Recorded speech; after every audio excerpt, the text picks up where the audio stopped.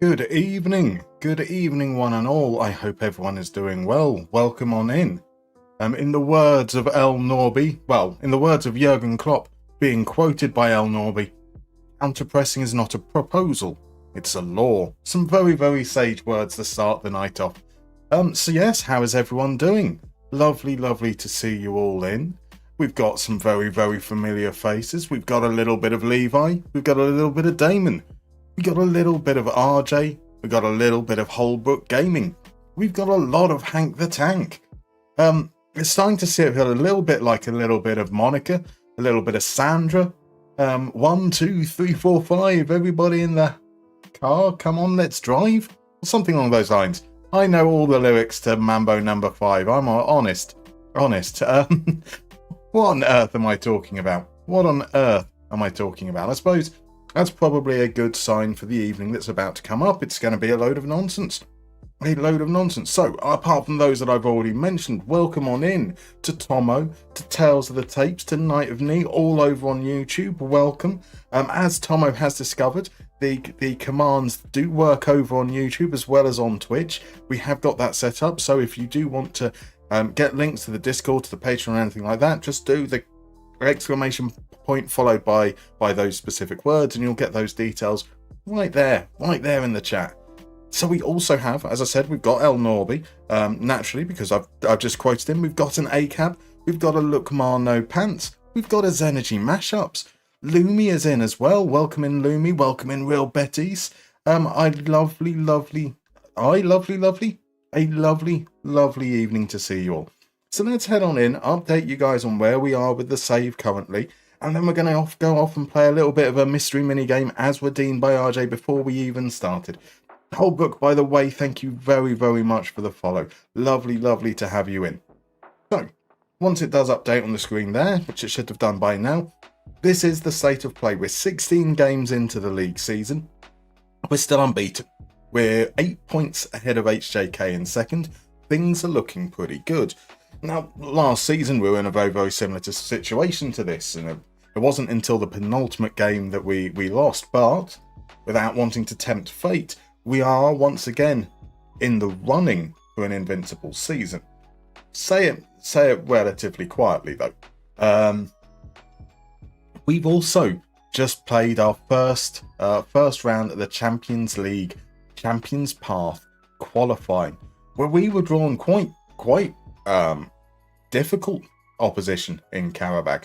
I was expecting Karabag to really pose us a problem, but we won 4-0 at their place and then eased through with a second leg 2-0 win to win 6-0 on aggregate, which is quite honestly baffling. Maybe we've got a slight advantage in that we are in the middle of our season, so we're at full fitness, whilst Karabag were ultimately starting their season and a little bit raw at the time. Excuse me. Pardon me. So our first game up is going to be the second round against Breidablik. Now that's probably on paper an easier game for us. That said, they did just win their tie against Malta's Floriana 15-0 on aggregate. So, let's not take anything for granted. So yeah, generally speaking, pretty good. We did lose a player that's not why I meant to press. We did lose a player from our loans. So we loaned in a gentleman called Atlee Manneh, who came in loan from Djurgården as a centre-back who could also play left-back. And they recalled him because we were playing him occasionally at left-back. So we're a little bit thin on the ground in our defensive areas now. He was a player who could cover two positions. And so we might be looking at bringing in some players in the transfer window. Specifically, we might be looking to blame the glorious, the wonderful RDF Gaming for our next transfer. Let's RDF Tactics even. It's very, very weird to shout out someone who's not in the chat right now. But I'm going to do that anyway. It's also very weird to shout out someone who is a magnitude more popular than I am myself. But RDF Tactics, as some people may know, isn't just an FM creator. He also does scouting as well. And over on Twitter, he's been talking about some players that he recommends, maybe in some of the less well-known leagues, who we should really be keeping an eye on. And one of them just so happened to be a player that we didn't sign on loan this off-season. A gentleman called Max Larsson. He's a left wing back currently playing for Västerås, and his contract expires. So I have a feeling that we're going to go on over and make a little bid on him, and potentially bring him in, because if RDF says he's worth keeping an eye on, maybe he's worth it. Right, let's head on over. Okay, let's not head on over right now. Let's see how Olawale is doing. I was meant to do that at the end of the stream yesterday and I forgot. So let's see here. He is still at De Graafschap. De Graafschap are currently third in the Keukenkampioen division because the season's not started yet. So how did they just missed out. They finished third last season, 3 points off promotion. So he is still currently in the second division over in Netherlands. Let's have a look. Well, we won't be able to. Okay. Let's not look there. Let's load up the season end last year. See how he was doing. Kind of at the whilst we can see some of his stats, because obviously if there's no league games played in Netherlands right now, we can't see that. So, Graafschap. It's even landed on him immediately. So 11 games played. Looks like he's been playing as a winger. He's registered a single assist, averaging 0.01 assists per game. Middle of the pack for dribbles, no goals. Feels like they've massacred our boy. Oh, that's why I don't like checking. Oh, come home. Let's see what the final stats were then for him at the end of the season. 11 games, 0 goals, 1 assist is pretty painful.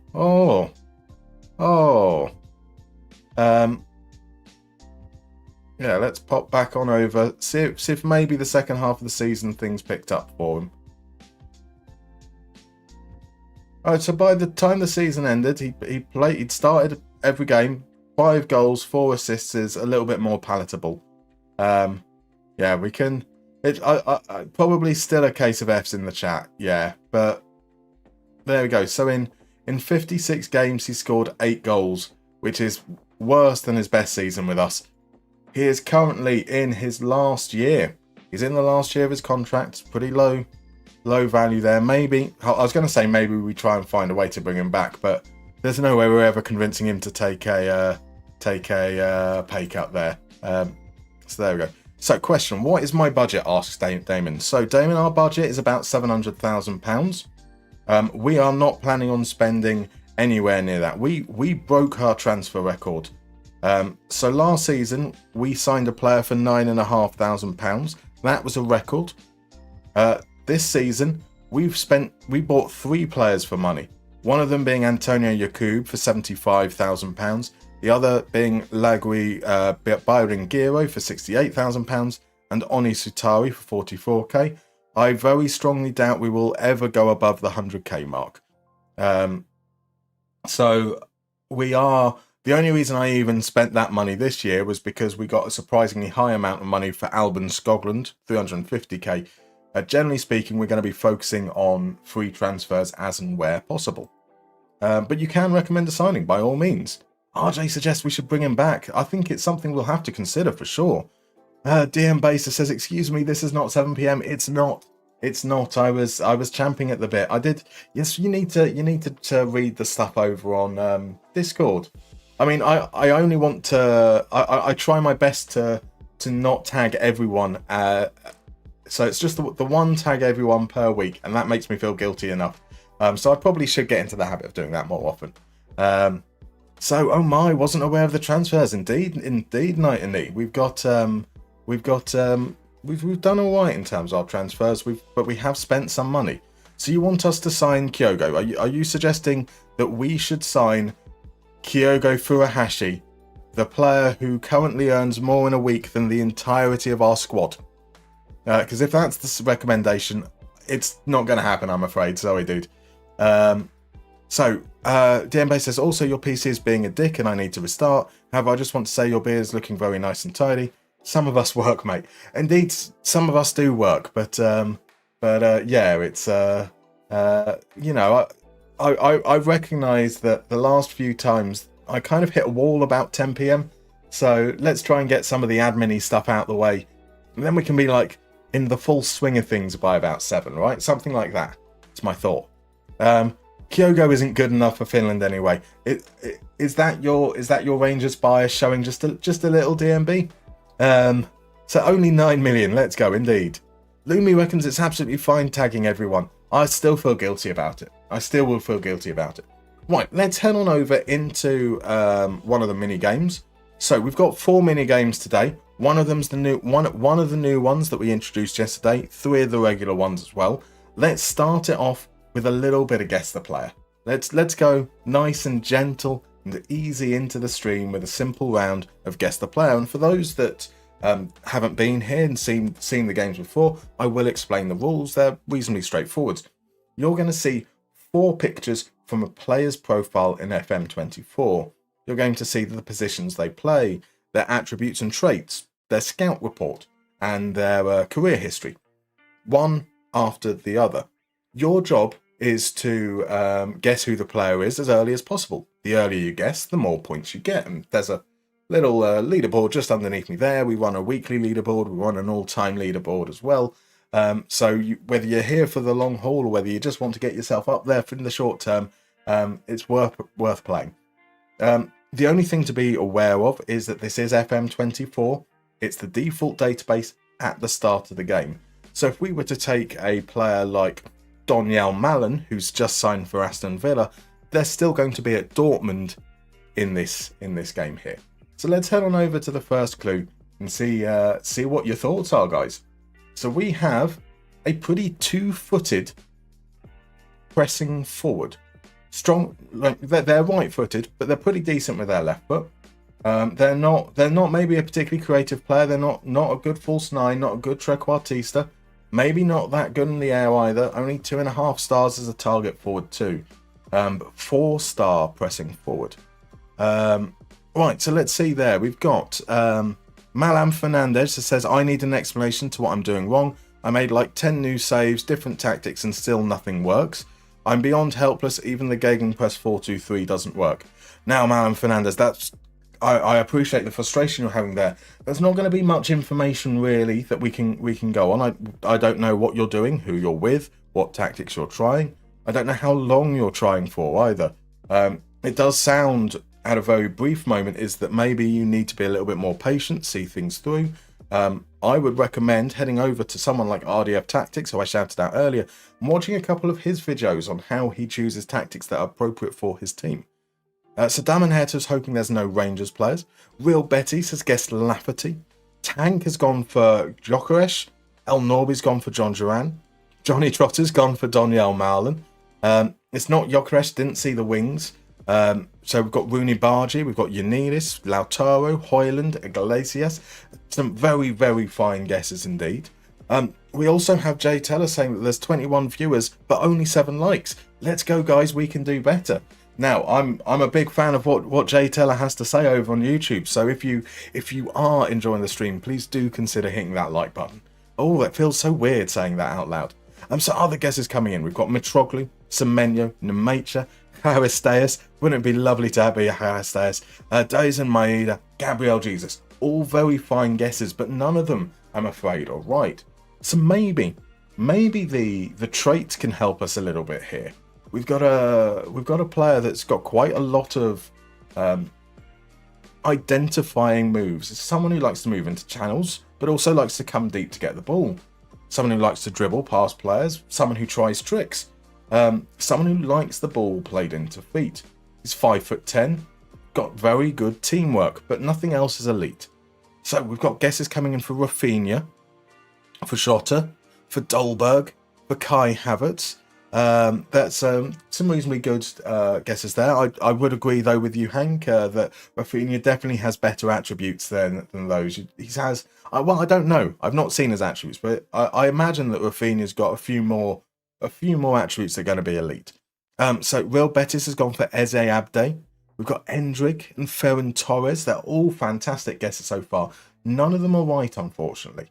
And I think that in some respects, there might be an element of the positions leading you guys astray a little. Because 4 stars for pressing forward suggests they're going to be really, really top level. But it might just be that they're very good compared to an otherwise rubbish team. So guess comes in for Luca Bacchio. We've got Asensio, Gilafeo, Watkins. All absolutely fine guesses. Let's pop on over to the next clue. We're going to find out the league that they're in. Maybe a few other bits of information that could be helpful here. So this is a player who's important, but might be past his best. They've got international experience. They're considered a good La Liga player. Now, always worth keeping in mind that if you're a player who's rated as a good La Liga player, doesn't necessarily mean that they're in La Liga. They could be a division below. So we've got some guesses coming in as well. We've got Hugo Duro, Kudus. DM Basis has gone for a little bit of Tavernier. We've got Laborde. We've got Stuani. We've got Aspas. We've got Braithwaite. We've got another for Aspas as well. No, that's two. They're both from Hank. We've got Sorloth. We've got Aspas again, a third time now. Gerard Moreno, Ferran Torres coming in. Now I can tell you that someone's got it right. Have maybe even a couple of people got it right. No, just one person's got it right so far. So if we just go and see who this person plays for, it's a former Barcelona player. A former Barcelona player who stayed in the city, moved to Espanyol. It is indeed Outfarby. Outfarby correctly gets that it's Martin Braithwaite. Fabulous work. I genuinely didn't realise that Braithwaite was under 6 foot tall. Like, I thought he was one of those tall players who just wasn't very good in the air. But no, he's only 5'10". Incredible work. The applause coming from Johnny Trotter, from Levi, from El Norby, very much deserved. No way he's a good La Liga player, says Hank. Not the Super Gremio, not the Super. So 4 stars, says RJ. Well, obviously, when you're playing in the second Liga, you're probably going to be a lot better than the rest of your teammates, aren't you? Yes, he is 4 stars, but that's probably because the rest of the Espanyol team isn't very good, unfortunately. Just a little bit misleading, unfortunately. Right, so let's head on in. Where's the right button? There it is, stream main. Fantastic work out, Farby. So yeah, I think that we're going to go and see if we can sign Max Larsson. Now, Max Larsson is only on a 6.59 this season for Västerås. He's been playing mainly as a winger rather than a defender. His one performance as a defender has been pretty decent, though. 2 assists isn't that impressive. If we compare him to wingers, doesn't look that great. But last season, he had a 100% tackle win rate, played something like 500 minutes or so, not a massive amount, but made enough tackles that by that point you would have expected him to have at least failed one. He'd also won about 50% of his headers, and he was more dribbly from a left-back position than he was currently as an attacking midfielder. So, adding in the fact that he was pretty decent, we looked at him before, and that RDF reckons he's actually quite good in real life. Let's see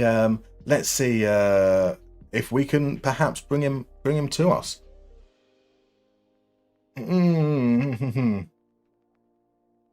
Let's see if we can get him under 1k a week.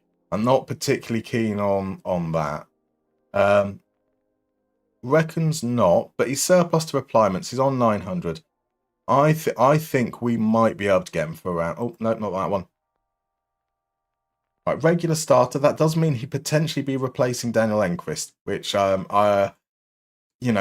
have to earn that place ahead of Daniel Enqvist. Clement Atlee didn't earn the starting spot ahead of him, so it's not a guaranteed thing there. 24-year-old, I don't want to give him the sell-on percentage. Let's try that down at 850. His agent is patient, so we can probably 925. I fear he's probably going to walk away at this point. Not yet. Okay, that's all right. So remove that. Previous offer. So he's asked for 65 more in appearance fee, which is fine. A little bit more there. I'm content with that. I expect that will go up again now that we've said no to a yearly wage rise. That down to 300. We've got a deal. Yeah, okay. I'm happy with that. I am happy with that. And there is one other player that I think we need to sign as well. Contract expiring in 6 months' time. Surely we need to get R2D2. We wanted him in the summer, but it would have cost us 125k. His contract is now up, so surely we bring in R2D2. He's out for like 3 weeks. We've got 2 players in that position, but one of them is out for the rest of the season. And he's finished. So that's surely got to count something. So, hey, Muster, scout for Passanen Samuel. Passanen Samuel. Let's have a look at. So he's currently playing for TPV Tampere, which is down in the Ikonen, so in the 3rd division. He's been at TPV pretty much all the way through. So he was at Lahti. Played a little bit for Lahti's reserves. Moved on a free to Tampere. Kind of solid. We can certainly give him a bit of a scouting. Yeah, no harm. His contract's going to expire soon as well. He's on £20 a week. So let's see if there's any promise there in him at all. And Nicola over on YouTube wants us to check out Max Morstedt. Now, surely Max Morstedt is going to be doing a much higher level than where we're currently at. So the man is earning about as much wages. It's earning more than we pay, I think, at the moment for the whole team. So he's played 27 games on loan at Hansa Rostock last season, scored 8 goals. But unfortunately, the way we play, we're not going to have any information on him. I'm not going to scout him, I'm afraid. I mean, if I do this as an example, that will cost us £1,500 to scout him just for 1 week. It's not really viable, I'm sorry to say. Right, so Johnny is up for the R2D2. That's what I need. All I need is Johnny say so. RJ says he has an Aussie style mullet. Like he has been, he was top scorer in the first season. He's not been particularly good this year, but he's still only 28. If we look through, like 14 goals in the first season. I think he was playing as a striker in the first season. Second and third season, he was playing as an attacking midfielder, which is what we want. So I'm hoping that we can get that out of him. What would he want? He'd want 650. That's reasonable. As a squad player. See if we can knock that down to 550 to 700 is definitely reasonable. You don't get to say what role you play. Oh, he's asking right at the bottom of the range as well. Okay. Let's try 525 and an extra year on there. Easy. So hopefully we can get those deals agreed, and then we can try and buy now if we get them agreed. So that might give us a chance to get them in on a relatively cheap deal as well. So Dortmund are losing 3-0 to Holstein Kiel. Oh my. Sahin gone then. Saw Ten Hag rumours for Dortmund. Oh, that's out of the frying pan and into the fire, isn't it? Oh, that doesn't sound like a good outcome at all for Dortmund if that's the case. Then Ten Hag, really, game's gone. Exactly, Real Betis. Hell Norby as well. Poor Dortmund, they don't deserve that. So yeah, decent wages for I think both of them, to be fair. Nicola reckons that our scouts should find cheaper flights and accommodation. They are ripping you off. 1.5k for a week. Well, I mean, I think that seems to be the. I imagine that if we had we've got a scouting budget of 30k. We deliberately set it to no scouting range, so we get that message up every time. You'll be surprised at how quickly those scouting costs can really pile up. Oh, Johan Le Pennant's meant to be quite good, isn't he? He went out on loan in Denmark, was particularly unremarkable. We don't have any reason why we'd be paying attention to him. Let's be realistic. There isn't like a likelihood that he'd just be randomly willing to come to Finland, so we won't take it further. But an interesting that he came up on here, especially considering we're not scouting anywhere. Yeah, we'll go with it anyway. So Eric 10 back, says Nemo Toad. Gone back, gone as far away as possible if we can. He's dying to play in the Champions League. Evidently, the only way that Ten Hag will get into the Champions League. Let's face it. We'll skip the draw. I mean, I know we're not going to get many of them, but there's a lot of teams at this point in the qualifying round. It takes a very long time if we would do that. And if Le Pennant went to Denmark, he might go to Finland. That is fair. There is also though quite a big difference between the leagues. Right, so if we beat Breidablik, we're probably up against Lech Poznan. I'd expect Lech to beat Dunajska Streda. I mean, so we can beat Breidablik. We are definitely good enough to be able to beat Breidablik. I don't think we're good enough to beat Lech. Let's be fair. Right, so losing. Welcome in, Lou. How are you doing, sir? Lovely to see you. Let me do the thing that I'm really rubbish at doing because the U button on my keyboard doesn't work very well. Have we done it correctly? We have. Well, hey, that deserves a celebration. Go give Lou a little bit of love. Go give Lou the little bit of love he most definitely deserves. So he's dropping in to say hi before heading out to watch Cardiff play Watford. How do you feel about that one? How do you feel about that one? I mean, as far as opponents go, Watford are so streaky that you don't know whether it's going to be a really easy game or a really difficult one. But feels winnable. Definitely feels winnable. And so RJ points out that's Atlanta versus Juventus today. And what is Serie A looking like now? Because Napoli are back at the top of the table, aren't they? Are Atlanta still close by, or have they dropped off a little bit? Lookmar says, you reckon that Ten Hag will do fine with a new club now that he's away from the talent-sucking machine that is Man United? I still have, so much like I've said with what's his name, Amarim. There are big questions about Ten Hag's out of possession structure, and I think that in a league like the Bundesliga, which can be very, very intense, I think that's quite a scary proposition, to be honest. I think that he could find himself being struggling quite badly from the off, especially as Dortmund don't really seem to be that organised at the moment themselves. Right, I don't want to make too many changes, but I do want to bring in some of the fringe players for this. We do have a spot for another reserve, so let's bring Alan Strom onto the bench as a backup left back, just in case we need it.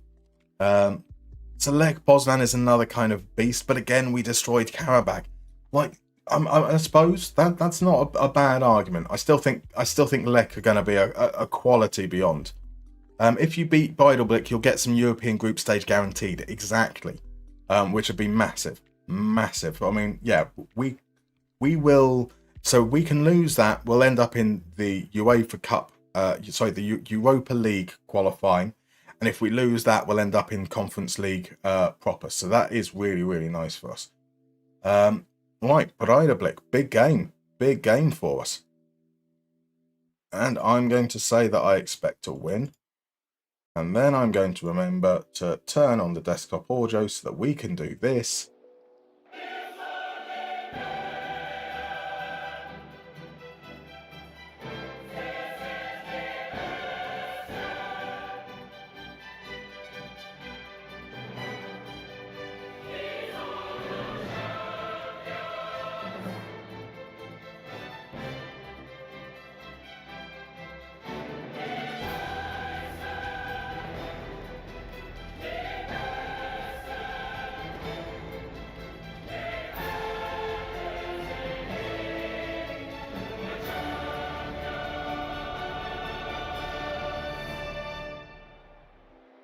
Oh, it's so good.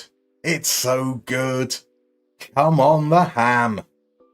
Come on. It's another. Oh, goody. We've got white and green versus green and white. The game really doesn't like to recognise certain colour combinations. Here's your cube from the off. Wins a corner. So Atlanta are 5 points behind with today's game in hand. Really, really tight. Really tight there. So Lou points out that Cardiff are streakier than Bacon. Currently in the relegation zone. Desperately need the points, and it's a home fixture, so I've got to be hopeful. Fingers crossed. Fingers crossed. So ACAB is rooting for Mainz to beat Leverkusen. Has the sheen of Leverkusen gone? Now that they've won the league, now everyone wants them to lose again. It's no longer as fun a feel-good story. So has Ten Hag got another job, or is this imminent? So Rich, I don't believe he's got another job. Was it you, Out Farby, who said? Out Farby mentioned that there were rumours of Ten Hag going to Dortmund. So just really commenting on that rather than any concrete feelings there. Right, so let's go, says the Enqvist. Magnificent. The champions, Les Grands Equipes. Ah, yes, indeed. Come on, you boys in green. Absolutely. The beautiful top of roof camera to end the hymn is perfect. Just really adds to the moment, right? Doesn't it? Just, there's nothing quite as romantic as some corrugated steel to stare at. Oh, it's a funky corner. Holmberg with the volley. Blocked, though. Well, it's been okay for the first 15 minutes. We've, no big chances per se, but we seem to have had some at least decent spells in this opening exchange. But our Breidablik about to create something here. Queaton gathers the long ball, plays it all the way back to the keeper, nice and safe. Snore will send it long. Stavitsky's going to win the header. Stavitsky wins the second header, and now Yakub is in behind. Yakub from the angle. Yakub. How about that? Tony Shalhoub. Tony Yakub with the goal. Stavitsky wins not just one, but two headers. That puts Yakub through. I think Solverson got a little bit on it, but just couldn't quite get enough to take it out of his path. It's a very, very smart finish. We've seen a lot of finishes like that from Yakub. He's doing a really good job of running that challenge and then firing it across the keeper into the far corner. Beautiful stuff. Don't you just love those things that look like trees? N64 graphics. I mean, as a fan of City Skylines 1, I'm very, very familiar with all these assets that all seem to look like they're lifted straight out of City Skylines. All these, like the brick buildings, you sometimes see the car parks and those other buildings as well. Right, not bad. Not bad. So Lukmar says, fuck that club, talking about Leverkusen. Fair enough. Fair enough. Fuck every synthetic club worldwide. Can't really argue against that, can I? Right, I'm happy with that. And let's see how the second half goes. A change at half-time for Breidablik, who haven't really created anything, which is going to be a thing I regret saying in a couple of seconds. Savalainen does well enough, covering on that left flank for this one game with Enqvist injured, and us not really having a backup over there. Right, Holmberg comes forward. His low cross is cleared. We managed to keep the pressure on. Holmberg with the cross. Is that a penalty? Apparently there's a push on Yakub. So it's in the centre. It wasn't on the finger. I didn't see it whatsoever. But we've got a penalty. Is it going to be Savalainen to step up and take it? Or is it Yakub? That looks to me like it's Yakub. It is. Tony Shalhoub sends the keeper the wrong way. Cool as you like. Cool as you like. There's fans, DMB. There are fans. It's just not on the side that we're watching. Here we go. That felt remarkably calm and cool. And I think that's now Yakub must be on for double digits now already, which will be fantastic. All right, let's have a look at the momentum. It's been all us. We're not seeing that drop off at all. We're quite condensed. We probably do want to be a little bit more. Okay, it is starting to drop a little there. Right, the changes we're going to look to make. Dahlstrom's booked, so that's an obvious one. Barber on for Akereke. The finger is getting there in terms of fitness, but we're going to bring off Stavitsky for Karkinen. And let's spare Sutari for the weekend if we can. I'm quite happy with that. And with those fresh bodies on the pitch, let's up the tempo. So if we can like a 3-0, 2-0 is quite a scary lead to take away. I'd like a little bit more of a buffer if we possibly could. And maybe this could be the moment. So how tall are those trees? They are crazy, aren't they? So they're literal sequoia trees, says Nick's Break. Fair enough. I wouldn't have been able to recognise, but those trees are absolutely massive. If you consider that the stadium is in the foreground, that is crazy. Jakub can't win the header. Queetonen gathers it, plays it back to Holmgren, out to Diane. Holmberg, can you send the ball in? He's created space, low cross, cleared by Alderson. And Kumetjo gathers. Right, last 10 minutes or so, we'll wait for this highlight to go. And we will then make the last couple of changes. So they're redwood trees, apparently. DM Basis, you've clearly missed something with the context with the finger. Apparently, it's another penalty. Another penalty. Lundberg's taken a knock. So let's make these changes here, because it's going to be Jakub who takes the penalty. Let's bring on Sammy Silk. Let's bring on Rockman. So, yeah, apparently, Fartuna translates to Somalian as the finger. So we've called him the finger. RJ, you've asked about the unorthodox goals. So, yes, let's add some context as Jakub scores his hat-trick. 2 of them are penalties, but it's still a hat-trick nonetheless. Yeah, yesterday... Oh, that was quite loud. I do apologise. Yesterday, in the FA Cup, Millwall won 3-0 against the mighty Dagenham and Redbridge. The opening goal was a header on the floor. So the goalkeeper had made a save. The striker was on the floor. He kind of just like, oof, whilst on the floor. It's going to be an iconic goal that people, I imagine, will talk about 10 years down the line. Very, very unorthodox. So in the spirit of Mihailo Ivanovic's crazy ground header, what is your favourite weird goal that you've seen? And that should be pretty much it now for this game as well. Can Rockman make it 4? He can't with a shot like that.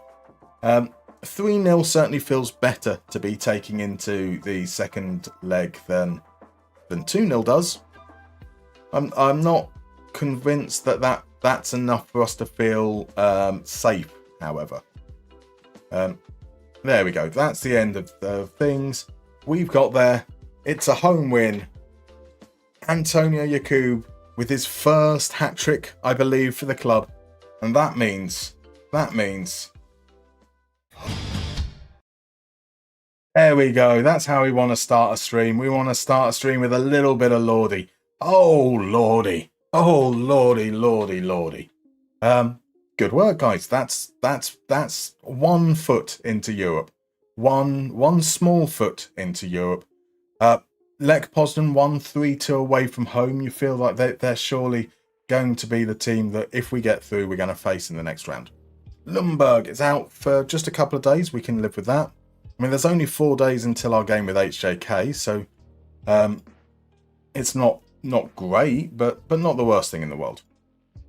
And will Enqvist be back in time? Enqvist should be back in time. Might be questionable whether he'll be fit enough to start, but hopefully. So holding a wiener, absolutely. Caffeine FC is in. Welcome in, Caffeine. How are you doing, sire? I hope you are doing well. I saw a little bit of success was on the cards yesterday. A little bit of European glory, I believe. Zlatan's bicycle kick from downtown, that could certainly count as unorthodox. I definitely, I mean, ultimately, as with any of these questions, it's whatever you would want to define as unorthodox as well. You know, there are a multitude of angles that can be taken with that. So, El Norby, 3 out of 3 and 0 goals conceded. We are doing pretty all right, aren't we, in Europe so far? I think the fact that your video is out of sync makes this all the better. Absolutely. Absolutely. When I yay! We've got R2D2. Yay! That's a guarantee now, isn't it?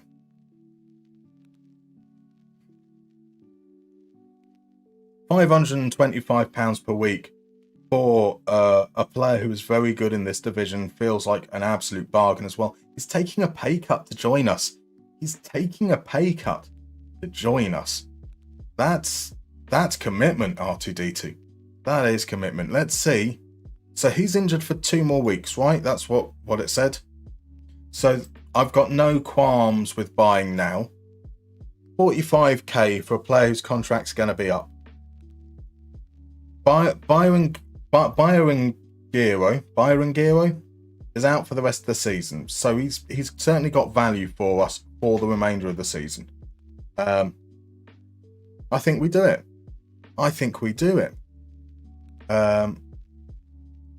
Yeah, there we go. We've got R2. 45k. He speaks Finnish, so we don't need to get him to go. We don't need to pay for him to learn Swedish as well. Lundberg can invite him in, so that should be marvellous. And Max Larsson has agreed as well. We'll see what the buy now fee is for him, because obviously we don't have a backup left back to Enqvist, so that's probably more of a need than R2. So R2 was who Johnny was talking about when you were saying meant to play in the Champions League. Okay, that makes sense. Makes sense indeed. So Leroy, dang, what is this stream? Got convinced by Tony Jameson to follow, and here we are holding a what? And hi, by the way, it's the Wicklow Holding Arena. The name of the stadium here at IFK Mariehamn. By the way, let's start first. Welcome on in, Leroy 1. Thank you very much for the follow. We are currently in charge of IFK Mariehamn in Finland. They're based just off the coast of Finland, so they're a little archipelago. They're an autonomous region. They have their own government. They speak Swedish as their official language. And we're seeing how we can do. We're in season 4. We won the league for the first time last season. We're in the Champions League now. When we win games, there are occasionally some silly songs. We have one there, which is based on the Wicklow Holding Arena, the name of our stadium, because one, it scans, but also because the band Lordi are Finnish. So welcome to the madness. Max Larsson, 8k to sign in permanently? Absolutely. So let's get him welcomed in. Now he won't be able to play the next game. He won't be able to play the next game in Europe because it'll be the second leg and he wasn't registered in time. But yeah, that gives us some depth. He immediately comes in with really low value. So we might have to have some words with RDF because evidently he's not that good. He can't be that good if he's only valid at 24k. Let's look at R2 by comparison. He's only 20k. So maybe we shouldn't have done that. I'm happy with him anyway. We've got our man. So let's see. R2D2 got the Dill 40k hair and moustache. I mean, Dill's hair is far better than R2D2. But they do both have a very, very fine moustache. So we were asking about unorthodox goals. Darren Bent's beach ball goal definitely counts. An absolute classic. So RJ goes for the Mauro Bresson goal versus Barcelona from 1999. That is a classic as well. Absolutely ridiculous goal. So Caffeine, yes, you finally won a European Cup. Played the match on full highlights, and I swear to God, I lived through 3 matches over the course of that one. Exhausted, but very pleased. Incredible stuff. Absolutely incredible stuff. So how's the first hour of your stream been? It's been okay. We've played 1 game. So part of the reason why I decided to start up a little bit early is because then means that we can kind of get into a rhythm. Sometimes the first hour does seem to be a little bit slower. So here we are. We'll be coming up. Actually, literally, the ad breaks are about to come up. So we're going to have managed to get through a single game. But in that time, we've also signed 2 players, and we played a little bit against the player. So I think that that works out pretty nicely so far. We got no crazy news to worry about there. Thank you for the hydrate, Hank.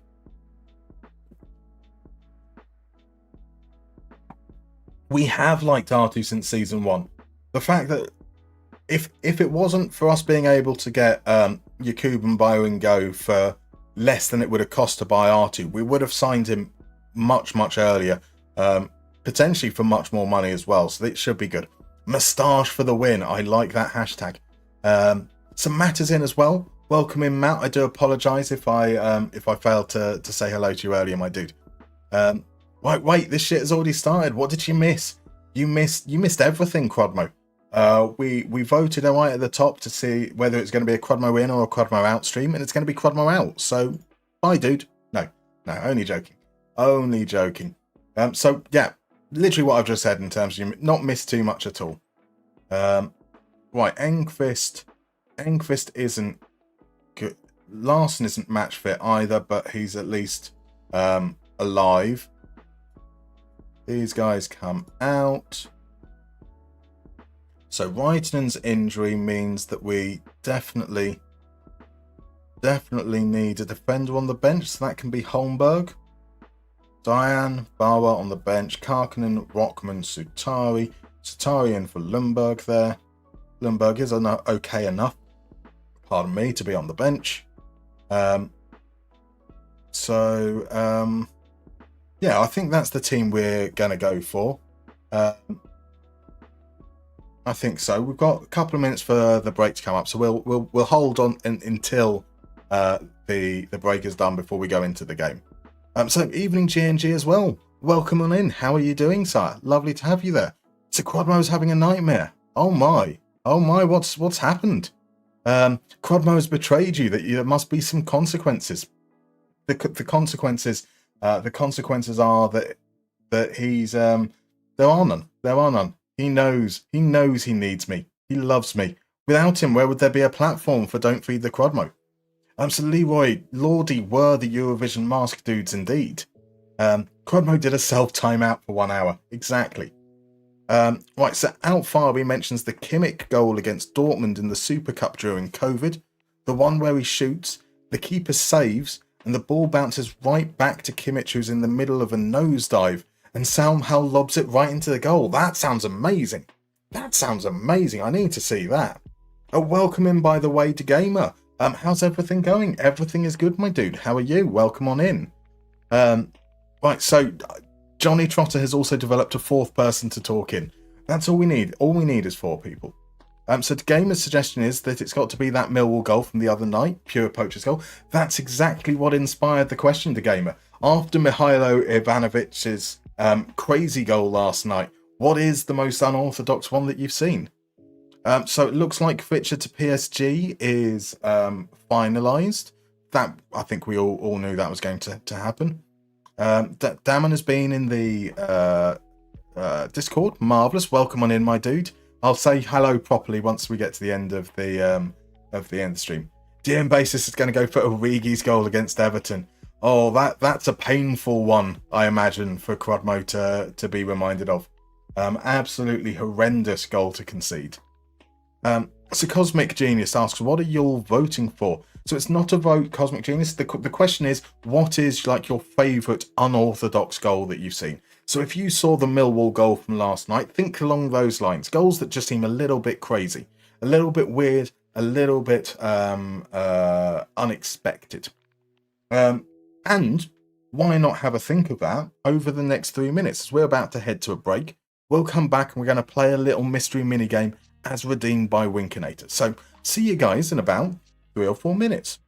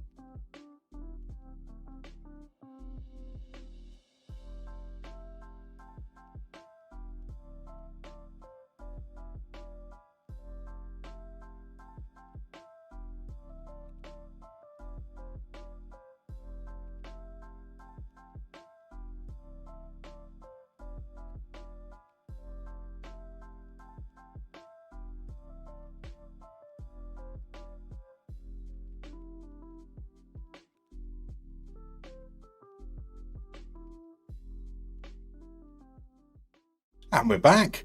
Welcome on back, guys. And see, there's some fabulous suggestions coming through in the chat about unorthodox goals. Got a mention for that Roberto Carlos free kick. The one that just makes zero sense whatsoever. Crazy amount of bend. There's the Kroos goal against Sweden in the 2018 World Cup. I'm not sure I remember that one, I'll be honest. Bear me one moment.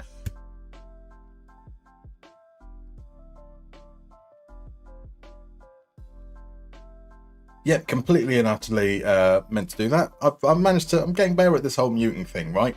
Oh, there we go. Right, we're going to head on in and play a round of Only Connect. For those that haven't been in here before, don't know the rules, don't worry, I'm going to explain to you. You're going to see 4 pictures of football players, one after the other. They all share a common connection, and it's your job to guess what that connection is. That connection might be that they've all played with the same player, they've all played under the same manager or for the same team. It might be something a little more abstract, like they all have the names of trees in their surname, or somewhere in between, something like they've scored the fastest goals in a competition, and so on. Now, the pictures aren't going to have the names of the players on them, so when you know who it is, pop it in chat, make sure that everyone kind of has an idea of who it is, and you kind of work together. You work together, but you also compete, because the earlier you guess, the more points you get. And those points put you down on that lovely little leaderboard that's kind of just beneath my face there. So let's head on into the first clue and see if anyone has any thoughts to what it could possibly be. The first question we start with is, who is that? Do we know who that is? Ah, there's an Adam. Welcome in, Adam. Some marvellous timing indeed. Perhaps makes up for the awful timing that you had the other night coming in just as a round ended. So correctly, Hank, Winkinator and Matt have all correctly identified that is Carlos Vela. And so Hank has gone for, are they all going to be Arsenal youth products? It's a fantastic guess. It's not the right guess, unfortunately, but it is a fantastic guess. So could it be MLS winning captains? Another fine guess as well. I'm assuming that does the... When did Vela win it? Did he win? Because he's at LAFC, isn't he? Not LA Galaxy. So he didn't win it this year. It's not that, unfortunately. It is a fine guess. Let's head on to the second clue. See if that helps a little bit. Maybe bring some other thoughts there. So Cosmic Genius has come in and guessed that it might be MLS final goal scorers. You don't know just anything about MLS, so perfectly reasonable. That's like half the fun. You might not necessarily know, but putting a guess out there, maybe you get lucky. Unfortunately, not on this occasion. So people have correctly noticed again. It's Hank, Winkinator, Matt, and Adam, all correctly pointing out this is Jolyon Lescott. And as Adam says, master of the pocket tweet. Indeed, poor old Jolyon Lescott and his unfortunate tweet of his car after a humiliating defeat. Definitely going to forgive him for that. Definitely going to forgive. I'm never going to forgive him for that. So João Fadique over on YouTube has started for his national team before the age of 21. That is a very fine guess. Unfortunately, it's not going to be right there. So DM Base has gone for, have they all said they don't really like football? That'd be quite a good one. We could have maybe Benwaya Suakoto coming up soon as well. I'm sure there's plenty of others that have said it too. It's not the connection we're looking for, unfortunately, but it's an interesting one. Hank goes for players who returned to a team they left. Okay, that's fair. It's not that, I'm afraid. Is it Big Forehead, says El Norby. I mean, you can't get much bigger than Jolyon Lescott, can you? Maybe that will be a top 10 round for another stream. The top 10 biggest foreheads in football. Yeah, unfortunately, that's not the link, but that would be quite fun. So is it Cup Finals substitute winner, says Energy? Interesting. It's not, I'm afraid. That forehead is huge. It most definitely is. So let's move on to the 2.1. And it's this very, very wonderfully haired gentleman. Do we know who this is? So So is it Marcus Best Wonder Kids 11 of 2006? I love that guess. It isn't, unfortunately, but it is an awesome guess. So Zealand is going to love that. The idea, you got to love those foreheads. Foreheads is the word I was looking for.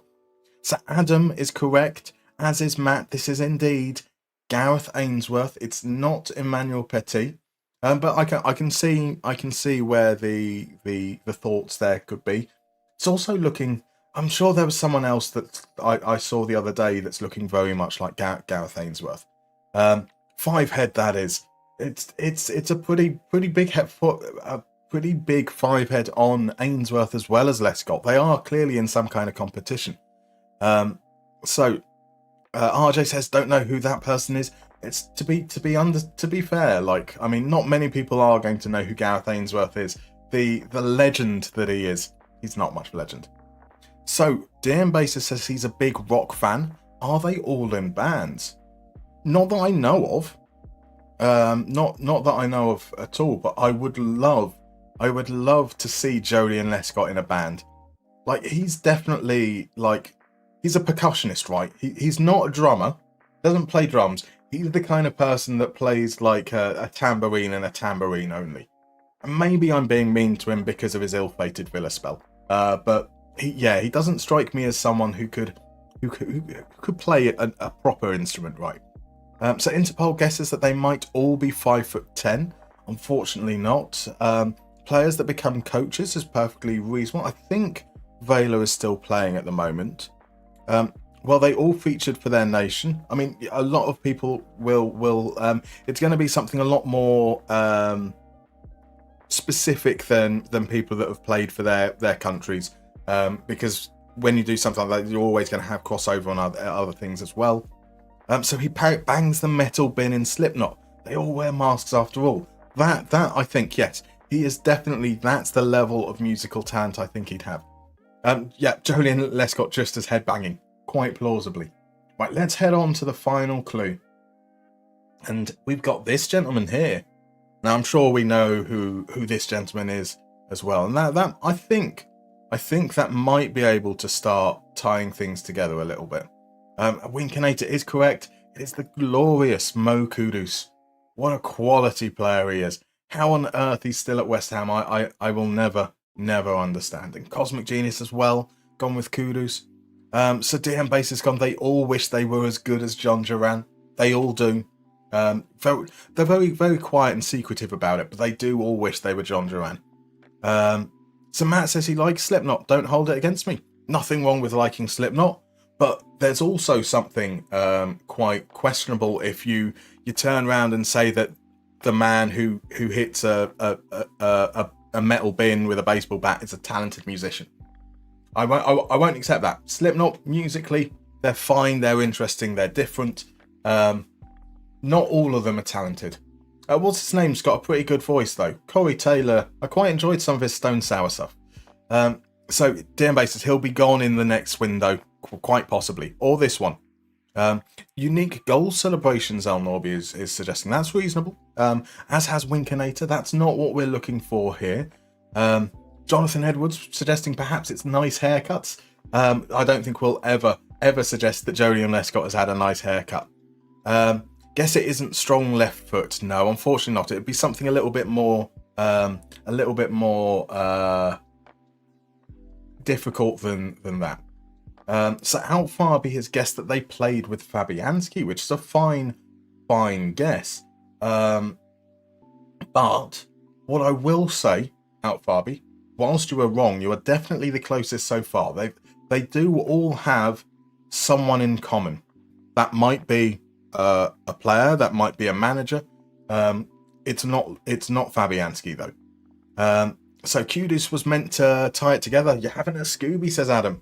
I don't know if I can necessarily help any further than that, because over on YouTube we have the correct answer, and the correct answer has come in before anyone on Twitch has done it. So there might be people on Twitch who will get the right answer. They won't see that it's there over on YouTube and not believe me when I say that Jonathan Edwards has got it correct by saying David Moyes. they were all managed by David Moyes. Carlos Vela was at Real Sociedad in that 2014-15 season. Jolyon Lescott at Sunderland in 2017. Gareth Ainsworth in Preston North End in 2002. And then West Ham United for Kudus, obviously quite recently. So, for True Tech, we've got some discussions about Slipknot going on. Joey was a great drummer and Jim a really solid guitarist. But yeah, that's probably it. There's some very interesting and unique takes to music, which I think is always good. Their true talents was to bring some disruption to the music scene. Great performance on the whole, great musicians, only some of them, says Nightly. I think that's fair. Now, we have the applause coming in, Jonathan. We have the applause coming in from Johnny Trotter and ACAB and H-Tank and RJ and Cosmic Genius and Levi and Cosmic Genius again and El Norby and Adam, because absolutely fantastic guests there. Hank might be taking issue with the fact that we are linking all the way back to Preston North End in 2002. And I think that's fair. That's fair. But we've got to sometimes, spread our wings a little bit there.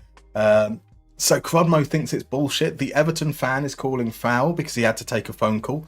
And that's your own fault for... I'm guessing that the issues you're having with the house at the moment are probably related to the sex dungeon that you're not allowed to tell people about. I guess that's why you're having problems with it. Right, let's head back on over to the game. So you totally forgot about Moyes' stint in Spain. Guess he'd like to forget that too. Indeed. Probably not his finest moment. Let's be fair. Out Farby also forgot that Moyes was at Sociedad. It's easy to forget. So we set the lineup beforehand. We should be good to go. We'll need to give some squad numbers. Just the one right now. Number 3. So we're giving a proper number to a proper player. A left back with 3. How about that? And this should be a big game. HJK are one of the better teams in the league. We're going with the fans again. Let's say the same key stuff that we always say. Let's get a win. So Dean Bass's favourite bands are German World War I themed melodic black metal bands. So I'm probably not in a position to talk about music. All the more reason to talk about music. Note they're called Kanonenfieber. However, Sabaton are another of your favourite bands, incredible live. That's a fair shout. Sabaton. I tend to be a little bit softer than metal music, to be fair. More of a grunge man myself, but Sabaton are all right. That's probably as glorious a thing I will ever say about metal. It depends. So I've seen Anthrax and Metallica, and that's a reasonable part. Their Snore punched it clear here. Sarpe to make it 1-0. It's a great save from Snore. So I like them enough, but never quite got into it properly. As meant to. Out to Lingman. Great tackle from Yakub. Great tackle. Gets it clear, but the pressure still seems to be on. Queaton gets it clear. Right, let's demand some more. Had a lot of the ball. We're going to probably be increasing the tempo, maybe going up to up top in the second half. Can we get something here? Yakub, he's in that angle. He likes to shoot. I thought that was saved. Oh, it wasn't even a save. Boo. Adam is questioning whether he's in the right stream because we've given normal squad numbers. I know, it happens every now and then. Quadmo likes Gunge, and he wants to make us know that he's typed Gunge. Dave Benson Phillips would like a word, absolutely. Nightwish are interesting, believe they're Nordic. They are Finnish as well, aren't they, I believe? So they could be appropriate. Right, Max Larson on his debut. In fact, our whole left-hand side is booked, so those are going to be the changes. Karkinen on, Holmberg on, Savalainen's going to play out there in the second half. We've had 58%, I think it was, ball share, so let's be more expressive. Let's head into that second half and perform better. Better would be nice. Been a little bit flat for us so far. Like, Dave Benson Phillips lives in Zenergy's town. He still puts random street shows on in the summertime. That seems crazy. That's amazing. Oh, like, we need to know more about these Dave Benson Phillips street shows. Like, that, if there's ever a Musterfest, it's going to be at a Dave Benson Phillips street show. As we go 1-0 down. Right. Okay, let's stop reading chat. Let's make sure we get into this in the second half. Let's go with our 2-striker formation. We spoke at the beginning of the stream. We've cursed it at the beginning of the stream by suggesting that actually maybe this could be the season that we go undefeated. And we've been pretty limp in this. That's bad from Stavitsky. Here's Sarpe now. Volkov. We gotta be a little bit more intense with our pressing, I think, as well. We're letting them pass through far too easily. Mentu out wide to Yeltova. Yeltova tries to create some space, plays it back to Lingman. Lingman feeds Mentu. Mentu forces a save out of Snore. Right, demand some more. Let's push things up here. We need to be a little bit more intense. So Finland has the most metal bands per capita in the world by a wide margin, followed by Iceland and Sweden at around 52 metal bands per 100,000 citizens. That's a great stat. So Jonathan says, fun fact, David Moyes and Alex Ferguson's fathers worked together for a shipbuilding company. Ferguson's dad a builder and Moyes' father a draftsman. Incredible. How on earth do you find out that? That's great stuff. Here's Pandolfi looking to make it 2-0. It's a good save by Snore. Does feel like we made some confirmed changes. Why is it confirmed? What? Okay. Those changes didn't take place to begin with. So I was going to say it looks like those changes have done nothing, but that's because those changes hadn't been made. Right, into the last 15 minutes. Dahlstrom to Kuitunen. To be honest, if we get anything out of this game, even if we get a draw, we probably don't deserve it. HJK could feel quite unfortunate. It doesn't look like that's going to change right now. But we've definitely been second best at home, which is a bit disappointing. Akerake into Lundberg. Here's Kumecho with the ball now. Plays it out to Savalainen. Savalainen takes his time on the ball, finds Karkin. Did he stay onside? Looks like he did, so that's a good save from the keeper and it's a corner. Lundberg's going to take the corner. Lundberg's taking the corner. He's like, he should be there in the box, and that's a foul by us. That's a foul by us. Right, we're about to get a corner. Well, we have a corner, but we're going to make another change. It's going to be Stavitsky off. We're going to push Karkinen up into the more attacking position there.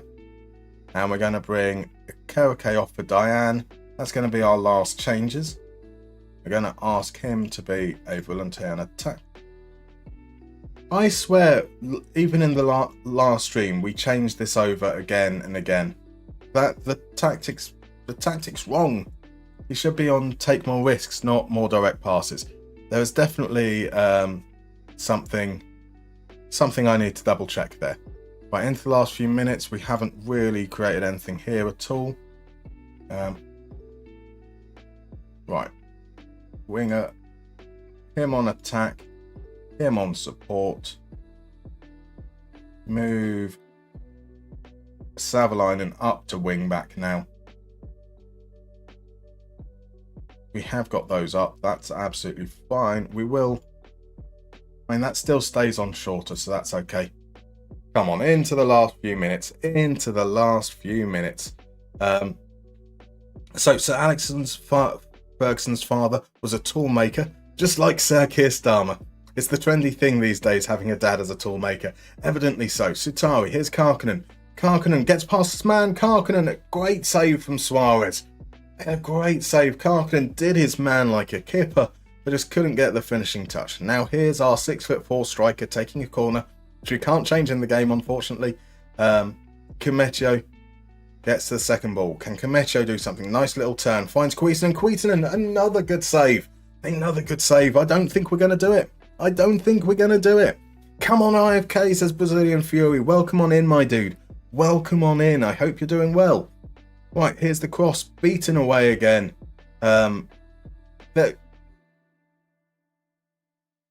Second season running, we're going to fall short of the unbeaten run. And that's a big result for HJK. They now come to within 5 points of us, I think. Oh, disappointing. Disappointing. I'm embarrassed. I'm embarrassed, lads. Embarrassed. So that brings it down to 5 points. Into Turku, can't jump above them in the next game. Boo. Boo. Karkinen reveals the Fury. So let's make sure that we've got this. Right, he's on take more risks. That's fine. In the last stream, we changed that to be more expressive from the go. On this one, he's not though. So that's take more risks. And we should have be more expressive from the start. So those just, right. Evidence that that's definitely been changed for games going forward here. I have a very, very good tendency of thinking I've done things and having not done them. So almost certainly something that I've made a mistake somewhere along the lines.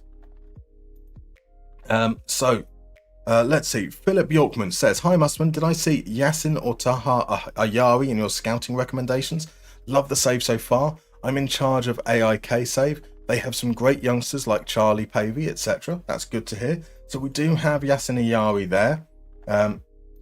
He hasn't really made any impact at Brighton. He played no games since the save started. Whilst he was at Blackburn, wasn't particularly great. Not particularly great at Brisbane Roar either. So not somebody who's on our radar currently.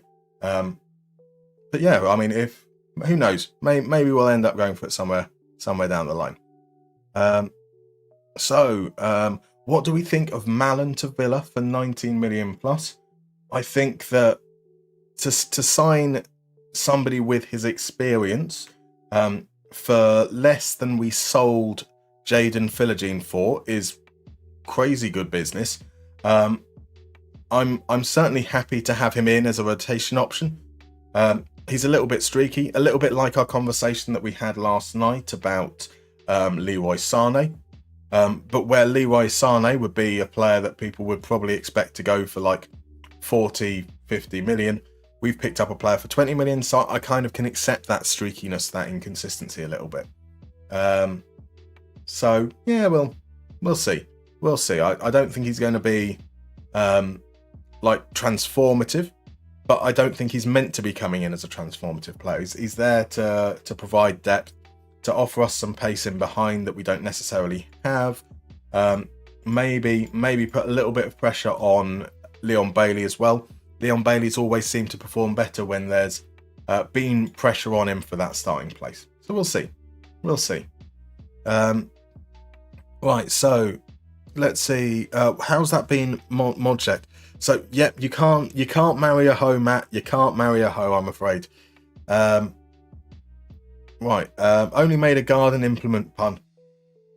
Not allowed.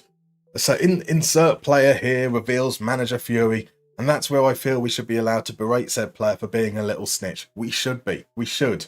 Absolutely. Thank you for the hydrate, by the way, Bam Bam. Very, very much needed. So Dahlstrom out, Diane in.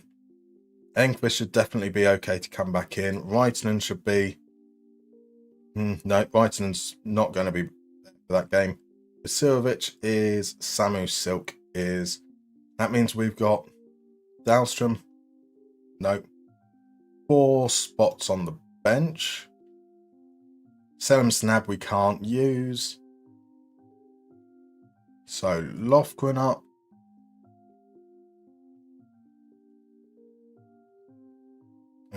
Strom, wasn't it? We were Blood. And Norden has a shirt number, so Norden can be part of the squad as well. So again, we're going to bring Lundberg into the starting lineup. The finger's not been particularly good, so he drops down to the bench. He's going to need to earn his place. Whereas Rockman's going to come in for game time, I think, there. Bauer's going to come in for game time too. I think that's all right for the next game. 3-0, we should be all right with that. So, Matt says, coming in as a transformer. I beg your pardon. Mariehamn, my favourite team scored this goal against Ferencváros. So is Crudmo's link to goal or El Norby's link to goal? This goal was unorthodox. Well, yes, I'll go back and have a look through these goals afterwards because I do enjoy watching some funky goals. Yes, Ho, as Johnny says, Ho is fine without an E. Ho with an E. You crossed the line there. You crossed the line as far as Twitch is concerned. Personally, I think marrying aforementioned gardening implant is a little dysfunctional to say the least. Look, there were people that have married like Ferris wheels. If you can marry a Ferris wheel, you should be able to marry a garden implement as well. Right, yeah, into the game. Let's put ourselves back on track. 3-0 away from home. We can expect that Breidablik are going to be probably quite aggressive from the off. Hopefully what that means is that we can... Oh.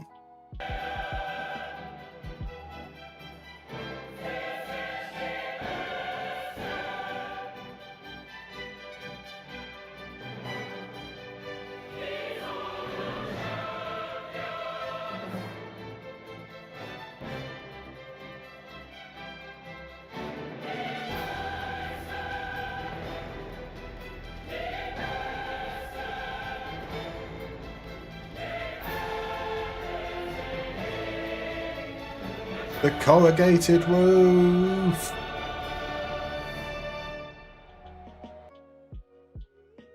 I love that it is so consistent with the roof there. Yeah, so hopefully Breidablik will be very, very aggressive. And that means that maybe we can pick them off on the counter attack. Theoretically speaking. Here's Diane from the kickoff, plays it out to Enqvist. Enqvist gets the cross in. Lundberg can't get there. Stolverson will carry it clear. Plays it out to Johnson. And Savalainen nips at his ankles and gets a yellow card inside the opening minute. Ease off tackles, my dude. Ease off tackles. Yes, I'm sponsored by Heineken. That's the real reason. I know that you're going to associate that song with Heineken. Then you're going to buy some Heineken. I'm going to make some sweet money out of it. Jonathan Edwards is suggesting to marry a spade. What garden implements would people most like to marry? I think that should be the big question. Right, Karkinen into Bauer. Bauer's surely going to go back home. He does indeed to Snore. Snore plays it short to Kamecho. Kamecho back to Bauer. Enqvist has a chance to play it down the line. He does. Karkinen now sends the cross in. Lundberg heads over. I really hope that we can get Lundberg into some goal scoring form. It's not quite happened for him yet this season. Right, so Johnny is checking for any miskick balls landing on the roof. Exactly. It's important to do. It's important to do during Anthem specifically. Jonathan Edwards asked, do they play the Champions League music in the qualifiers in real life? So we were talking about this yesterday. Believe they don't, but we're gonna enjoy it as much as we possibly can. So El Norby does say, there we go. I didn't see it. He's the man in the box. All in the mouth.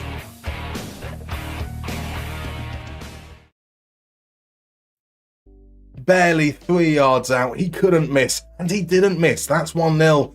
4-0 on aggregate now. So yes, El Norby says that we should go for the league phase, and we are absolutely going for the league. We're aiming. We're not going to try and throw any games. We want to get as much money as we possibly can, and the best way for us to make money is by qualifying for the Champions League group stage. just getting through those qualifying rounds themselves is huge for us. Huge. Right, here's Rockman as we look to maybe get a second. Not with passing like that. Theodorsson comes away with the ball. Holds it up, plays it to Hansen. Hansen's now going to go on a little jaunty run. Back inside to Gudjonsson. He feeds Mathieson. I don't think Snor was even paying attention to that shot, and he didn't need to. He didn't need to at all. So El Norby suggests we should marry a shovel. I think we can go with that. We can definitely go with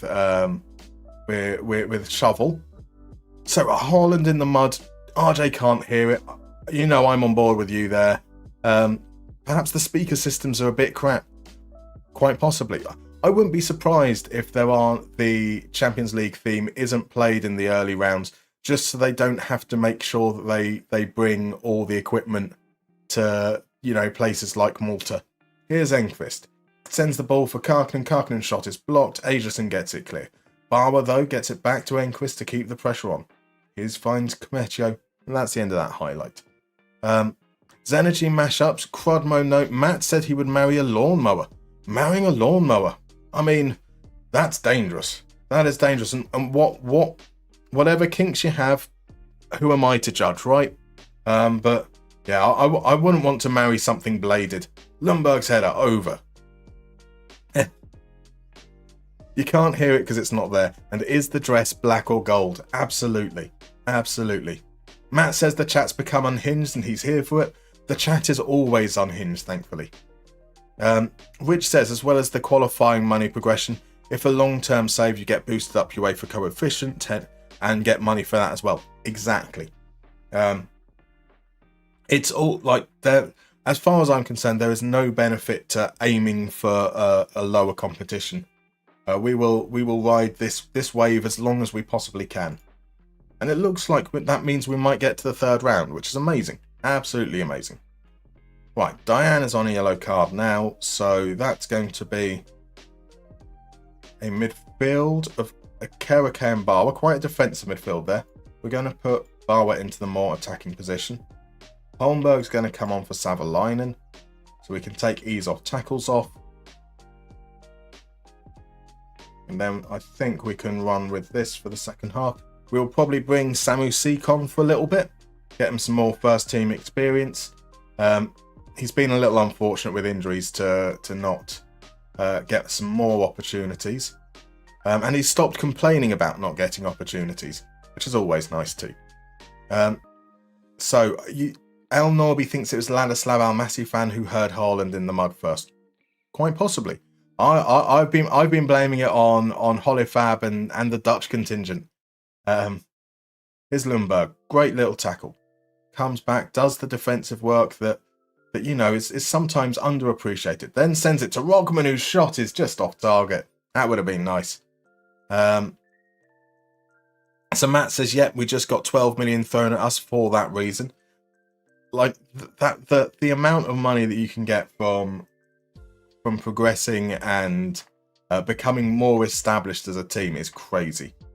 Like the fact that we made, was it something like £600,000 off our Conference League qualifying campaign a few years ago was crazy. Val Pawson pulls one back. We've now got 35 minutes to hold on. I think we're okay. I think we're okay with that. Good Johnson. It's up against Kuitunen. He sends the cross in. Bad defending, really. Both Holmberg and Kumetio can't make the challenge. Comes all the way through, and that is 1-1. Another chance for Breidablik here, perhaps. Hansen down the channels. Snor is able to gather. What's going to happen here, though? What is going to happen? Snor plays it to Kuitunen. Back to the keeper. Look at this guy over here. Look at this guy over here. No, let's send it long. Lundberg can get there. Lundberg does get there. That's not the highlight. Please tell me that's not the highlight. Okay, it's still going. Good, it's not. Right, here's Karkinen. Plays it across to Kuitunen. Into Rockman. Out wide. Stavitsky's in behind. That's a beautiful ball. Now send the cross in. Stavitsky low. Lundberg. Lundberg makes it 2.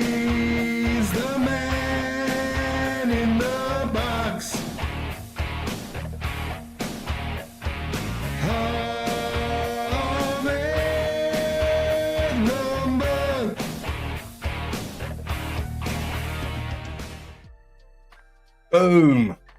Good old Lundberg. That's what we've been missing this season. That's what we've been missing. Now, Stavitsky with the corner. Can we make it 3? Into the far post. Kamecho down to Rockman. Rockman with the goal. Danny Rockman goes for you. Danny Rockman goes for you. Danny Rockman goes for Mariehamn. It took a massive deflection on the way through, but we're not complaining. We are not complaining whatsoever. Right, last 20 minutes or so. Lundberg is looking tired, but we're going to keep him out there for the hat-trick, potentially. Oh, I didn't mean to click his name. On as a poacher, Rockman. He can come. He can stay on.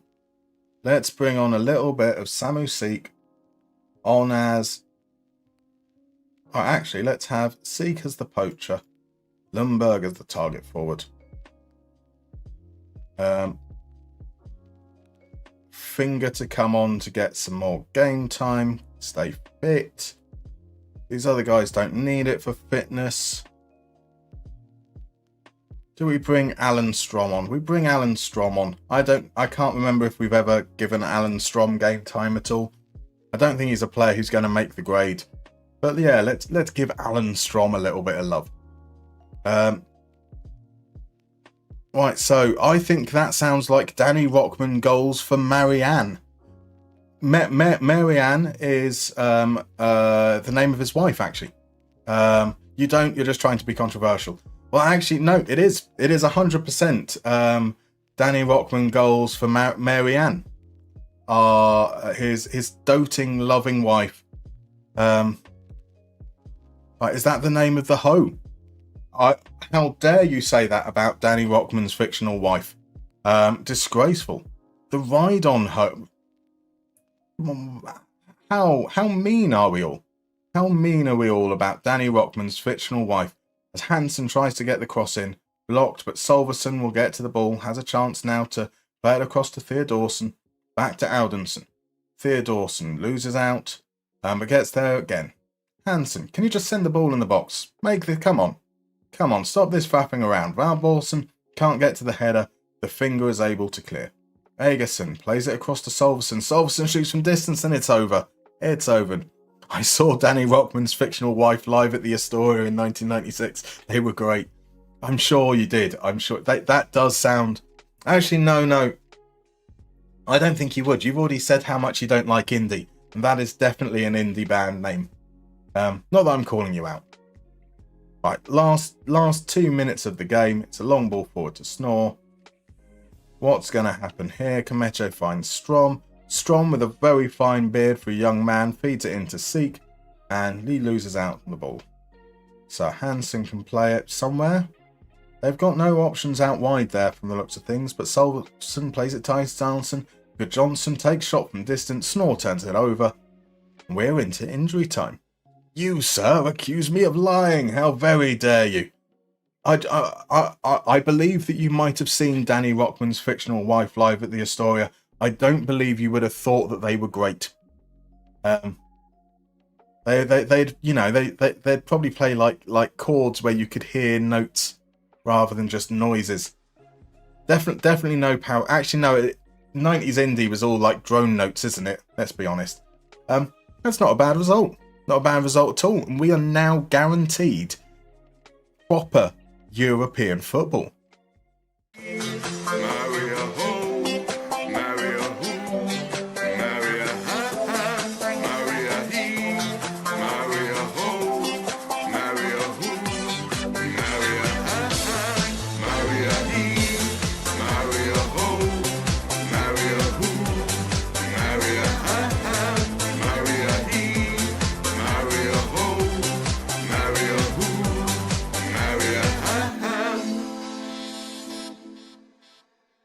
Let's get in.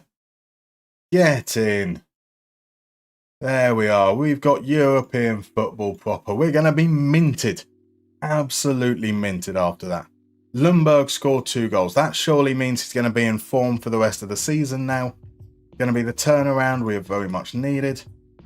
And now that we've lost a game in the league as well, the next game against it away from home against Ilves is suddenly a far less stressful proposition.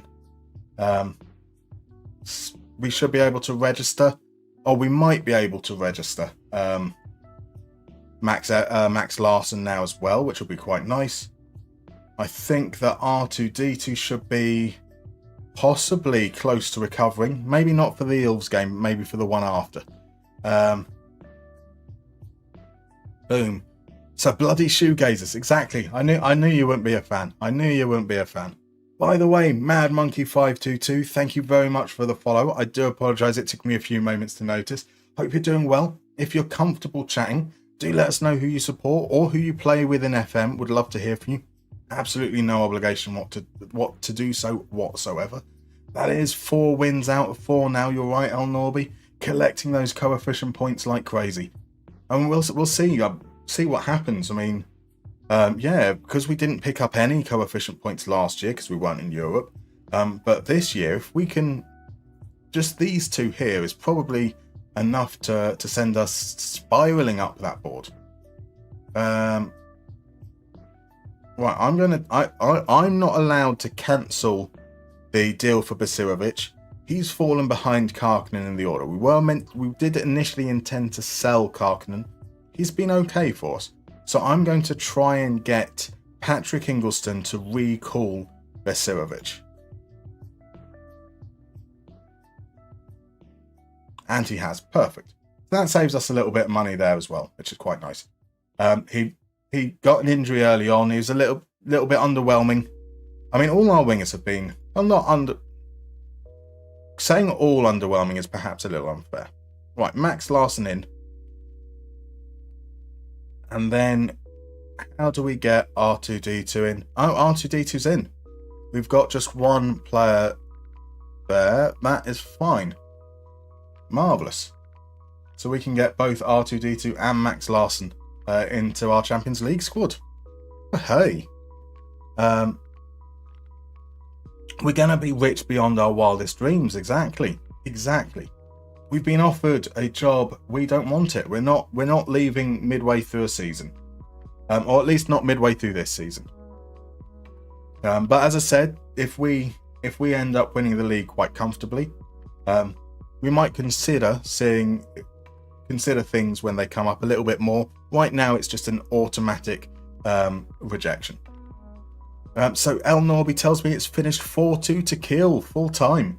I suppose a slight victory for Dortmund. They managed to soften the defeat a little bit compared to what it was at the beginning of the game, but that's an embarrassing loss. Embarrassing. But is there a C3PO to go with R2D2? I strongly... What kind of name would we be looking for? Could we search for a Thweep?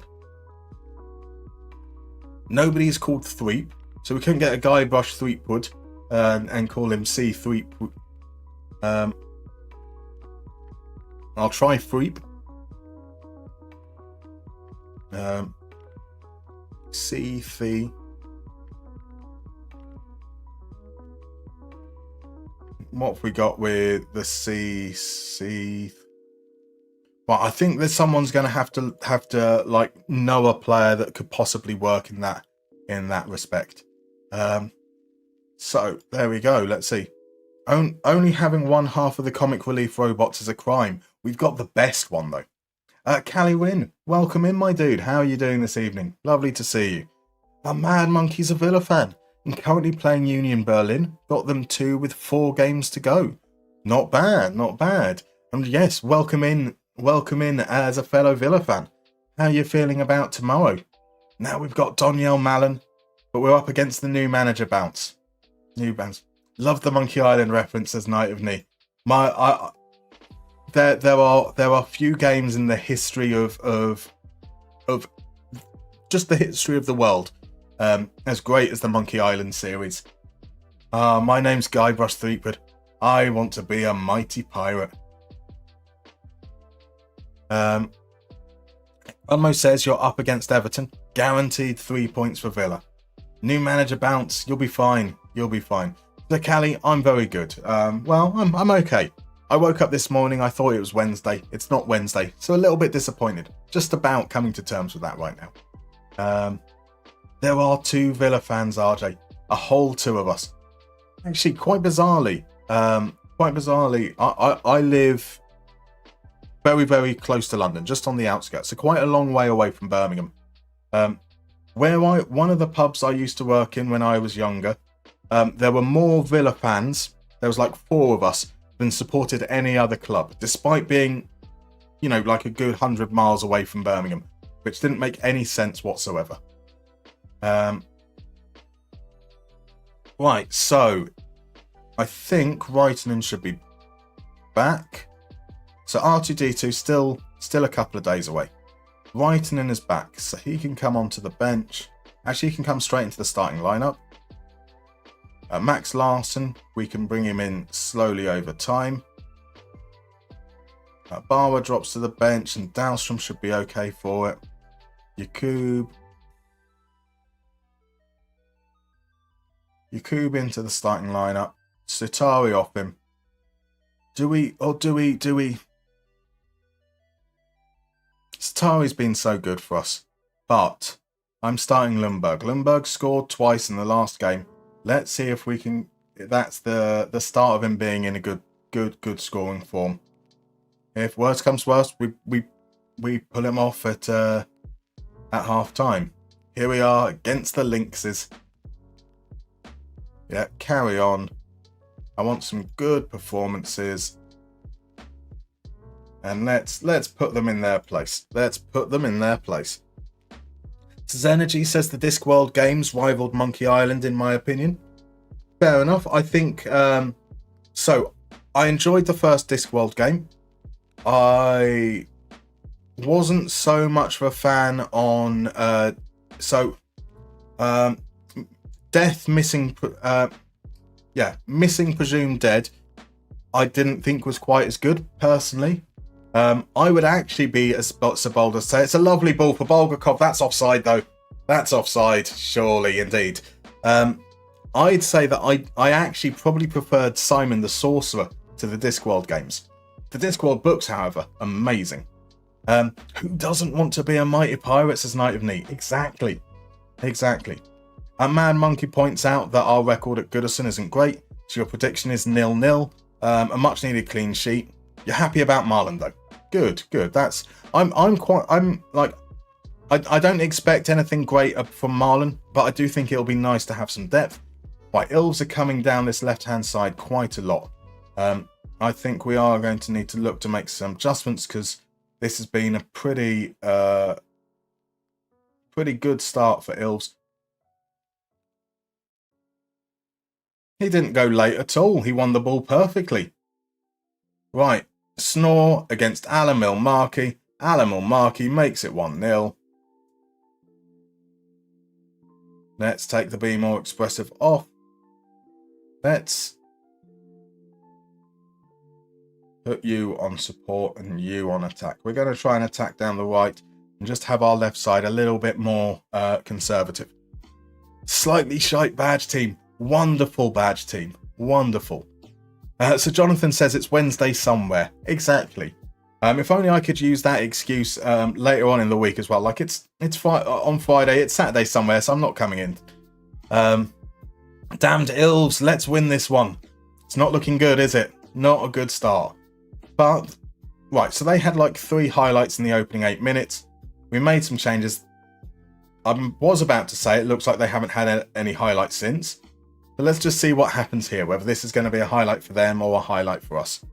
Right. Oh, no. Marconi to make it 2-0.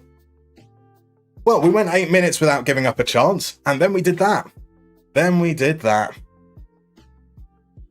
Right, Zenergy's going to call it a night. Take it easy, my dude. You've got a puppy that isn't feeling that well, so going to keep an eye on him. Give him plenty of cuddles. Absolutely. God, that was hard. So you said Comecho again. That was all on Akereke. All on Akereke as far as I'm concerned. Right. Let's see what happens here. So It looked like it was going to be a highlight for us. It wasn't. But can we pull one back immediately? Kereke finds Karkinen. His cross hits the upright. It's not a shot, though, because it was a cross. And blame Crodmo. Absolutely. Absolutely. Oh, couldn't quite make it through. Well cut out by Carlson. Now here comes Ilves. Savalainen steps in. Should have played that ball far earlier to Stavitsky, not to Jakub. Stavitsky, though, does lose out to Arifi. Does well to recover. Here's Reitinen across to Kometio.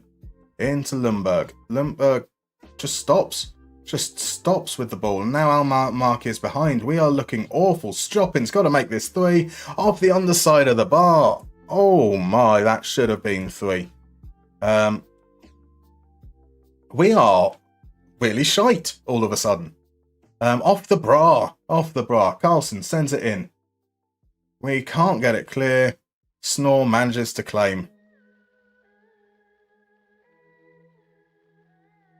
Right, I think we're just going to have to be more expressive off, but we're going to play at a higher tempo. And let's go support there. Winger attack. I've just told them all that they're useless. Hopefully that'll be the kick up the arse that they need. Because we have been shite. Absolutely shite. Diane steps in. Here's Lundberg. Play it early. Nice. Now Stavitsky. Run. It's through. Lundberg. Oh, Lundberg.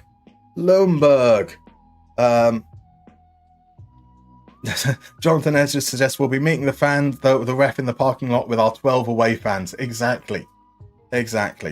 The penalty seemed questionable, but the performance, we are where we deserve to be.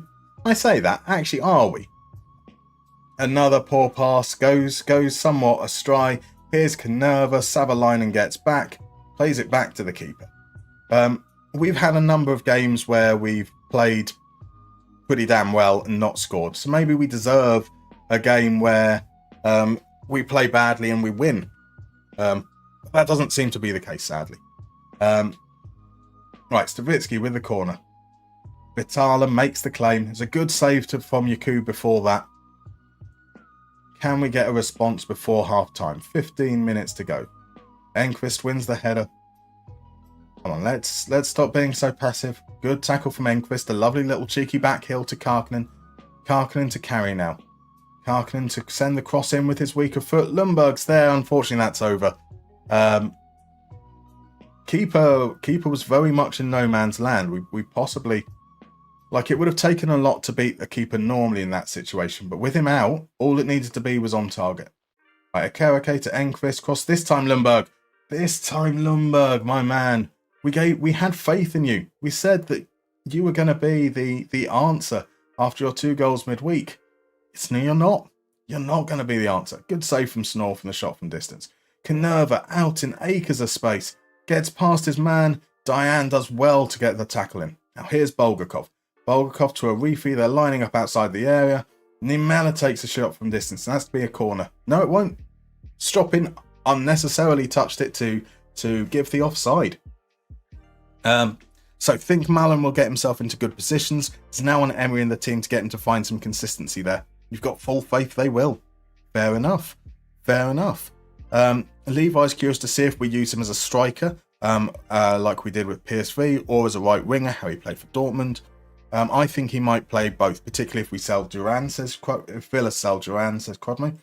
So I think that he's going to be playing in Bailey's position mainly. So it'll be between Bailey and Marlon for the right wing, but also as an option. So we've got rotation options up front. I think the left-hand side is pretty much locked down now with Rodgers and Ramsey. But yeah, we'll see. Right, that deserves some water bottling. Absolutely deserves some water bottling. Right, Stavitsky off, Sitari on. Jakub's been okay. He's had a couple of chances, pulled out some really, really good saves from the keeper. So we'll keep him on for a little bit. And then if we need to, we'll end up pushing players up. and going for it a little bit more in the second half. But hopefully getting Satari back into the starting lineup can be the little kickstart we need. And here is Satari. Loses out to Canova though. Right, so yes, we're going to be playing against Lek in the next round. So it would be quite nice to not be going into the match off the back of a defeat. Which doesn't look like that's going to be the case, sadly. So Snorlax has been asleep. Use the pokey flute beeping goalkeepers. I know nothing about, I'm so sorry, I know nothing about Pokemon, so I don't know what a pokey flute is. I don't want to find out what a pokey flute is either, because that sounds naughty. Right, Enqvist.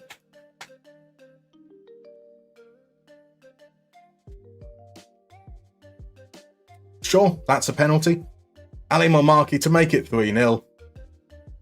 Oh boy. Oh boy, oh boy, oh boy.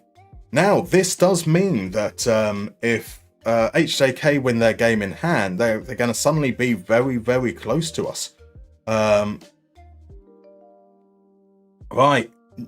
Am I almost at the point of tilting? Probably. Savalainen. What can we do here? Plays it back to Raitanen. Into Diane. Kimetcho. Takes his time. Ball playing defender. Takes his time to find Lundberg, but he does get there eventually. Akerake. Nice ball. No, not quite. Not quite, unfortunately. Nice idea, though, at least. Right, Vitala with it now. Surely he's going to throw it out to the man in space. He's not. He's going to send it long. And Stoppin loses out to Enqvist. Karkinen has a chance to do something here. He finds Jakub out on the right into Sutari. Sutari turns. Sutari makes it 3-2. 3-1 even. 3-1. Giving ourselves an extra goal out of hope. Hopefully we keep Durant as Mad Monkey. I hope we do as well. He only signed a new contract in November as well, so I think we should be okay on that regard. But whether we manage to keep hold of him past the summer, I don't know. Jonathan asks, what type of striker profile do you believe Arsenal need? I believe we need a bully target man. All I can think of is a Chris Wood type of player. I think you would benefit from, look, you want someone who's able to contribute in build up as well as be a threat in behind, right? You don't want to go the Haaland route where it can be at times like playing with 10 men. So I think that if you're being linked with Vlahovic, I think that could be a good option, potentially. Otherwise, it's difficult to say because I don't think there's really many players who are going to be easily available. So DM Basis wants them to get another Giroud. Another Giroud would be a fine choice, I reckon. He's got that bully targetman element, but he's also got that good technique, that lovely little bit of skill. The ball runs through to Umar. Umar sends it first time. Marconi's racing. He can't get there. Snore comes out to gather. So a Poke Flute is a flute that wakes Pokemons. Fair enough. Is there a particular reason that they respond to flutes? Like, can't you get just like a Poke alarm clock? That feels far more conventional. So the way you say it is so satisfying that I've been finding myself saying Savalainen during my work day sometimes. How wrong am I with my pronunciation of Savalainen then? How off is it? Right, let's pause there. So Karkinen off, the finger on. Dahlstrom's return. Now, you know that Enqvist has had a pretty decent game if he's conceded a penalty but still has a 6.70 rating. So fair play to him. Right, here's the finger. Pushing both of these guys up. I know that they had a lot of joy down the left-hand side, but this is where we're looking to kind of make those chances towards the end. So attacking there, winger support there. Let's get being more expressive in there.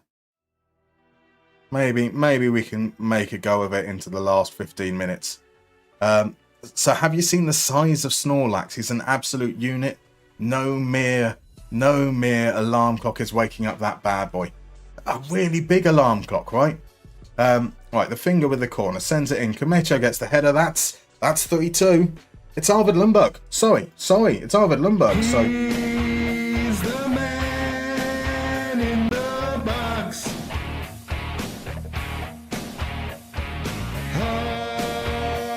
Arvid Lundberg.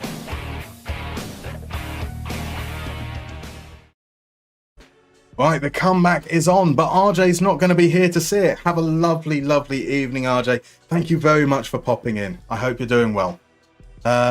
It's descended into complete degeneracy again in chat. That's what we hope for. We are all about the degeneracy. Right, Larson plays it to Dahlstrom. Back to Larson. Here's Jakub. Oh, I thought he'd equalised. Into the side netting. Oh, 2 defeats on a spin in the league. Or is it? We're into the 7th minute of injury time. Larson's going to take the corner. In at the near post, Utari is beaten, but Dahlstrom's there. Dahlstrom plays it to Larson and the game's over. Okay, that's not the comeback. There is not the comeback. But 2 questionable penalties. That's the difference there. 2 questionable penalties and a horrible, horrible error as well. I forgot about this. Oh, a Kereke.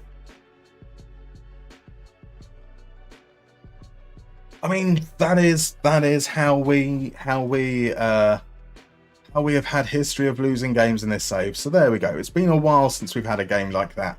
And you know, we need a humbling every now and then.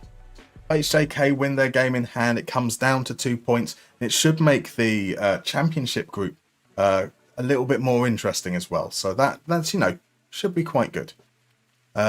Jonathan Johansson is interested in Juhi. Jonathan Johansson is the manager of TPS.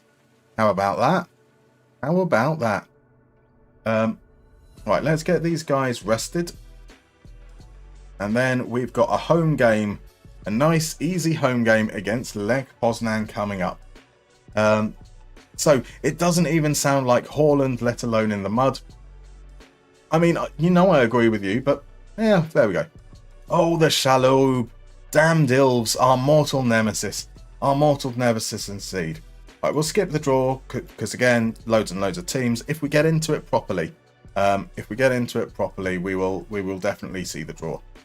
To get into it properly, not just do we have to beat, not just do we need to beat Lech Poznan, but we'd also need to beat Olympiacos. That might be a little too tough. Let's be honest. Right, okay. So we've got a break coming up in like 10 seconds even. So I'm going to see you guys in about 3 to 4 minutes.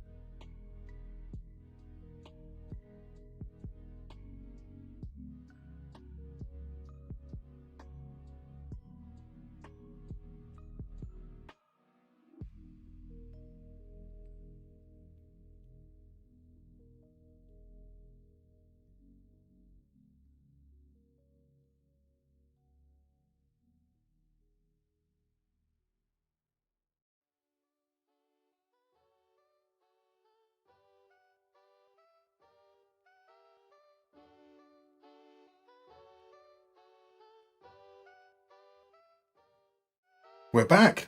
I almost missed the end of the advert break for a moment then, I do apologise, but we're back. And we're going to be playing a round of Missing 11, as it was DM Bassist who redeemed the minigame this time round. So let's explain the rules of Missing 11. This is a bit of a chaotic game. It's all about fastest finger first. We've got a team from some point in history. Your job is to name who's in the starting 11. You do that by typing it into chat, obviously. Now, spelling matters. You need to spell the name correctly, but you don't have to worry about case. You could do it all uppercase, all lowercase, a random mixture, or all proper. Same with accents. So if a player's name has an accent in there, you can include the accent. If you don't, however, it'll still pick it up.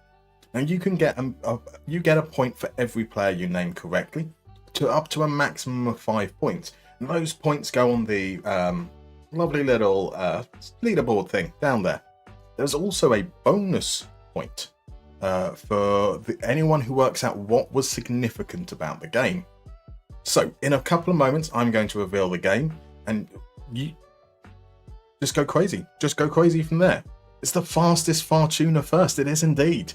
Jan Venegor of Hesselink. We should try and find a team of the longest and most difficult, the starting lineup with the most difficult names to spell. So here we go. In a couple of moments, you're going to find out that the game we are looking for is, we're looking for the Real Betis starting lineup playing against Barcelona on the 29th of April, 2023. And so, early guesses coming in. We've got Fekir, we've got Bravo, Douglas Luiz, Bellerin, Tello, Denilson. We haven't had any revealed yet. Interesting.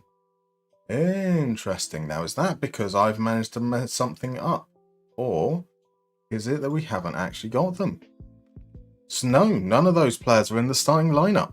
This is going well. How about this? We might actually have something that stumps you guys. Not though Out Farby. Out Farby's picked up on Willie and Jose playing up front. Absolutely. There are definitely some players that you guys know, that is for sure. So we've got Joaquin has come in. Joaquin was not in the starting lineup, I'm afraid. Was Cardoso? He wasn't. Was Carvalho? William Carvalho was indeed part of that double pivot. So Gualdrado's been guessed. Henrique has been guessed. We've got that on the right wing there. Fabulous stuff there. Where is Real Betis when you need her? Indeed. Was Iosi Perez playing? He was. Was Isco playing? Sadly not. Neither was Bravo. Got guesses in there for Doblas, for Bellerin. Kukasa comes in with a bit of Canales. Classic Canales. Cool Crudmo, he's the accidental genius. He is the accidental, but where is he? He's got a couple so far. He's got one. He's got Enrique so far. Montoya, Out Farby has picked up on Montoya. Fabulous stuff there. We've got Felipe. Out Farby got Felipe as well. Crudmo gets Pezzella. Marvellous there. Who got Rodriguez? Crudmo got Rodriguez as well. So I think we're just looking for the goalkeeper now. Can we name the goalkeeper for Real Betis versus Barcelona? And no idea who the keeper is if not Bravo. It is Silva. Crudmo gets there just a mere seconds before Mad Monkey. Right, so DM Basis, man, I could go a better save. They're a solid side back in the day. They absolutely were. That is definitely like what for one of those mad scientist retro databases. Absolutely incredible choice. Now, there is a bonus point out there if anyone can name what was significant. Okay, I don't even need to say it because Out Farby had answered it before I even started speaking. It was indeed Lamine Yamal's debut. Beautiful stuff. Crudmo got it there as well. Bam Bam as well. But Out Farby was in first. Fabulous stuff, guys. Fabulous stuff. Right. Let's head on in. Child labour, says Johnny Trotter. Exactly. Fabulous. Who doesn't love a little bit of child labour, right? So DM Basis thinks he's still got the 1998-99 Mad Scientist database. It's got to be perfect. I mean, there are so many great Spain teams from that era as well. You have Real Zaragoza was still good. You had those spells with Valencia, like all those players that Valencia had, like in the late 90s, early 2000s. Crazy. So we're playing the home leg in Vantar. Do we not play our home? We don't. So because we don't have capacity, I guess we don't have a pitch that is acceptable for European competition. So we're not playing at the Wicklow Holding Arena. Well spotted, Kukusa. So I guess that's been the case for the rest of the games as well. Nope. So we played at we played at the Wicklow Holding Arena against Breidablik and against Karabag, but not against Poznan. Interesting. Right, so the changes I think we're going with, bringing Finger into the starting lineup. Satari comes in as well. We've got R2D2 is on the bench for the first time, so maybe we'll see his debut as well, depending on how things go. So R2D2 wants the number 9. We can't give him the number 9. Naturally, the number 18 is the next up there. And we come in here. We're going with... Right, some hands on hips. Some I have faiths. Yakub is the only one without a reaction.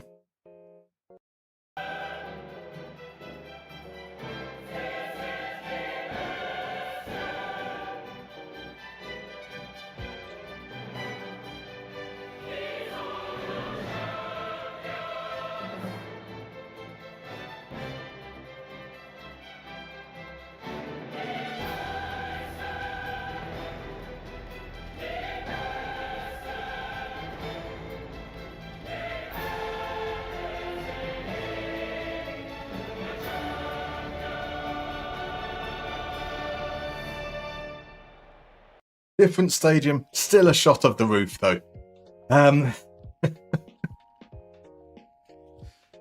So DM Baser says that 0102 was peak Depor, that Mackay and Diego Tristan partnership.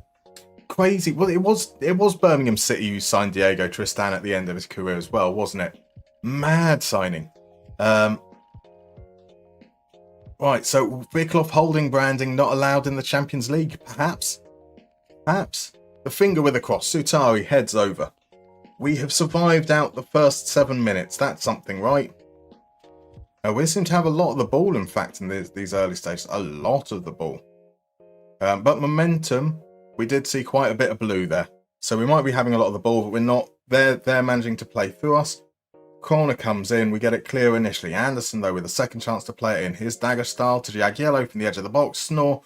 Snore gets enough on it, and that'll be another corner. Another corner. Right. It will be Anderson once again standing over it. Swing ins with his left foot. Reitinen gets it clear. Nobody closes Anderson out, though. Anderson finds Krzyzanowski on the edge of the box. His shot doesn't come to anything, though. Right. So, yeah, we're seeing they do seem to be doing okay from a momentum standpoint. We're doing okay from a ball possession. Yakub is in. Yakub. It's a good save from Silva, diving high to his right, pushing it over the bar for a corner. The Finger will take that corner, and unfortunately, no one is near it. And can Finger create something here? His pass is intercepted by Vida, and Lek get the ball clear. Yeah, I suppose this is okay. It's okay so far. Into Satari, out to Finger. Finger's going to carry on running inside. Finds Stavitsky. Stavitsky's shot is saved by Silva. So wasn't it Pandiani that went to Brum? Indeed. Yes, that's right. That is right indeed. Johnny Trotter exactly with the 18 as well. Even Zamorano style 1+8. Be beautiful. Good old callback. Right, so DM Basis says he needs to focus on his Vittoria save. No, boot up a retro save as well. Just like play 3 months in every save and then start a new one. As long as you enjoy it, doesn't matter. Right, Diane into Stavitsky. Stavitsky's got to do something here. The thing that he does is fire it straight at the goalkeeper. It's another corner. And this will be Enqvist. So during the last stream, I spoke about the stream before. The stream before, I said we're going to take over corners. And then the last stream, I said, well, actually, it turns out that we've scored the joint most goals from corners, so I'm not going to take them over midway through the season. Watching it again tonight, I feel like we've got to take over corners.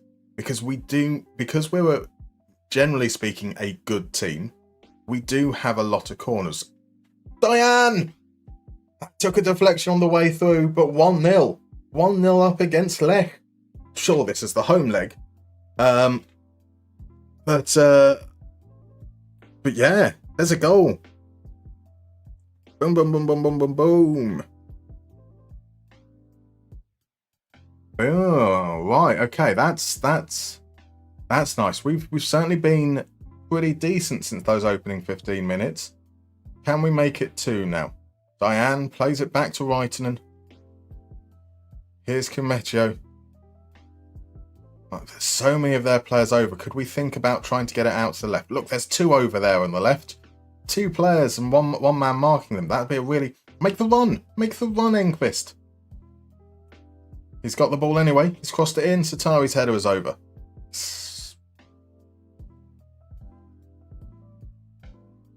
Let's try and see if that will encourage him just to make... Like, there's so many times there where he could be bombing down that wing, really encouraging them to make the pass and be further ahead of the ball once that pass comes in. But I've got to be happy with that. I've got to be happy. It was a good first half performance. Nobody's on a yellow card. So, right, I need to see. I know I'd be the world's most boring lottery winner, to be fair. Retire and just divide my day into various FMCM games and saves. That sounds like the best.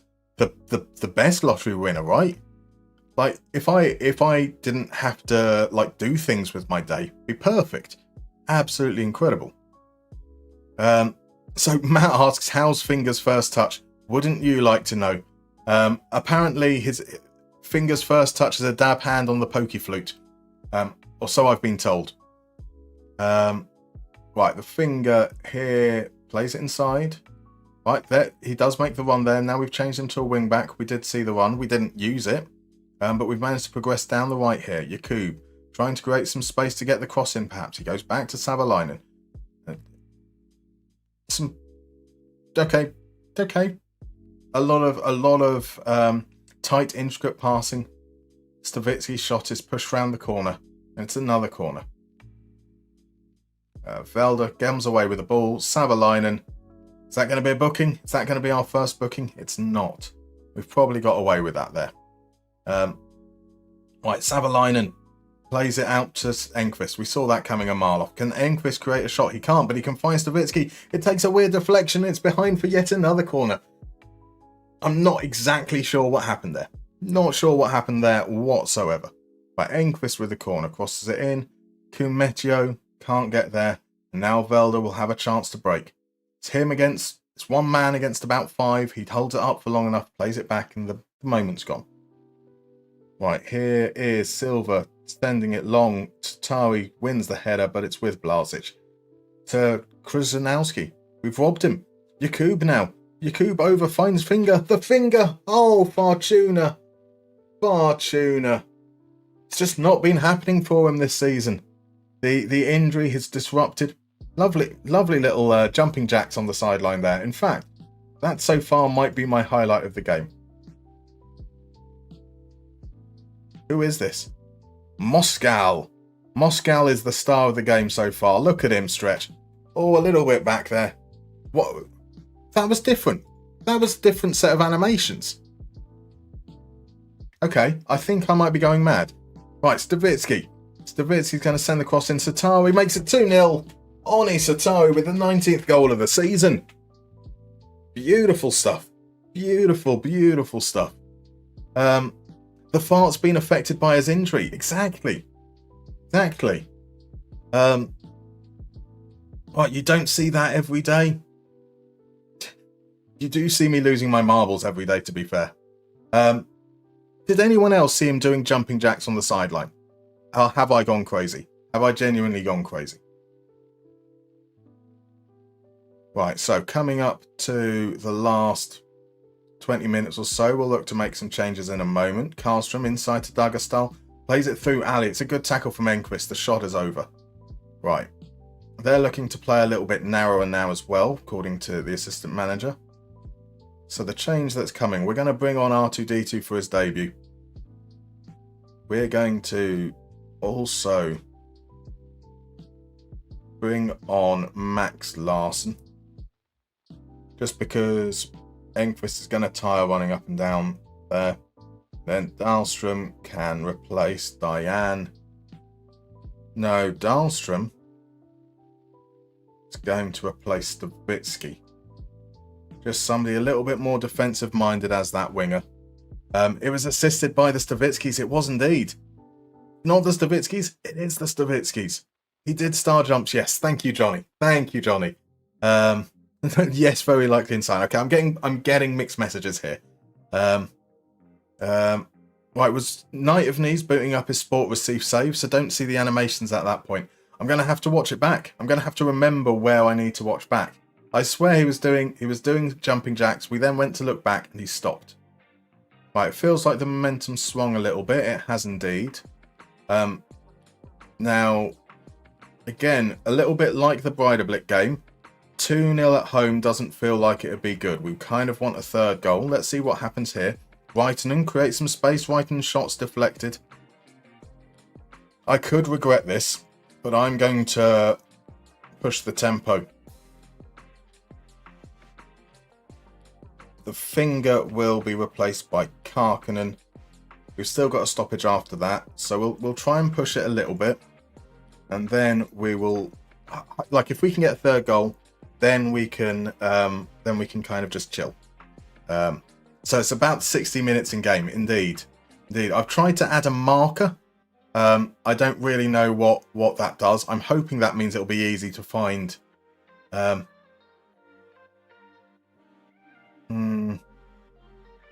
They haven't had any more shots, so that's okay. We are bringing on Lundberg for that last. Come on, Lundberg, to get that third goal. I have faith in him. Okay, into Karkinen. Karkinen outside of his boot is cleared by Anderson, but here's Dahlstrom into R2D2. R2D2 to the far post. Karkinen. Oh, that could have been it. Adam got it. Oh, Adam, you gentleman. Forrester winning.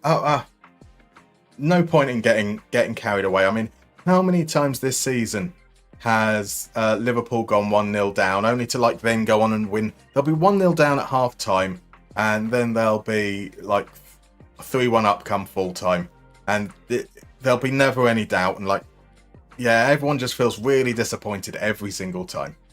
Right, Diane to Larsson. Larsson feeds Karkinen. Karkinen, can he get the ball into the box? He's got 3 players waiting there. Just 2. No, there is 3. There is Dahlstrom at the far post. Lundberg. Silva's had a great game. Lots of big saves from the keeper so far. That could keep them in the tie here. Cross in. Good, strong punch. And here's Larsson. Plays it back outside to Dahlstrom. Dahlstrom tries to skip inside. Good last-ditch tackle there.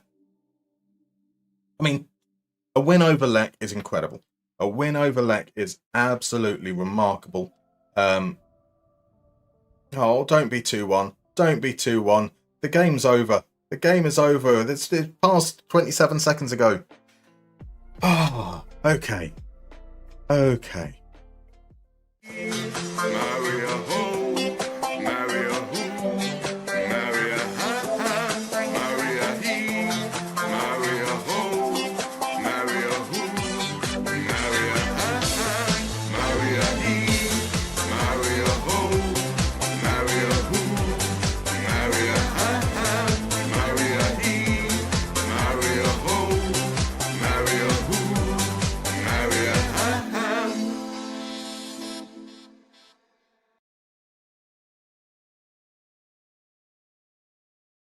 Interesting. Not just did I manage to punch my hat off, But it landed on the horn of my base as well. There we go. A good first leg. That's right. 2-0 is like Lech are definitely a good enough team to overturn that in the second leg. But that's amazing. That is really, really quite amazing. Could we really do this? I feel like we can't. I feel like we can't, but oh my. Right, time to rest these guys up. Changes for the next game is going to be Barber in for... Kerike is knackered, right? So he comes out, Savalainen is knackered. He's going to drop out for the next game as well. Even if they look like they're fit enough for the next game, we're not going to risk it. Karkinen comes back in on the left, and that should be good for us going into the final thing. Adam says hair reveal. I mean, you've seen my hair multiple times, right? The Lech have been surprised. They did have some moments towards the end that they started off quite well. They ended quite well. Everything in the middle, though, was pure dominance. I think we can genuinely feel unfortunate to only win 2-0. 140k, that's more than double our gate receipts, thanks to playing in a completely different ground. Maybe we need to do that more often. Yeah, what are our finances now? We're almost in the black, which is quite incredible. Considering we spent money on like 50 grand this month, in player signings. Yeah, okay. Switched we to OnlyFans or what? Yes. Pulled his cap off and got a horn. Indeed. Right, nothing like these small moments. Incredible stuff. So all this talk of marrying washers' names misses. I beg your pardon. Right, what did we... So Crodmo also heard that, yep, I pulled off my cap and I got the horn. Right, I swear we've been told that Oscar Snore has been on the... He's kept 16... So he's on the... Right, no, okay, sorry. 16 clean sheets, but this is now for the league, so he needs 11 clean sheets in the league. He is currently on 9 clean sheets in the league. Not the club one that he managed to reach far earlier in the season. Rockman's invisible wife, the hoe. Ah, yes. She's not a hoe. Don't say mean things about Rockman's invisible wife. Alright, look what you're gone and made me do. What on earth was it? Yes, Dale. Yes, DM bassist. Beautiful stuff. Beautiful stuff. Gotta have a little bit of retro save going. Cups beat into Turku. HJK drew their game. When I said they had a game in hand and they could bring it down to 2 points, they drew it. So we do still have a 4-point gap there, which is quite nice. So our game against 12th place. Surely we've got to... so a fine monkeyer. A fine monkeyer indeed. A fine monkeyer indeed. Beautiful terms. Where's Chip? How often have you heard the where's Chip or something to that effect over the years, DMB? And how often do you sigh in frustration?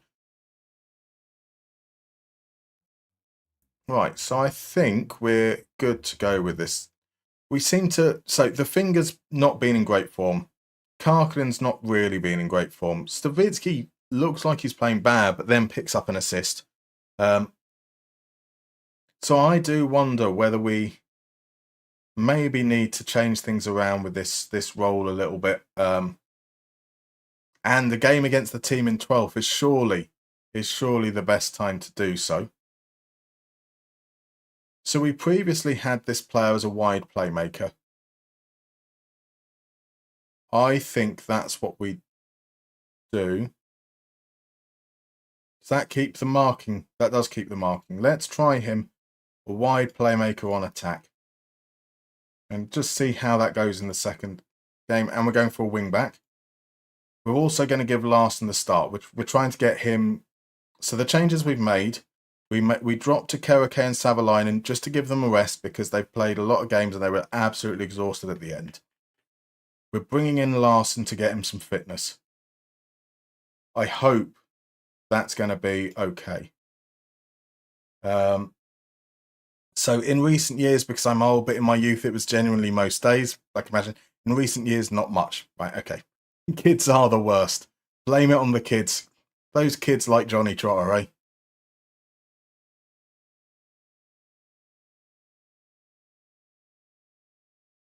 Right, so we've had back-to-back league defeats, so we're not going to say anything nice. We're going once again, hands on hips. This is a match we should be winning. Then kind of nice by saying I have faith in them. I believe that they are capable of winning a game. Come on the ham. Come on the ham indeed. Right, so VPS playing in yellow, kicking from right to left. Have the ball with Bickle. Out to Harvarainen. It's Tesfagsigi. Definitely how you pronounce it. No questions. Max Larson with the free kick into the far post. Kmecho rises 1-0 inside 3 minutes. That's what we need. That's what we need in the league. Max Larson making an impact on the start. Swings it into the far post. Kmecho's completely unmarked. Like the defender was marking whoever that is there. Nobody was challenging Kmecho whatsoever. We're going to win the fucking league. We are DM bassist. Savitsky into Jakub. Jakub, can he time the pass? He can't. He goes to Karkinen instead. And all the way back to Bauer. Kmecho has some time. Looks up, finds Diane. Here's Jakub. Play the pass. Can't. It's well cut off from the defender there. But Jakub gets the cross in. Satari hits the woodwork. An inch or two lower than that would have been in, said the commentary. They were right. They were right indeed. Right. Decent-ish start. But now it seems to have just died off a little bit. Here's another free kick. Holmberg on the edge. Was that a save? Was that off the woodwork? I'm not sure. I'm not sure either way. It is. I'm guessing it's a save because we definitely hit the woodwork earlier. Okay, so momentum. It looks like VPS are starting to get a bit more of a foothold in the game. So maybe some choice words. Oh, Sutari. Sutari. Right, let's tell them that we expect more from them. Bauer has picked up his customary yellow card. Hud plays it through. Here's Stoltz. Good defending from Stavitsky. Plays it back to Snore. Snore surely going to go long here. He does. Sutari can't quite get there. And here's Havarianen. And Gebrzycki gets the cross in. Hud can't get there, but it comes as far as how could my word, these I do not like VPS. All of their names are impossible to pronounce. I know that I've done a bad job pronouncing names that of every other player so far, but these are particularly difficult. Stavitsky fires wide. We need some Hungarian language support here. We need every language support. Let's have a look. Okay, Martinen's fine. Hyvaranen is fine, I guess. Anderson, Pitkanen, Halkioja. I'm not feeling quite so good on. Bikel, Kwek, Tesfazgi, Gabrezhki. That's fine. That I said almost with confidence. Kronval, Stoltz, Hud. Okay, so it's just Tesfazgi, Gabrezhki. It's definitely not that. I don't care. At least it sounds like words this time. Halkioja, definitely not. Like it doesn't. It's not about whether it's right as much as whether it's not just me stumbling over the words earlier, like when I said all right then, pronounce Salai and Salai. There we go, Salai and Salai. Both exactly the same thing to call. Invest in Duolingo courses. Do you know how many Duolingo courses you'd have to do to cover every footballer in the world, potentially? Is it funny? Then it's correct. Exactly. Right, our VPS about to equalise here. Off the inside of the post. Holmberg gets it clear. That was the chance for the equaliser. Massive, massive chance there. Right, let's demand more in the last few moments. Yakub gets the first ball clear. Bickle gets it back into the area. Sutawi comes away with it. Sutawi, just look up. There are other players around. You are not the fastest player in the world. Here's Karkinen. That's what we want. That's not the pass, Karkinen. There we go. Bauer steps in. Bauer shoots from distance. Bauer misses by a mile. Okay, they've only had one shot. It feels like they've had more shots than that. We've had 11, only one on target though. That's not good. We need to start hitting the target more often. Larson, Bauer, we've got 3 yellow cards. That means 3 substitutions. Those 3 substitutions are as such. And then, yes, it looks like we're probably going to be bringing on R2-D2. Well, I hope. We want a second goal before we bring on R2-D2 if we can. Right, Stavitsky. Stavitsky, tackled by Stoltz. Stavitsky with the corner. Lovely little bit of aeroplane arms. Crosses it in. There's Sutari heading it over. Do like a little bit of aeroplane arms. 12 shots now, just the one on target. That last chance, that header was worth 0.27 xg. That feels quite high. So Satari needs shooting brackets training. Very nice indeed. It's Satari is evidently learning his finishing off Lundberg. It seems to be infectious so far. Yakub, play it out wide. There is Stavitsky. Stavitsky's play feed. Satari, man of the moment. He should have shot himself. Exactly. This time, though, he did shoot himself. Stavitsky feeds it into Sutari. Takes it on a bit of a half volley. That is bouncing up. Nice finish there from Sutari. That does now mean that they have conceded the only 2 shots on target. Poor VPS. Then with 20 minutes to go, Yakub's coming off. On comes R2-D2. And is it going to be Lundberg or is it going to be the finger we bring on? We'll hold fire for the moment. We'll bring one of them on in a moment. My motivational speak worked on Satari, clearly. Right. Our last change is it's Satari coming off because he's the most tired of the 2. And let's just push up the tempo again. Let's see if we can chase that 3rd goal. Be nice just to, kill the game off. Maybe get R2-D2 a goal. Maybe get Lundberg a goal. Maybe get Stavitsky a goal. Not if the wall gets in the way, though. Right, Enqvist will take the corner. Swings it in. Kumecho's not able to get there. Martin claims. We did have some other shots on target by the end of it, so that's all right. Stavitsky with the corner this time. Got 5 minutes remaining. He sends it in. It's got clear in the first place. Here's R2-D2. Passes up the opportunity to shoot, as does Karkinen. Here's Stavitsky now, though. Stavitsky tries to take on his man Lund with a great tackle. Then just gets it clear. Diane. Inside, surely. There's Dahlstrom to Kuitinen. Play it out. Yeah, Holmberg. Stavitsky. Stavitsky cuts inside. Goes back safe. Now he's got some space to run. Build up a head of steam. He can. Doesn't go for the cross though. Holmberg does. Karkinen can't get there. Lundberg to Karkinen. Karkinen should have finished that.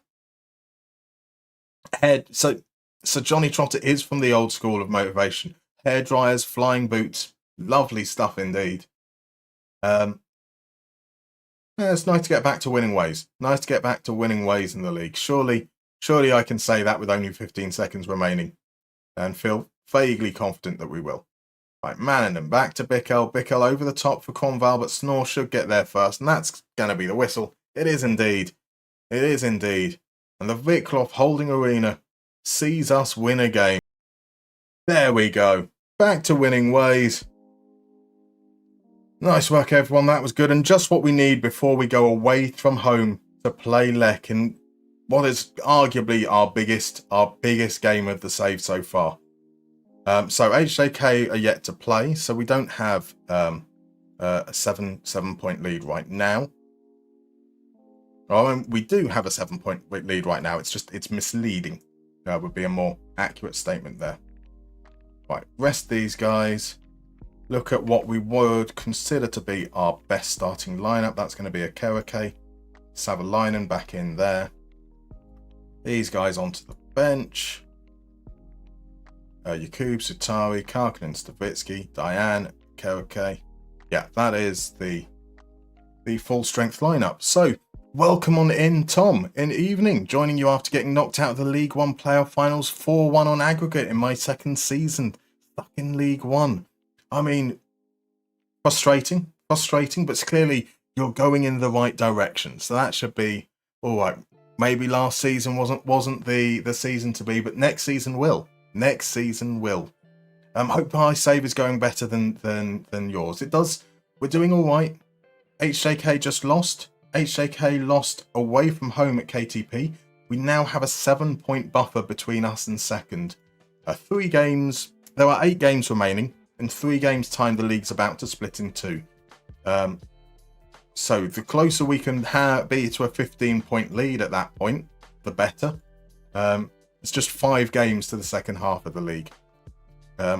So Acab loves holding his wiener. Crudmo, big love holding a wiener. We've got a bid coming in for Mohammed. They want to sign Mohammed for £600. Absolutely not. He's still got time left on his contract as well. Disgraceful. So gets cold in Germany in winter. Not much else to do other than hold your wiener. Indeed. Right, Psycho is in. Welcome in, Psycho16. Quick question. In my FM save, AC Milan and Inter Milan have weird names. They aren't called Inter or AC Milan. Any idea what's wrong? Yes, AC Milan and Inter Milan signed an exclusive license with Konami, which meant that when Sports Interactive had to extend the accessibility of the game, that they were no longer able to use their real names. So you will find that I should also be in this. I think I'm in the same situation here. Kashevit or Lunari at least. Lunari. Do we have them still called Inter? Because we did start the game. Right, okay. Let's pop on over here. So as you can see, I also have Lunari Milano, as does everyone else. So it's all down to licensing.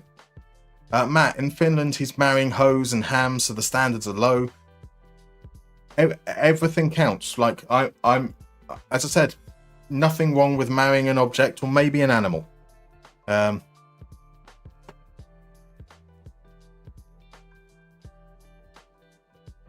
Right, they reckon we've got an okay chance here. We're 33%, 31%. We're not. They feel like we've got a chance. That's good. That's good. Not nervous at all. I don't know what you're saying. No, not nervous whatsoever. Right,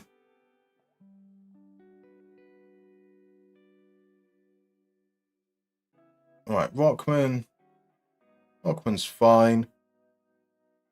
Arsenal's Marino in 39. Oh, that's interesting. Arsenal signed Mikel Marino in the game. Because they wouldn't have done so it wouldn't have been there at default. Kimecho is a bit tired, as we expect. One player to be called up. That'll be Lofgren.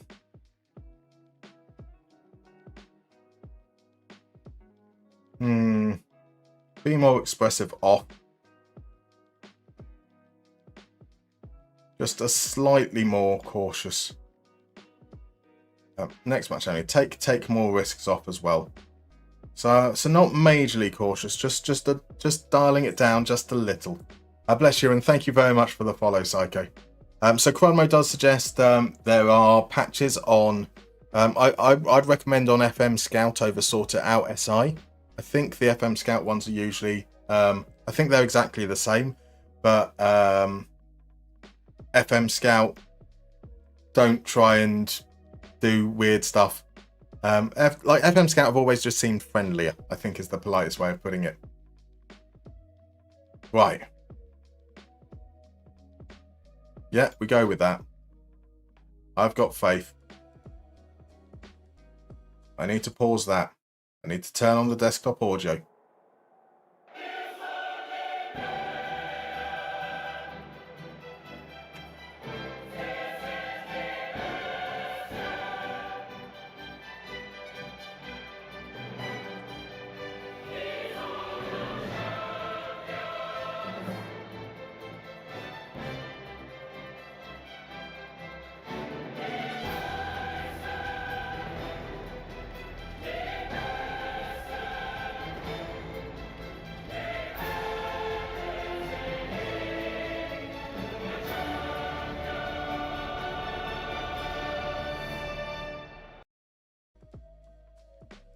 No pressure.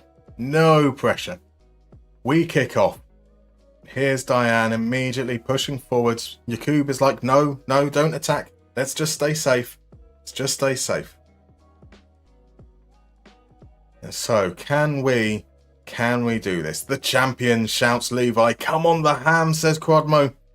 ACAB is out. ACAB is over. Have a lovely evening, my dude. Good luck in the Champions League, you says. We'll need it. Have a wonderful, wonderful evening. Right, Stavitsky's corner. Headed away by Blazic. Reitinen gets to the second ball.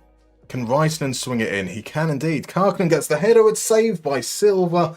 And I have no idea what that was that I just did with my hands. Welcome on in, AJ87X. Thank you very much for the follow. Sutawi. I'm bouncing around on this chair. I'm bouncing around on this chair quite a lot. Welcome in, AJ87. Thank you very much for the follow, my dude. We are currently in the third qualifying round of the Champions League with lowly IFK Mariehamn. We've got a 2-0 lead over Lech. We're away from home, and this could be a massive, massive result for us.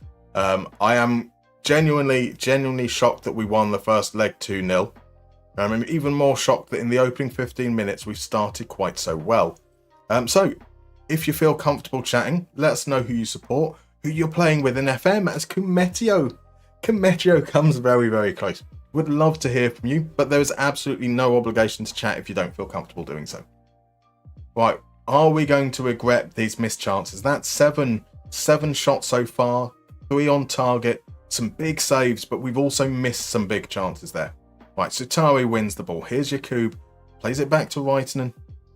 Right, Stavitsky with a chance to run. It's a poor pass. Dagestel caps in. Karlström finds Velda. Velda plays Ishak in behind, but Kumetio comes across to cover. He's got to play it safe inside. Reitinen to Diane. Finds Satari. Satari out wide. We've got players going forward. Karkinen. Karkinen will step inside, sends the ball in. Satari with the header. Hits the upright and behind for a goal kick.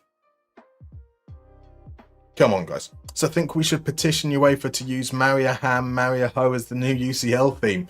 It would be a bit weird though, wouldn't it? Like we'd have to. Can we change it to marry the UCL somehow? I'm not quite sure. Kumetio steps in, reads the game really nicely, finds Enqvist. Enqvist, can he send the ball in? He can indeed. It's cut out. Karkinen gets there. On the edge of the area is Diane. He has to go back. There's no space. But here's Stavitsky. Cuts back inside. Finds Sitari. Sitari makes it 3-0. The flag stays down. The flag stays down. Oni Sutari makes it 3-0 on aggregate. Diane played it back to Reitinen. There was Savalainen. A first-time ball round the corner. Stavitsky turns back the way you don't expect. Plays it perfectly through to Satari. And that is 3-0. Right, so Tom says, paying with Cambridge United, just got the third season budgets, and we need to make some serious salary cuts. All part of the challenge, I guess. Absolutely. But also, once you get to that point that you've kind of purged the team, it's pretty easy to manage from there on in. So a little bit of pain to go on with, and then it will all be plain sailing from there. So Matt's just thinking about entertainment and fan participation. Could you imagine everyone in the crowd going Numa Numa? It'd be incredible. Right, Kumetio plays it inside surely to Diane. Diane finds Jakub. Jakub's first touch gets it out from his feet. Silva can't hold on to it. Has to parry it, gets to the second ball. Right, Anderson with the free kick into the wall. A second time effort, fires it over. Lech have finally had some chances though now. That's 2 shots. They didn't have any shots up until that point. Come on now. Come on. Come on, this is all right. It can peter out to nothingness in the second half. Diane diving in. You don't like to see that, do you? You feel like that's about to be a red card highlight, but it wasn't. Kimecho all the way back to Snore. Here's Reitinen. Reitinen plays it into Diane. Jakub plays it out to Stavitsky. Stavitsky comes back. Savalainen returns the ball to the man who is not statistics.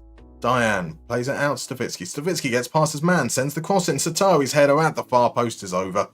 It would have taken quite a lot for him to get enough power and accuracy on that header, to be fair. That is a stonking first half. Absolutely fabulous stuff. Yeah, you're doing brilliantly. Reitinen, though, we're having to make a change. That scares me quite a bit. But I'd much rather bring him off than have him suspended for the next game. What can Lech muster up in this second half? Right, not mention needles today or statistics. It's worrisome. It is. I mean, people are more than welcome to subscribe, but no, it's I have far. If anything, I have too many subscribers. It is quite crazy how wonderful and lovely you guys all have been. So there will be many. Karlstrom, what a save! Many streams without any mention of needles or statistics. Tyke, welcome on in. Lovely to see you, my dude. It's not the statistics! It's not the statistics! You tell me! How do you measure somebody that could balance a balloon in a wind tunnel on a needle? Bless you, Adam. What an absolute gentleman. There we go. We have some wind tunnels, we have some needles, we have some balloons. And we have the glorious Adam, who's just gifted a subscription to, oh my word, he hasn't gifted a subscription to Billy Kimecho. Billy Kimecho scored. Billy Kimecho has scored to mark the subscription from Adam to... It's not the statistics! It's not the statistics! You tell me! How do you measure somebody that could balance a balloon in a wind tunnel on a needle? I will eventually mention your name, ONFNR1, who's got the subscription. And bless you, DM Basis too, as well, giving a subscription to Tyke1900, who we were saying hello to. Welcome on in, Tyke. Lovely to see you here, my dude. Hope you're doing well. Snore gets it clear. Velda, can he get a goal back for Lech? He can't. Jagiello, he can this time, surely. Oh, how did he miss that? Doesn't count. It's going to be offside. Right, we haven't made any changes since then. Karkinen is exhausted. Akerake is tired. Enqvist is tired. Kuitunen came on as a substitute and got himself booked. Jakub is tired as well. So the last 10 minutes, surely there is no way they can score 4 goals from here. AJ87 currently, so managing Stourbridge, or you're a Stourbridge and Wolves fan? Yeah, okay, you're a Stourbridge and Wolves fan for your sins. Currently doing a quick Charlton resurrection as a throwback to your FM08 save to fill the gap between now and 25. Not using manual scouting to try and add a bit of a restriction. Your main save was a journeyman, which went through taking Graza AK into Europe in Austria and returning Schalke to the Champions League. That all sounds rather marvellous. How long did the journeyman end up being?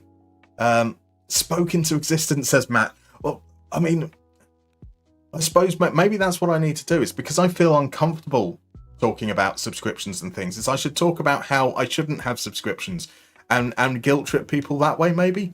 Who knows? Bless you both, DMB. Adam, absolute gentleman. Not just are you absolute gentlemen, but you are here for us guaranteeing ourselves Europa League qualifying. Maria he, Maria ho, Maria who, Maria ha, Maria he, Maria ho, Maria who, Maria ha, Maria he, Maria ho, Maria who, Maria ha, Maria he, Maria ho, Maria who, Maria ha.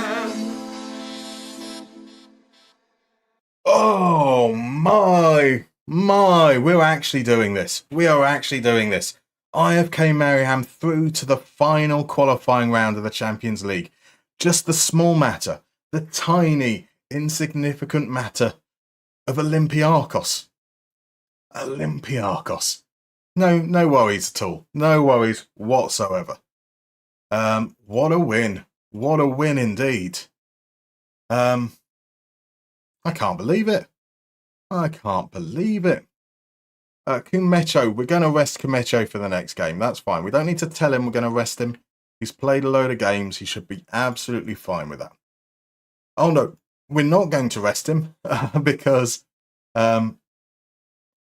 Reitinen and Larson are suspended. So that'll be Kuitinen in there. Holmberg onto the bench. Bauer's suspended. Everyone's suspended. Where are Lahti in the league? They're in 7th, so we can't take it particularly easy. There we go. So we've got Vikesliga, then we've got Olympiacos away. Then we've got a handful of home games. Incredible stuff. Incredible. So Tyke is actually you're doing well with your Rapid Wien team, regularly qualifying for Champions League. This season we can maybe even overthrow RB Salzburg. Marvellous stuff. Marvellous. Which season are you in? Which season are you in? So DM Basis was on the phone but saw someone wasn't subbed and it needs to be fixed. What a gentleman. What an absolute gentleman. Yes, Tyke, welcome in. We have some very poorly recorded versions of songs. In particular, Mariehamn, because we're playing with Mariehamn. Has to be done. Has to be done. I need to sell myself some more. I probably should, but it's very awkward. And I also need to marry a garden implement. Right. Yep, no changes there. That's absolutely fine.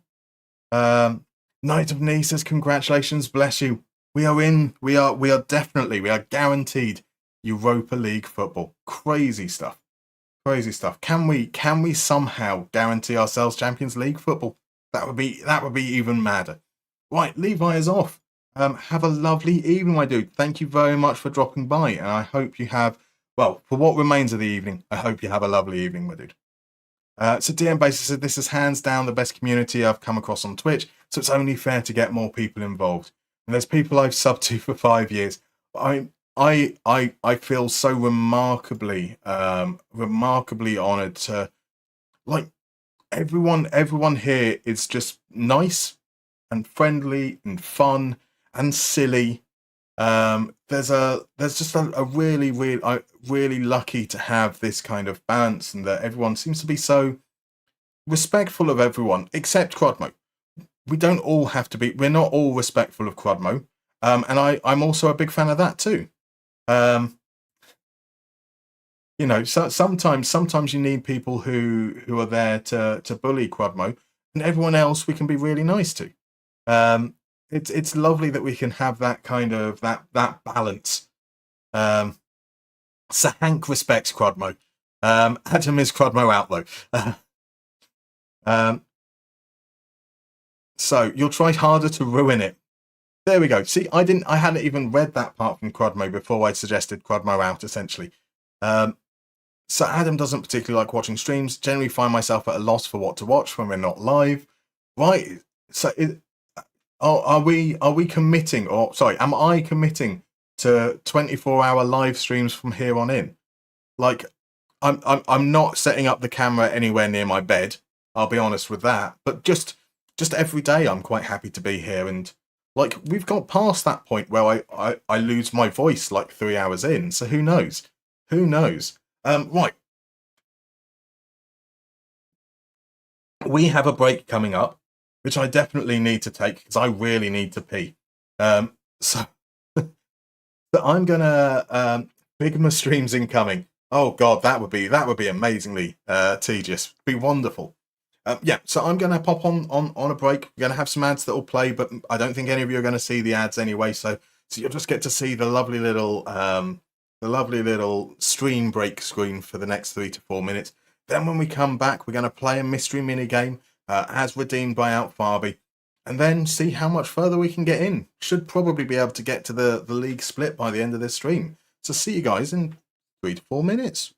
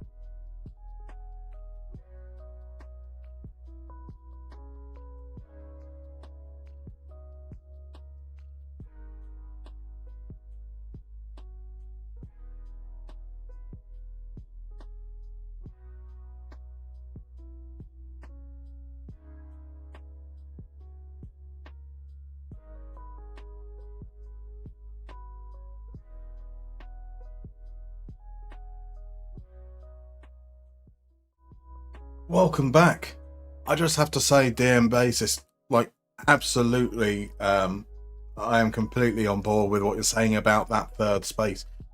Like, I think I've made no secret of the fact that, you know, I came into this starting started doing streaming, thought I'd give it a go, see what it was like. I'm not the most sociable of humans, let's be completely frank.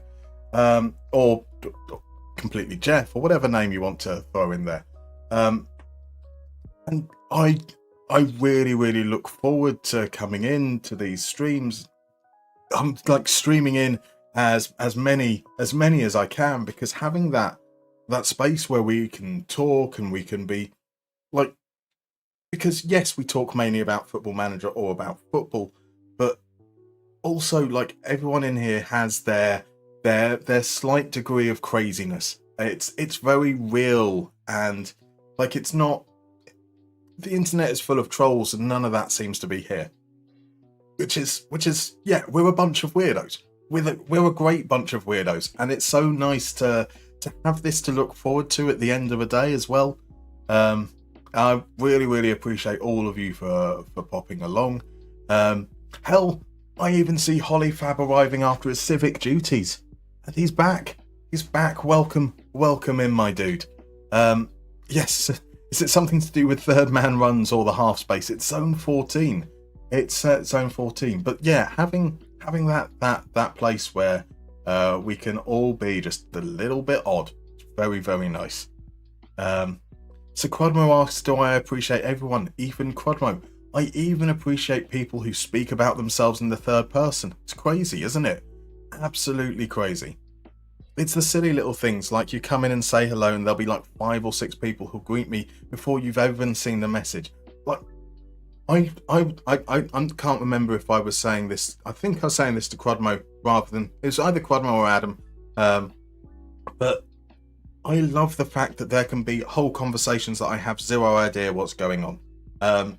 Because it means that like it's not a. I've got the advantage here. I get to say the words out loud. But it's not about me, if that makes any sense. It's like the space, it's a community where, quite honestly, I could probably put myself on mute and you'd all be here and chatting, and that's really cool. In fact, I should probably put myself on mute so you guys don't have to listen to this. So we had that one chap who wanted us all to abandon and watch his live content. Indeed, we did. He keeps on coming back every now and then. I admire his persistence. So should we all start doing the third person thing? I'm not sure, Adam. Adam disagrees. So Quadmo thinks it's a stupid idea. Incredible. Did Musterman say that to you? If not, I may be suffering from memory loss. I think it might be. I think I might have said it to Quadmo. I can never be sure. He doesn't listen to me. Exactly. And there's conversations that happens outside the stream, and exactly. I am merely a person that presses a button, and you guys all come here, and it's crazy. Absolutely crazy. Right. Shall we stop being sentimental and play a little game? I think we should. And it's going to be a round. It's the final game for today, I'm afraid to say. We only have 4 prepared. And it's going to be a return to our new game, The Journeyman. You're going to see 5 pictures of a map. And the map is going to have a pin. That pin is going to point to a location where this mystery player played. It will go in chronological order, and it'll tell you the years that they were in that specific location. You're going to see one after the other, and it's going to move through their career. Your job is just to guess who the player is. I hope that sounds simple enough. So let's head on over to the first clue, and hope that if that wasn't simple enough, that the first clue at least kind of tells you what we're doing. And this is the first clue. So between 2001 and 2004, this person was in the sea. Now, the map that we use for this is the map that FM uses in game for scouting. And I genuinely found it hilarious that their map doesn't have this island. Doesn't have this island whatsoever, which is incredible stuff. So, is it Fish, says Tyke1900? It could be. I mean, if it was Mark Fish, that would be perfect, in fact. Outfarby has gone for Cristiano Ronaldo. Leroy has also gone for Cristiano Ronaldo. It's not Cristiano Ronaldo. I get exactly why you've gone for that. Did Cristiano Ronaldo make his debut? I know he's from there, but did he make his debut there? So this will be their playing career. They will have played games at these places. So played games between 2001 to 2004. It would have been like Mark. I've now got to see whereabouts in South Africa Mark Fish was born and see if it ends up meaning that he was magically in the sea. So Holly Fab has gone for Nanny. Adam has gone for Charisma. Crudmo has pointed out correctly that he'd moved to Sporting younger than that indeed. So Alfred Fimbagassen, because it would be funny if the game was just like, nah, fuck Iceland, it doesn't exist. That would be quite funny. That would be incredible. So let's move on to the second clue there. So between 2004 and 2007, he played there. Obviously, I'm not going to say the cities or the countries out loud, because that would make it really, really easy, and we don't want to be too easy now. So we've got a player who for 3 years was in the middle of the sea, and then for 3 years was not quite in the middle of the sea. So, could it be Silvestre Varela? It's not Silvestre Varela. Unfortunately, Hank, it's not Nanny either. So Leroy's going from that bloke for New Zealand. Bloke for New Zealand. Oh, I'm not sure. I don't want to give it away and suggest that it's not, but I don't know who you're talking about. So could it be Zay Lewis or Danny? They are very, very fine guesses. It isn't Zay Lewis, nor is it Danny.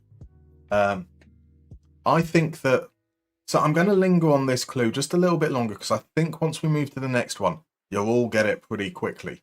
So we've got 3 years in the middle of the sea, 3 years just on the coast.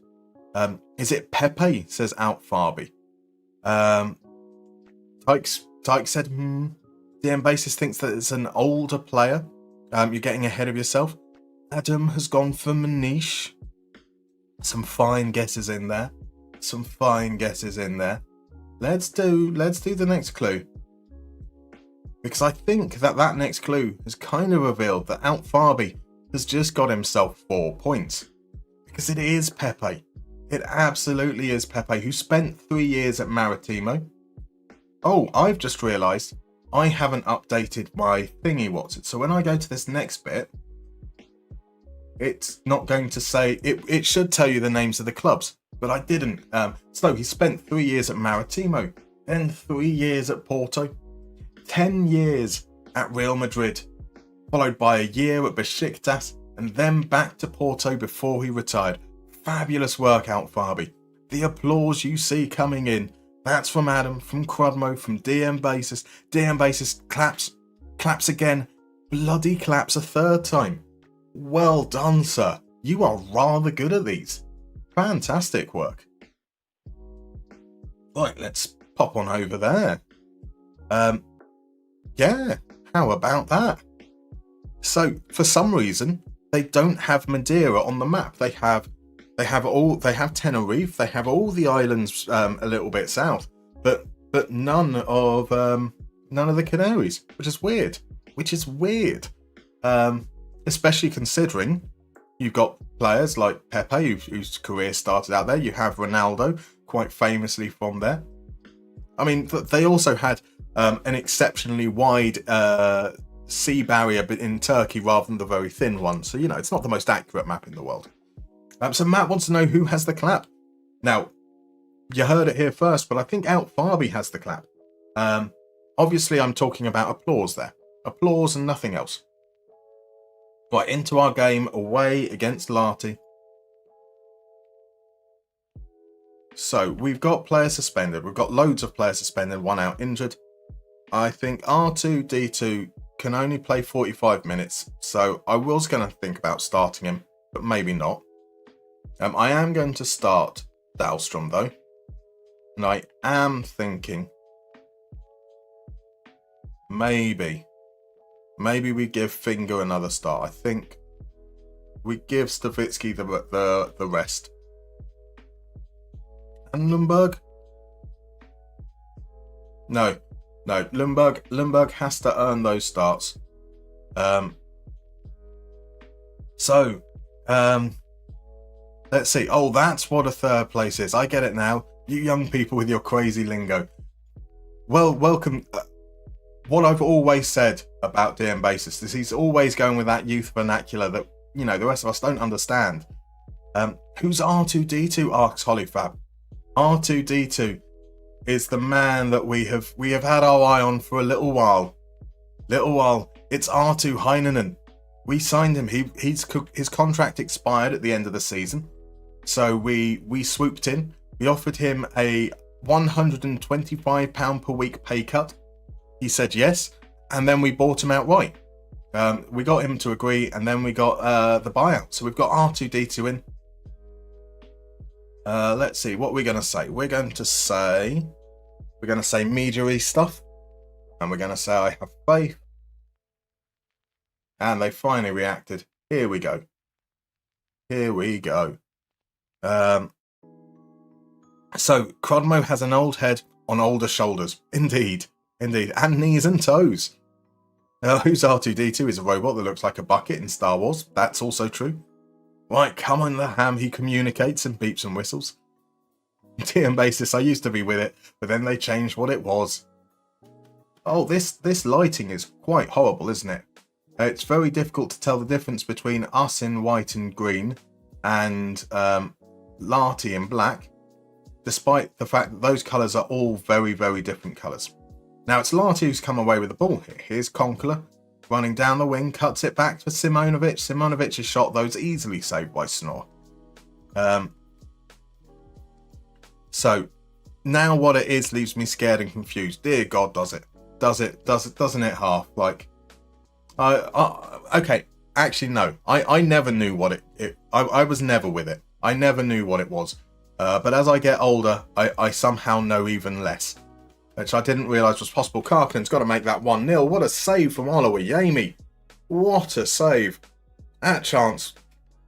It hasn't updated here yet, but that feels like that's got to have been like a 0.4 XG chance or something, surely. 0.3. That was a massive, massive chance for Karkinen. Right, we haven't had much of the ball so far, only 38%. Ivanovic steps in to win it back. Galifiroco into Simonovic. Up to Midtgaard. Midtgaard out wide to Ivanovic. A player who turned us down in the summer, now he's in behind. Can Ivanovic score from here? Not with finishing like that, he can't. Not with finishing like that. Yeah, we've had very, very little of the ball. Engstrom with the great save. Great save. Now Kabashi sends it back in. It's a little bit too long for McGar, but he gets there. Kuitunen. Right, we'll start with a little bit of demanding more.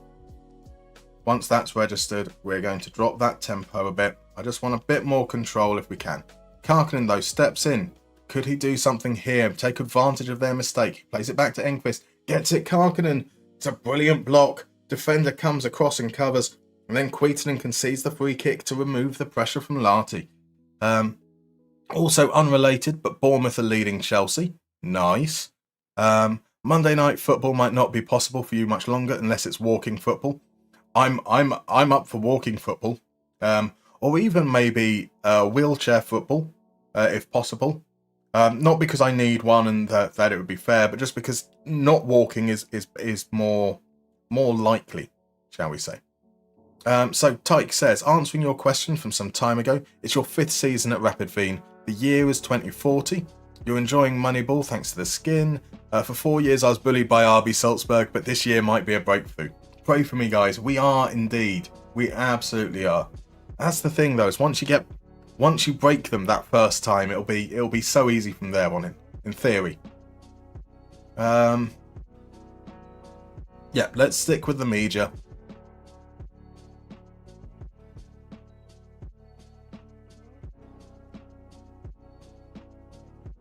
And I'm going to pop them onto support in the hope that we can get maybe just a little bit more of the ball on that side, so we're not trying to force it too early. It's been a bit of a crappy game, but I would accept going in. I'd accept a draw here, and a draw before our game against Olympiacos. I just feel like something to make sure that we don't take a hit on morale. So that is quite jolly, actually. The second best score of the night so far. Is it still Is the Nottingham Forest score still the same? That would be crazy. It was 1-0 the last I saw. Or the last, I think it was DM Basis updated on it. Celtic are currently dropping points. The league title will be ours if they only lose another 10 or so games. You got to believe, right? You got to believe. Right, into the last 20 minutes or so. Here's a free kick where we've gone back to Queaton. Now Savalainen, someone making a run? No, they're not, so he goes back inside. Here we go. In. Okay, he's left-footed. That's an understandable pass there. We've gone back to the keeper. Look over that way. Look over that way. Or not. Here's Kamecho. Into Dahlstrom. Dahlstrom onto Satari. Satari turns, finds Enqvist. Enqvist has the space. Can he send the cross in? He can't, but he can find a Kereke. He can send a cross in, maybe. Or we can play it to Dahlstrom. He'll do that. Oh, Dahlstrom. Oh, Dahlstrom. Right, so the change is the finger hasn't done anything for us. So he's off for Stavitsky. R2-D2 is on. Harkonnen is tired as well.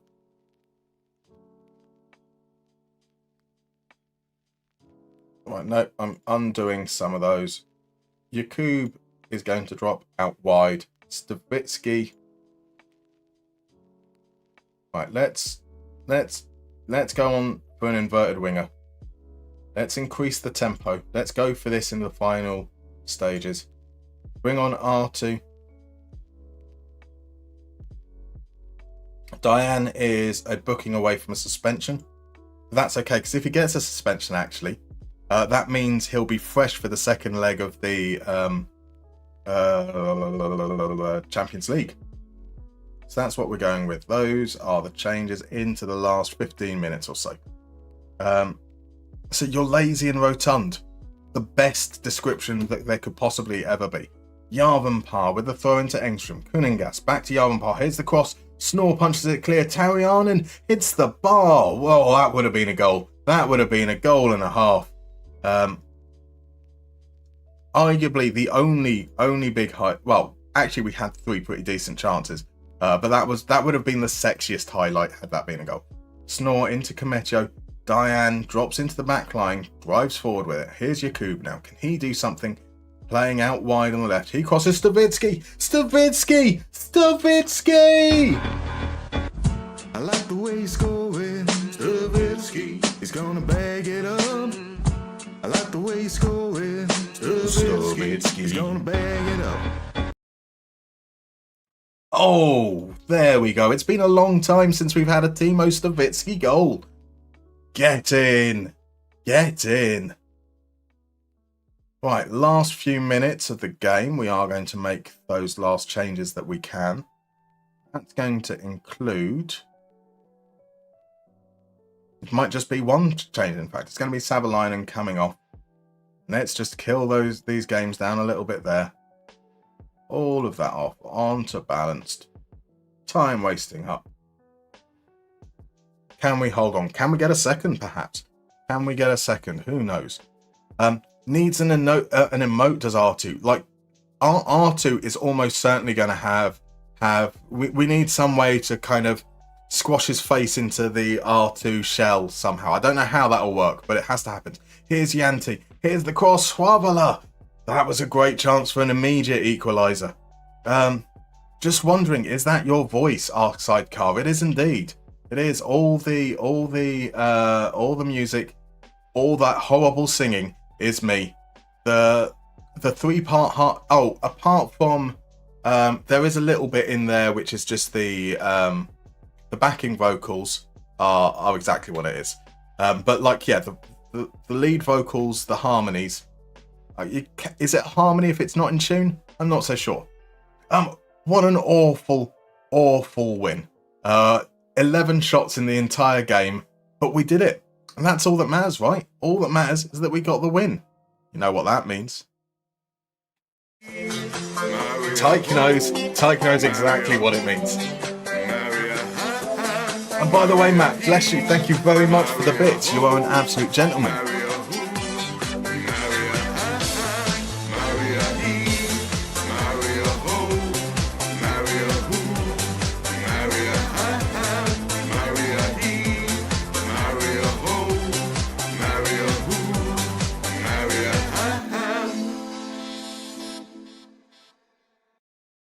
Beautiful stuff. Beautiful stuff. That will do nicely. And that means we head into the Olympiacos game feeling in a good mood. Open up a 10-point lead. HJK do have a game in hand, though. A game in hand that they won 4-0. Ilves, who were only just behind them, though, lost heavily to KTP. KTP right up there right now. They're just 1 point off third, which would be great for them. So, we'd love to rest Comecchio, but we can't really. Not at this point of the season. We did give him 2 days off before that last game, though. So, Reitinen's back in, Larson, Bauer, Sika back in. Those changes are going to happen as well. So, Reitinen will be a starter. Stavitsky comes back into the starting lineup as well. As does Diane for Dahlstrom. I think, yeah, we should be good to head into the next game. Like straight off, bless. So let's see there. Everybody dance. I expect now. I can't see into your homes, but I'm expecting that everyone is doing the full-on Numa Numa dance, right? That's what's happening, surely. If it's not in tune, it's jazz. Exactly. I genuinely asked this question to. I've got a friend who's got a degree in music. About whether a harmony has to be deliberate. Apparently it does. It's got to follow certain rules. I don't believe him. And I'm going to ignore that.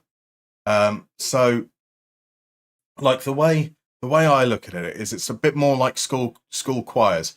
If I add enough layers, all singing slightly different things, it all just sounds like a general noise, so you can't quite tell what's out of tune. It's just all cacophony. Right, bless you, Matt. Bless you. Thank you very much. So thanks for putting up with this idiot in chat. You're not an idiot at all, sir. Can't be worse than Quadmo, says Hollyfab. No one's worse than Quadmo.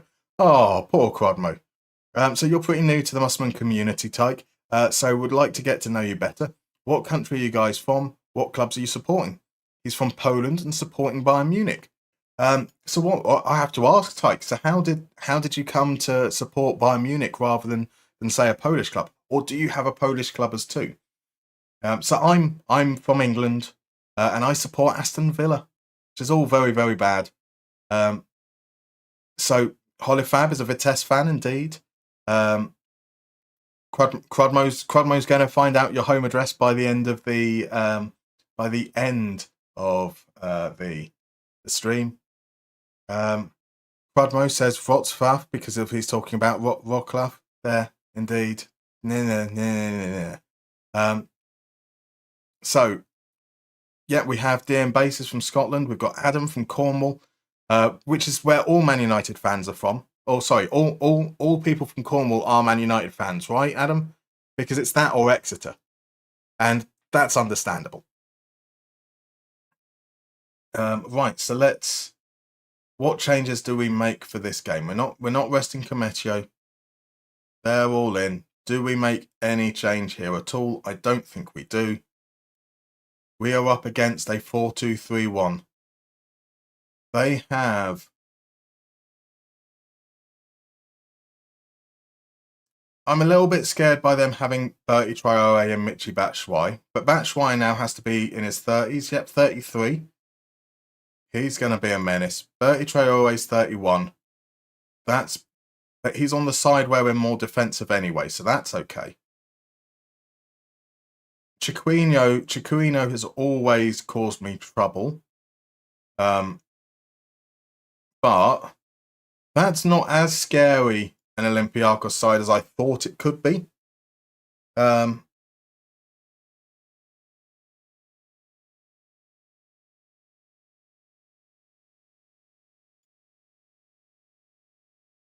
on, we can do this, right? Oh, no. Oh, I double-clicked there. Right, no pressure, guys. I have faith in every single one of you. Let's drop that onto support. Drop that tempo. I don't want you taking risks.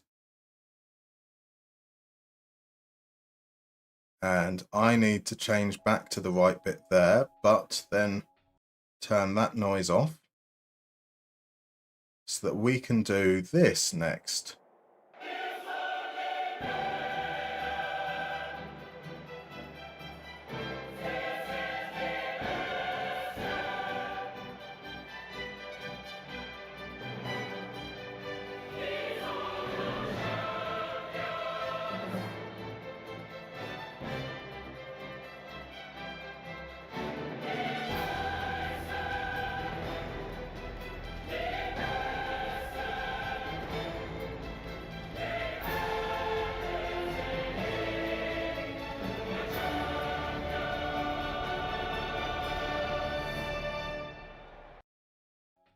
Play in a proper stadium and we don't have to look at the roof. We're going to win the Champions League, says Hollyfab. We are going to win the Champions League. How many gift subs to go on a Heineken run? I mean, I can't go on the Heineken run until 7 a.m. in the morning because the one shop round here closes at 9.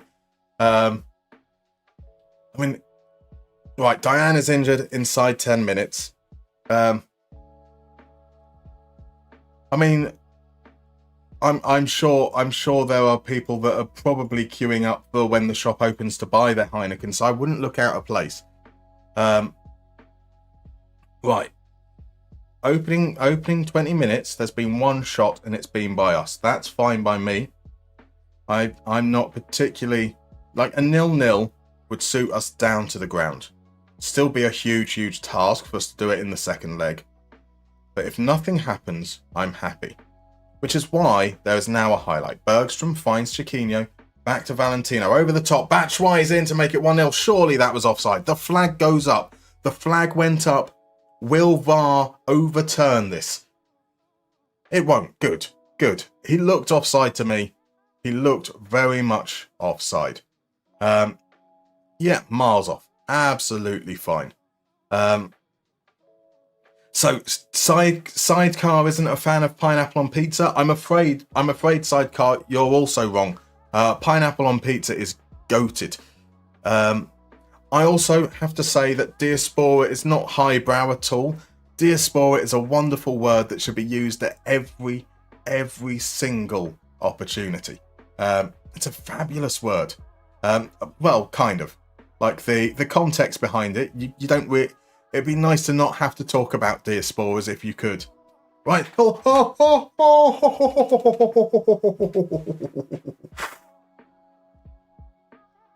Apologies for those weird noises.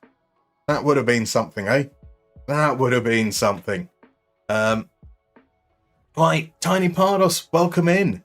Welcome. Nice to see we won in the qualifying second round. We did win. We beat Breidablik in the second round. We beat Lech Poznan in the third round. We now, if we win this tie, which is not going to happen, let's be honest. But if we did, we'd be in the Champions League proper. Just 2 legs to go against Olympiacos. So even if you offer me 1,000 stubs, I still won't drink that shit, says Hollyfab. It's a fair point. Brentford have equalised against City at the end. Crazy. I did see that somebody said that Jota equalised against Nottingham Forest, though. Is that still 1-1? Right, Stavitsky is in some space. Can Stavitsky send it in? He can. Sutari at the far post. Can't get enough on it. And Tekidis makes the save. This has been what can only be described as a low quality affair, and I am here for that. I am absolutely here for it. Valentino takes the throw, and here's Gelson. Chiquinho feeds Gelson. Gelson's it. He put that over. That's okay by me. Alright, Stavitsky's going to try and do something here. He plays it back to Dahlstrom. Dahlstrom cut out. Now Jakub is over. Jakub forces the save out of Tekidis. We've had a couple of chances. They've had a couple of chances too, let's be fair. Enqvist with the corner sends it in. Reitinen! Patrick Reitinen with the second goal of the season. Right from the middle. How can you allow a defender to win a header there? What an angle we get for this replay. Let's change the replay to something else. There we go. Patrick Reitinen. Oh, we've only gone and fucking done it. Right, an immediate response from Olympiacos coming up here. Metz into Cecchino. Cecchino finds Valentino. We're looking at that defensive shape. Kumecho wasn't really marking anyone. The cross comes in.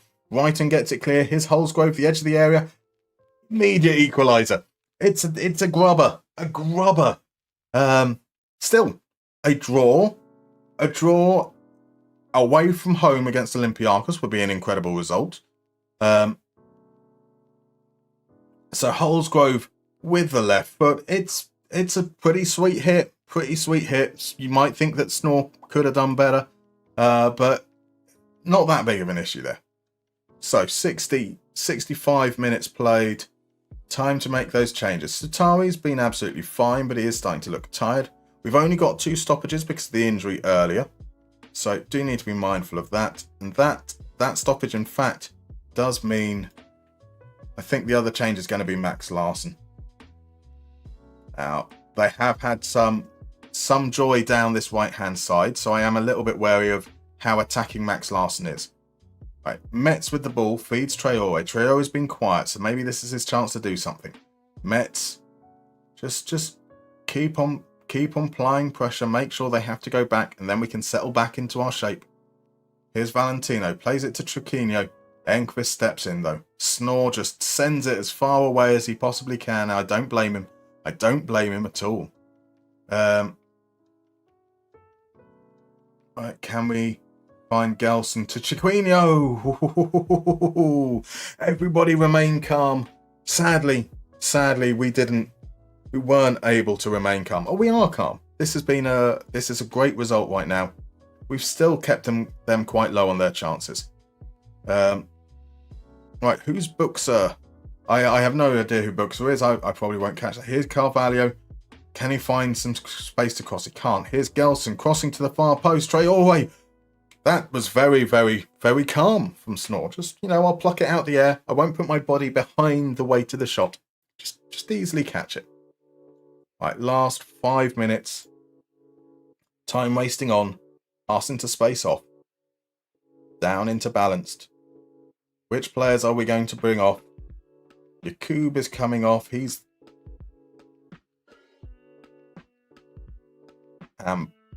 Bawa is coming on. We're going to put Dahlstrom out wide. Going to tell him to ease off tackles. And this is all right. This, even if we concede a late goal to Olympiacos, losing by just 1 goal is pretty sensational. There's 5 minutes of injury time. And here's a corner in that 5 minutes of injury time. Here's Carvalho, plays it back to Villena. Was he onside? He was onside. Snore with a great save. I mean, it was straight at him. It was straight at him. Right, here's the corner. Can they get anything? Dahlstrom heads it clear. Stavitsky to take the pressure off. Just hold it up, Stavitsky. Or pass it to the opposition. That's not really what I was hoping for in that situation. But it's okay. There are 6 seconds remaining. 6 seconds. Or are we going to send the ball into the box? Dahlstrom. It's punched clear. It's punched clear. That is a sensational result.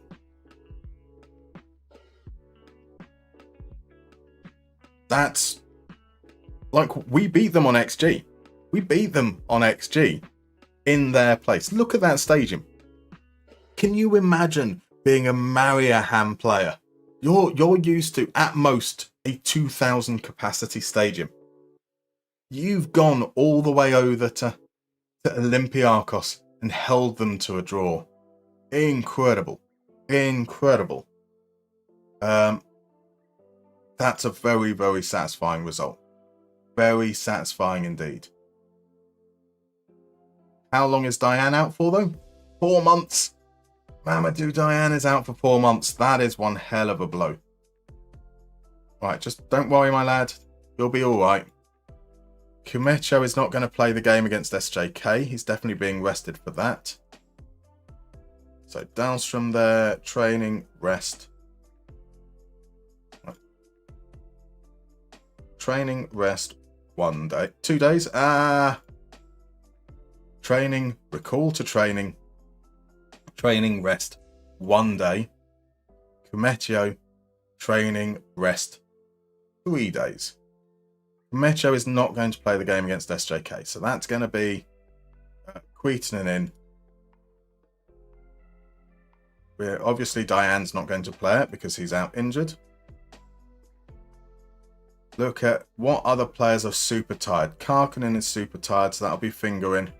Savalainen is super tired, so that'll be Holmberg in. On the bench, we're going to have Larson, Brockman, Bauer.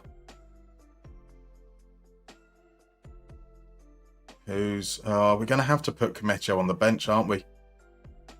No, we're going to have Bauer in the starting lineup, so Akereke can be our backup defender in that game. Where are SJK in the league?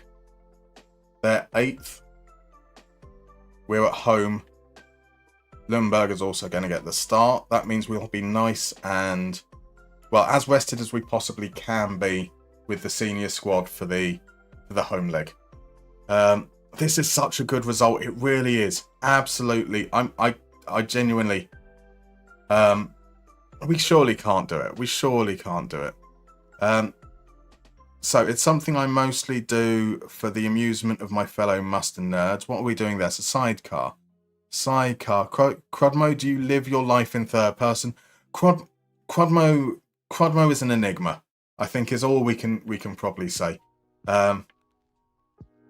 Because Crudmo doesn't consistently talk in the third person. Nobody's asked Crudmo to start to talk in the third person. He just does on occasion.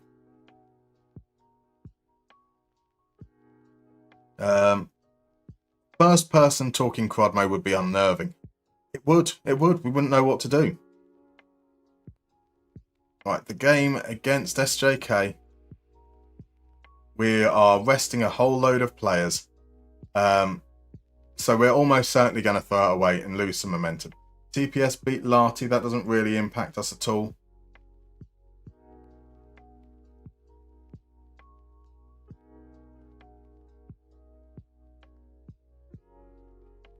Right, they're now down to 9th. That surely should be okay for us. So our transfer window opens in January next. Like mid-January. So we don't get any like weird advantage or weird like out of sync things when it comes to European registration. It does also mean that we're not going to be like August right now. We've got teams in Europe who are strengthening whilst our transfer window is closed. So no advantage, a slight disadvantage potentially. Right, yeah, so keep Savalainen and Kmetjo rested. Larson to come on for Enqvist at some point during the game. Lundberg's in. We give R2D2 his first start? I think we're giving R2D2 his first start. So because we're at home, let's get that expressiveness on. Here we go. So the penultimate game before the league season splits. Fans expect to win. I want you to play well.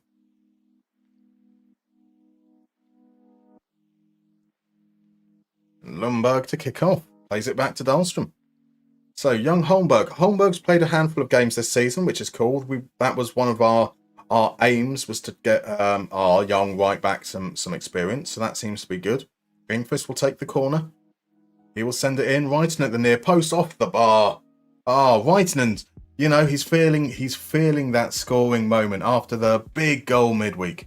Eriksson gets it clear. Dahlstrom plays it on to Stavitsky. Stavitsky on the run. Stavitsky off the inside of the bar as well. Was that a save or was that off the bar? I suppose we'll see with the stats.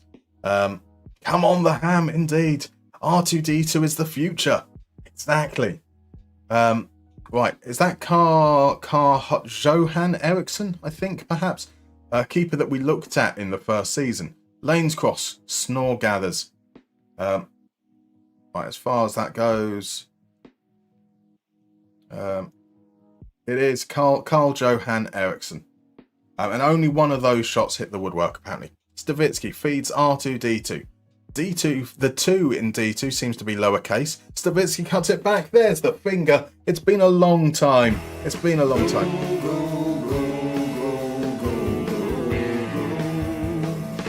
Fortuna. Boom. The finger finally scores. It's been a long time coming, and that's 1-0. He's touched it in. He's fingered it. He's fingered it is what I think we're going for. So Tycho says it's the first Champions League season for Mariehamn, right? Correct. We won. In real life, they won the league back in 2016, so they will have had some qualifications in real life. For this save, R2D2. R2D2. Yes, on his first full start. How about that? So as far as this save is concerned, we won the league for the first time last season. So this is our first Champions League campaign. We got knocked out in the third qualifying round of the Conference League in the second season after finishing fourth in the league. So it's genuinely far beyond what I'm expecting for us in terms of our quality and development. That's a pretty decent start. So Sidecar says, your first ever game without attributes, memorable and painful experience. I still don't know. I love not knowing how good a player is. Like it means that you can imagine, as long as all you know is how they perform for you, you can believe that they are genuinely the best player that has ever existed. So Crudmo has gone for far 2D2. He also says that he loves a good finger. A chocolate finger you're talking about, clearly. Clearly a chocolate finger. Finger blasted, says Hollyfab. I mean, obviously, I don't know what you're saying. Perfectly innocent. He definitely blasted. Right, the first time you said it got auto-modded. Somebody clipped the fingering goal, says Leroy. Leroy's been auto-modded too. I can see that one though, so I can set that up. There you go. Without context, it now just says that you love a good fingering. Is that R2D squared? Well, no, because it's lowercase, isn't it? So it's almost subscript rather than superscript. It's very weird. Very, very weird. Right, here's the finger. Can the finger send it in? He can't. Here's Bauer, though. Plays it across to Holmberg. Holmberg will find Dahlstrom. Holmberg has some space now. Get the cross in, lad. Goes for a shot. That's a bold choice from a right back that's not really technically particularly good. Enqvist with the corner. Lundberg can't get there. Eriksson easily claims. Imagine if Crudmo has mod powers. That will never happen. Because there'd be that weird conflict between when I have to time him out all the time just for shits and giggles. He'd go crazy with all that power. Exactly. Okay, I feel like we've lost a little bit of momentum here. Not majorly, but yeah. Okay, there we go. There we do. It has kind of swung a little bit there for SJK. Bauer, though, on the ball. Dahlstrom tries to find Enqvist a 4. He steps in, and here come SJK. Or not. Enqvist intercepts. Dahlstrom tries to play it over the top. Lundberg, there's the man in the box. He's the man in the box.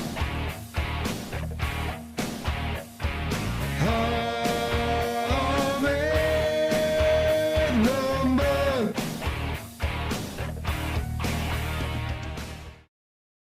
Get in. Right, so Heston is in. Welcome in, Heston. It's going very well. We are one game away from the Champions League proper. We drew 1-1 away from home against Olympiacos. And Karjainen with a chance to pull one back. We are still top of the league. We have lost 2 games, though, in the league this season. So we're not going to go invincible, but we are still top. We've got a 4-point gap or so between us and HJK. And we've got after this game, we've got 1 game until the season splits in 2. Things are going okay. We've got some bookings though. So Dahlstrom to come off. Kerake will come on. Enqvist is going to be rested, so on comes Larson. And we're going to bring on Rockman for Stavitsky. That's our halftime substitutes. Let's hopefully just see this out nice and simple.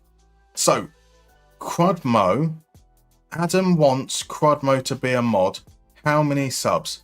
How long does he need to be mod for, Adam? What is it that you're trying to see?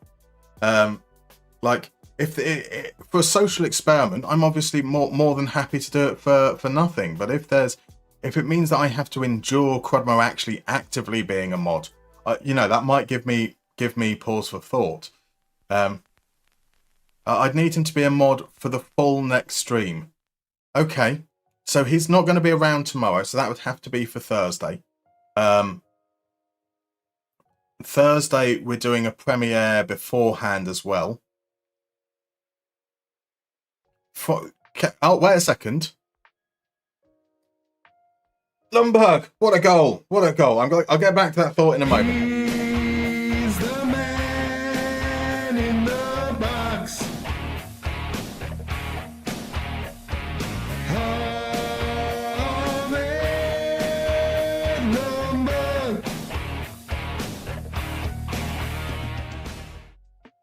He's back. Lundberg is back. 2 goals now. That's surely the game said and done. So, I just want to read those words again that you said. You'd need him to be a mod for the full next stream. That doesn't necessarily have to be my stream, right? So, like, for example, if I could just convince Brazilian Fury to allow him to be a mod on Friday's stream, that's a full stream. And then I wouldn't have to worry about exposing my wonderful community to power-hungry Crudmo. See, DM Baser says exactly that. Would the community ever recover from a day of Crudmod? Crudmod is quite good, though. Trial Crudmo for a mod couldn't be worse. That is true. That is true. Crudmo reckons it'll be a unifying force. A bold take. Railson gathers the cross. They're just cruel, really. Crudmod needs a TM. Crudmod does need a trademark. I reckon Crudmo reckons he could get to my house by 7 PM on Thursday. Just saying. So Crudmo, are you suggesting that you would moderate from my house? Because that seems like it'd be even more confusing to do. It would make a lot more sense to do it from your own house and computer rather than... We've conceded a goal. Oh well. Yeah, I suppose so. The make Crud mod again movement would be unbearable. Mukma doesn't have quite the ring to it, does it? It's a nice finish from Karjalainen. Snore did get a little touch on it. We could do it side by side together. How sweet, how sweet. It'd successfully unite everyone in opposition. So yeah, like I think I'm happy to make if Crudmo mod for a stream. Shall we call it five subs just so that there's not, call it one sub, an arbitrary number. As we look, we've got to let him get his hat trick, right? But we will spare R2D2 for a little bit. Take Be More Expressive off. Look, let's just... It's not the statistics! It's not the statistics! You tell me! How do you measure somebody that could balance a balloon in a wind tunnel on a needle? Welcome to Crudmod. That is, bless you Adam, that's a gift subscription to Marnobal. Marnobal is an amazing name, by the way. Welcome on in, Marnobal, to the world of a subscription to the channel. Now, where can I do it from here?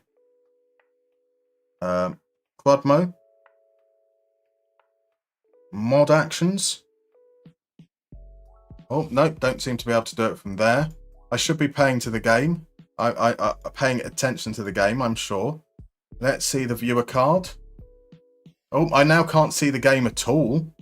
Warn Crudmo, timeout Crudmo, ban Crudmo, mod actions, mod comments, block Crudmo, report Crudmo. So I accidentally made Adam a mod one of these evenings. But But yeah, I don't seem to be able to do it this time round. How can I do it from here? Well, it's a 4-1 win. And whilst that 4-1 win's going, you're not going to see me banging my head along, but here we go. I still haven't worked out. I can mark him as a suspicious user. I'll have to work that. It's for the next stream anyway, right? So I'll have to work that out off stream. I wonder what I did, because I remember making you a mod accidentally whilst I was trying to do something else. Oh no, that's wrong. There we go. See, now we're getting confused. I'm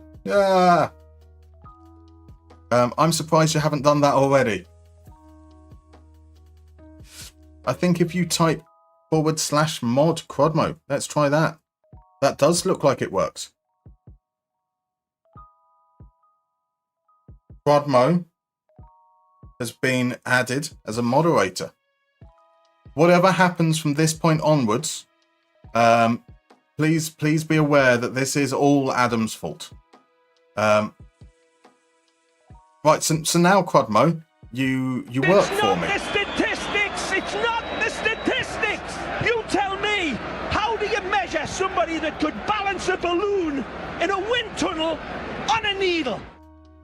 Oh, bless you. DMB now with the gifts up to no mods, dad bods. It's almost like the name knew that this was all going to come around because of something to do with modding. So crud mod in. The Goblin Lord rises, indeed. You're okay with being blamed. Olifab's had a message deleted. Oh no. No, the power has gone to his head. I'm going to write naughty words and provoke CrudMod. I'm quite happy for that. Make CrudMod have to work. Holifab is gone. Oh my, have you just removed him from the chat entirely? Am I going to have to unmod you? Straight away. Oh my word. I hope that was just a timeout, right?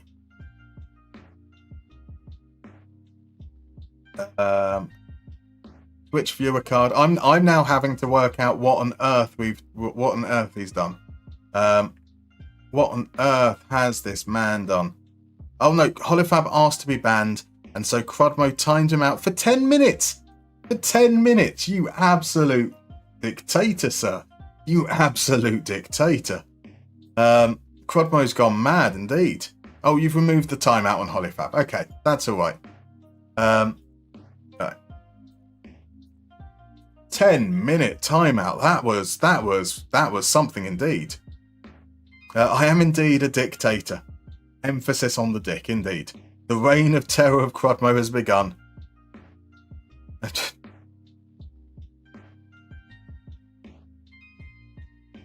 This is quite good fun. I don't even have the first clue what I'm doing. Well, as you can see, I don't know what I'm doing either. So we make a marvellous double team.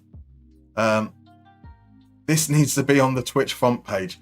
I think that if people don't know who we are, this is going to be completely lost on them. Let's face it. Adam, you have a lot to answer for. He really does. Really, really does. Nothing's changed. He's just a madman with power now. Very true. I suppose this actually probably helps me quite a bit as well.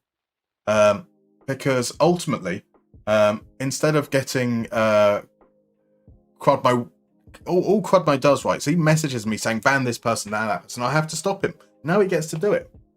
Right. This is probably the scariest thing to say whilst Crodmo is on a power trip. But we've got an ad break. So I'm going to see you guys in about 3 to 4 minutes. That is assuming that Crodmo hasn't found a way to end the stream. So see you in about 3 or 4 minutes.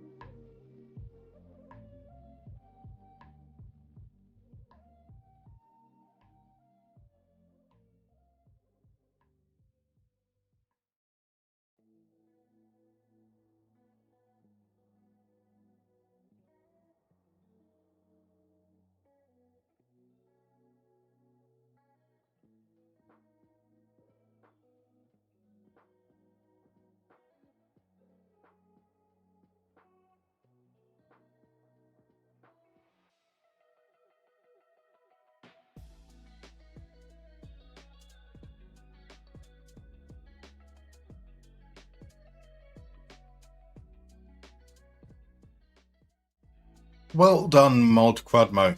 You have approved a thing. Fabulous. Crudmod and the chocolate fingers of doom. I also enjoyed the little bit of copy pasturing going. Now, though, there is a little bit of a problem, however, is that Crudmo, the dictator, is wonderful and brilliant, but Musterman, the dictator, also exists. So even though he is, I'm not going to unmod him. You know, he's going to be mod for a whole stream, but I can. Oh no, it removes you. Okay, so I thought I'd just be able to time you out, but no, it appears that it also removes you as well. So let's mod you back up. No, it doesn't like that. It doesn't like that at all.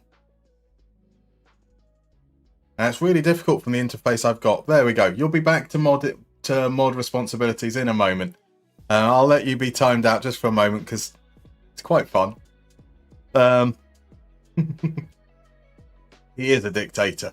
But that's why we love him. That's why we love him. Feels like the stream has become a 1984 metaphor now or something. Absolutely. It is. This is what I love about it. It's just chaos. Just absolute chaos. I killed the Crudmo. Too brute indeed. Musterman giveth, Musterman also taketh. I mean, to be fair, Brazilian View, I was offering him up as a mod to your channel without your consent at one point, which is perhaps a little bit unfair. Welcome in, my dude. I hope you're doing well. It is much more Animal Farm than 1984, absolutely. But don't worry, Crudmod will be back. Crudmod will be back in due course. Indeed, there he is. There he is. Mod Crudmo. No, it's just it's not liking me doing this now.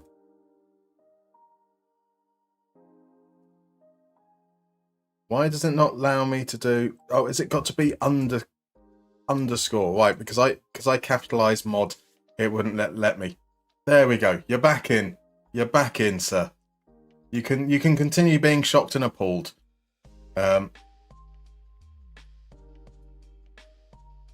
Right, is this the best squad? No, it's not. We need to make the change. So Satari in. R2D2 scored. I know he scored, but we need players that are at full fitness, really. Kumetio, nice and fresh. Okay, Stavitsky. It's going to be Harkonnen ahead of the finger. No, the finger did good things. The finger did good things in the last game. Yakub, Satari.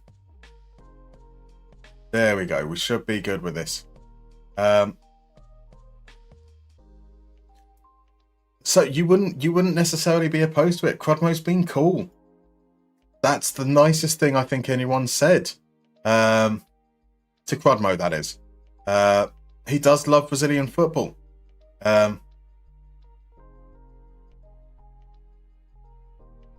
Here we go. We're sticking with the media stuff. Telling them that I have faith. There's a positive reaction. Like a mega positive reaction. We know what's coming next. We know what's coming next. This game for the Champions League.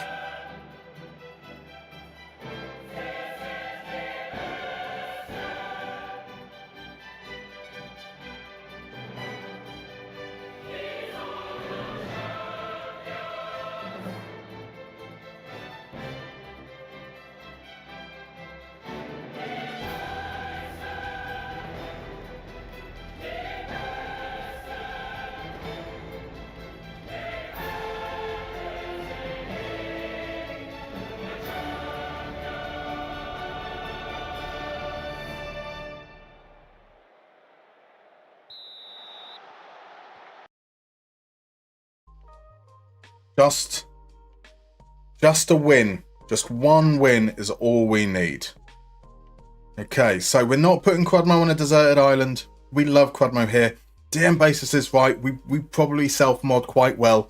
But Crudmo deserves the platform. Because Crudmo is the personality here. Satari's header narrowly over. Up the ham indeed. Come on the ham. Respect my authority. I could definitely imagine Crodmo going full Cartman. So honestly, okay. Oh, so now we're Matt. What has Matt said? Oh, right. Hank is suggesting it's up to Musterman whether we're going to put him on an island. We're not putting him on an island. We might send him to Coventry, but not an island. Can we move him to Twat? It's probably cheaper. But he's not too far away from a place called Bendish, which I think is perfectly reasonable as well. Actually, I think you're quite far away from Bendish. Right, there's been a couple of chances early for Olympiacos. But again, if it stays tight, we've got to feel kind of okay with this. The finger plays it inside to Dahlstrom. That's a nice run from Enqvist. Enqvist plays it inside to the finger. The finger surges inside. Got to play the pass, surely. 1-2 with Stavitsky? No, not there. But he's there for the return pass. The finger shoots straight at Intekidis. And it's saved. It's saved. The finger with the corner. Headed away by Annecy. Enqvist, send it in, my man. Oh, can't quite squeeze it through to the finger. Whiten gathers. Can Whiten send it in? No, he gets tackled by Holsgrove. It's another corner, though. It'll be finger once again to take. He swings it in at the near post. Sutari's header is over. I have a feeling set pieces are going to be where it's at. Let's face it, it's all going to be set pieces from here. Stavitsky with a low cross. Here's Dahlstrom to Jakub. Jakub finds Finger. Finger can't create the space. Oh, he hits the crossbar. Dahlstrom now to Stavitsky. Can Stavitsky send a cross in? He can't. He finds Savalainen. Jakub back to Savalainen. Reitinen. We're just a little bit scared to take those last risks, aren't we? The finger to a Akereke. Enqvist has the chance. Just send it into the box, Enqvist. Just whip it in. We've got some big boys. We've got some big boys. Right, 25 minutes in. We're going to ask them to be more expressive. Let's try and get them making those last ditch passes. Just last ditch. Those last through passes. So Matt got timed out. What did Matt do? Jakub, oh, straight at the keeper. Last bitch passes. Last bitch passes is what we're going for. Right, the finger back to Akereke. Enqvist can't get the cross in. It's blocked, but here's the finger. He's hit the bar once already. Dahlstrom with a shot. Ooh. We're doing well. We're doing well, lads. Right. He looked at you funny. Then that is a perfectly reasonable way to respond. We don't have any funny looks found here. No funny looking. Timing Matt out during a match this big is a stone cold move. I assume so. A timeout is just chat timeout, right? It doesn't like kick you out of the stream for 60 seconds. So he's still, it's all right. It's all right. I hope. Gotta be okay. They technically have been the better team, but that's all right.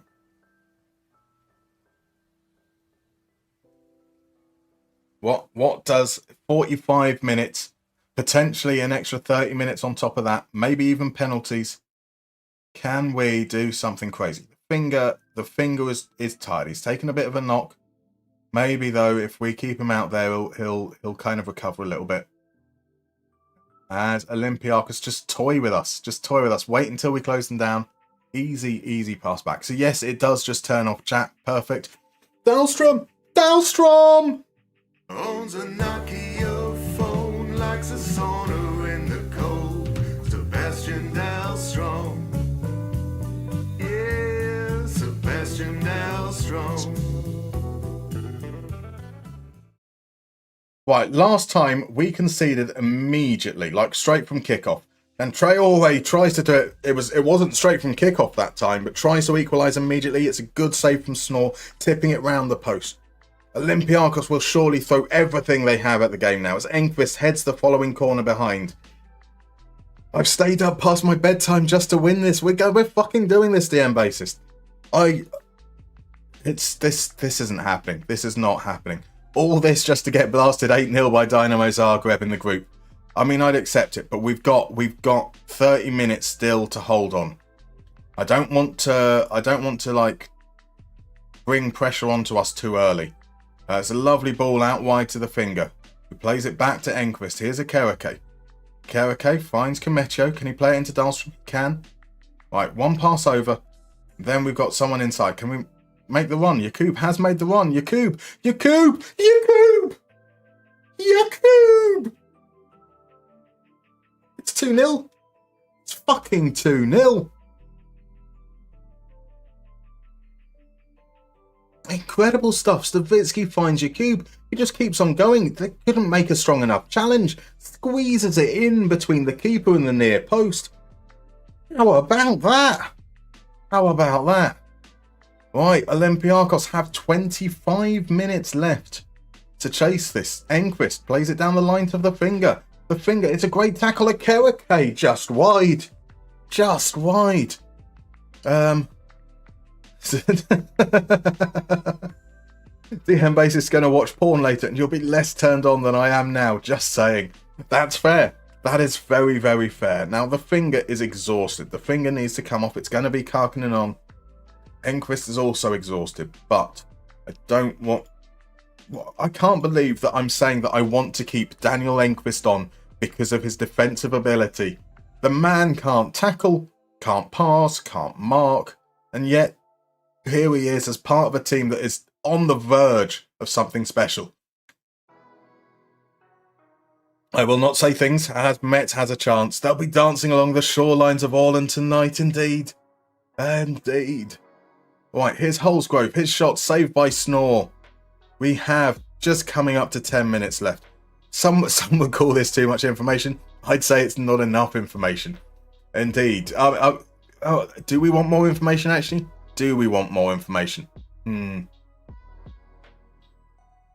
You can't read out DMB's comment and go straight into, I want to keep the finger on. I mean, you have to. I just have to be honest. I read his thing and it makes me think about the finger. Right, so that midfield. Bauer. Then Enqvist. Drop down to balanced. Pass into space off. It's 10 minutes of wasting time.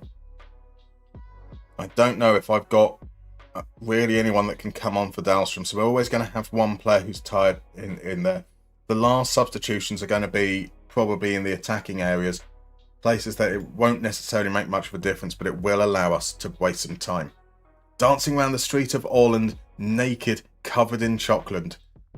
Let's dance around the streets of my village, naked, covered in chocolate, if we make this, as Larsson was corner.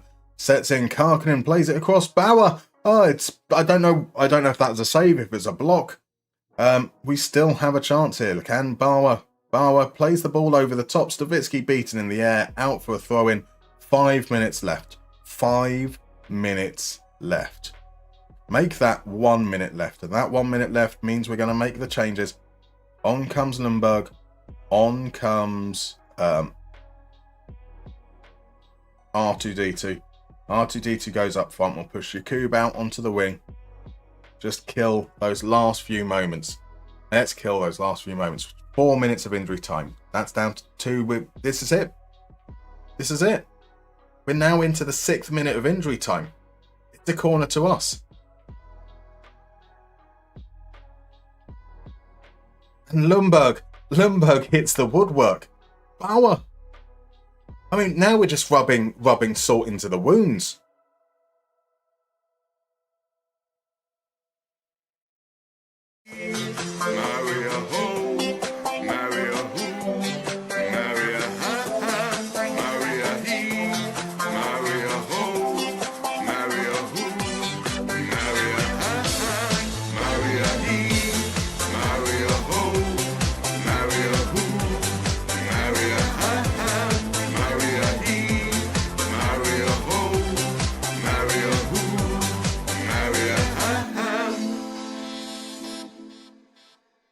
Absolutely fucking mental.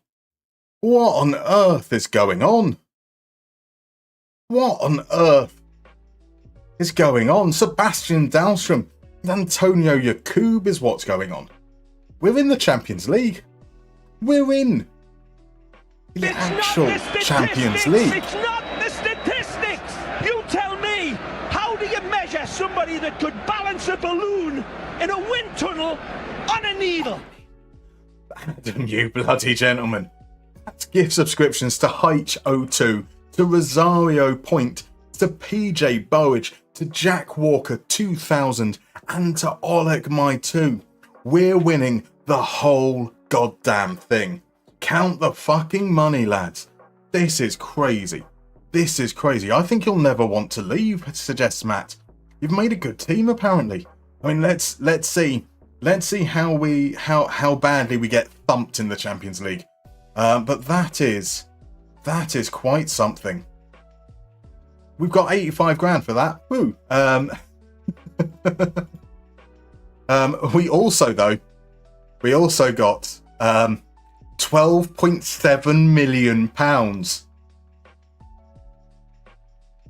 That's crazy. That is crazy. 12.7 million pounds. So here's our fixtures. We are obviously going to be in pot 4.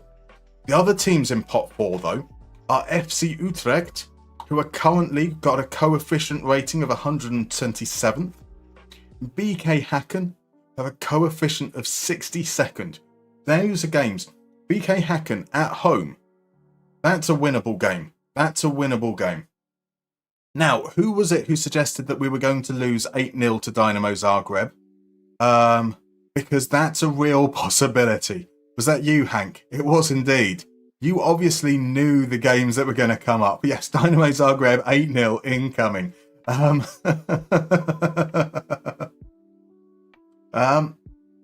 Paris Saint-Germain is a tough game. Ajax is a tough game. Tottenham, Real Madrid, Dortmund, all very, very tough games. But the fact that we have a chance of winning a game, I think we realistically could get, like, that'd be crazy. That would be crazy.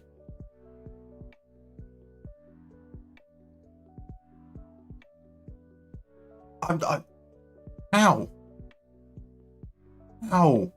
are we in the Champions League? By the way, hello, Football Manager from Italy. Ciao. Lovely to see you in. Some amazing timing. We have just qualified for the Champions League at the first time of asking. The ghost of Pauk haunts Olympiacos once more. Absolutely. We've made... Jack Walker, is it a Blackburn revival on, says Crudmo. Indeed. Indeed. Dollar bills, y'all. Dollar bills. We are the PSG of Finland. So how many Finnish teams have made it to the Champions League? I don't know. Tiny Pardos reckons it's going to be an easy win against Tottenham. Right, time to do some investments with the UCL money. Well, so we can't really. In so much as 1, 2, 3, 4, 5, 6 games will have been played before we can spend any money. We don't have a transfer. Our transfer window is closed until January. It opens, I think, around the 17th. So actually, no, it must be after that. Our season starts, normally speaking, the 16th. So it'll be around the 16th, 17th that it'll open. So we might be able to get it in before the games against Real Madrid and Dortmund. We don't go crazy with money, but Olawale come back on the table with that money. Olawale come back, absolutely. Here for that cold, hard cash. Time to upgrade some facilities, possibly. We will play out. We will see what happens. We've got a season to get to the end of. We've got one game before the league split, so we're definitely going to play that tonight, and then we'll see the league split and go from there. Did we rest players? We didn't rest players after that. The finger is absolutely exhausted. So training. Kumecho needs a rest as well. So training, rest 1 day. These two can be rested 2 days. Our finances currently look crazy. £12.5 million in the bank. We're on, if we can do that one season, who's not to say that we can do this next season as well? We could be like £25 million at this time next year. So I did see, was it Heston? I do apologise. It was Heston. So yes, we're not playing the game against Lech Poznan. We ended up playing in Vantar. Evidently, we don't have capacity. That's right. And then we played for the Inter Turku Stadium for the game against Olympiacos.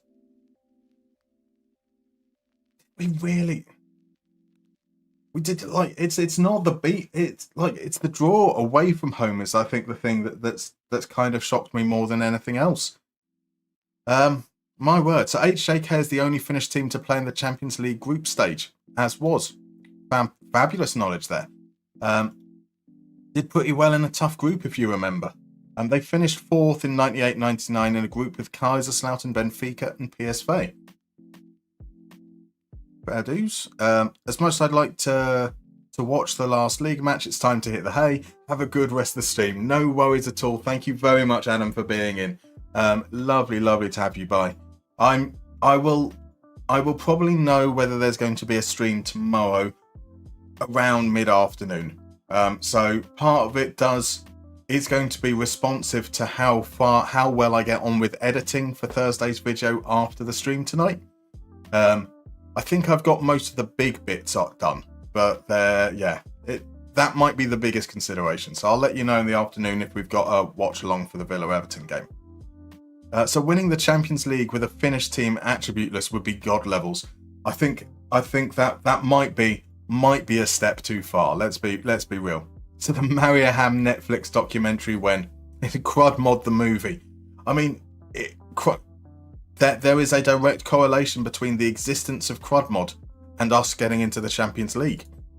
I shouldn't say that aloud because that now means that Crud Mod is going to be going on about how this is all Crud Mod's doing. So I don't think there's any changes that need to be made here. We're good with that. I'm going to give the finger. I'm not going to give the finger. I'm going to give the Karkinen.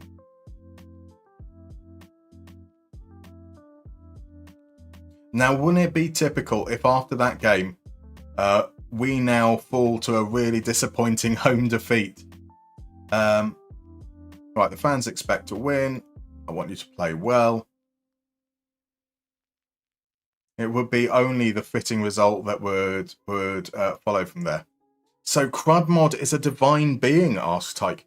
Crudmod has a debative head, states Matt. Let's not go nuts, it might go to his head.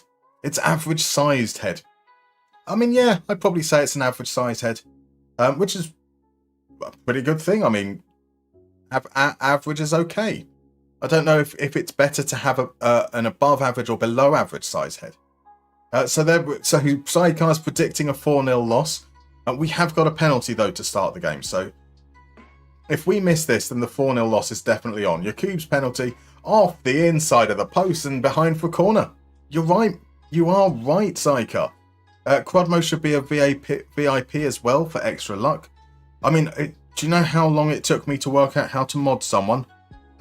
What does VIP do? What does it even do? I genuinely have no idea what that does. There we go. Does that do anything? It's done nothing. No, don't apologise, Sidecar. That's not you. We've been given a massive chance right at the beginning of the game.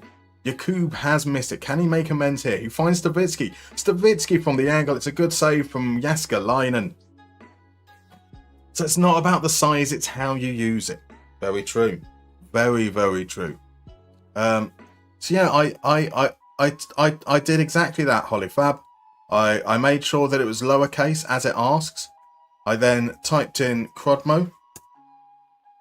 I pressed return and it's done nothing. So maybe I need to set something up behind the scenes for VIPs. Just over. It's basically just a flex. I mean, it's a cool flex though. Cool. It's nice to have something to flex. I mean, being a mod probably has. So Crudmo doesn't have permission to perform that action. I don't think he can be a VIP and a mod. Fair enough. I like the way he's going. Stavitsky. He's gonna bag it up. I like the way he's going. Stavitsky. He's gonna bag it up. Boom. Get in, Stavitsky. Thunder bastard indeed. Right, Carson to Hagstrom. Will TPS respond immediately? It's a good-looking cross. It's back in the mixer. It's a penalty. It's a chance for TPS to take one from the spot. Can Snore make a save? Micklebust.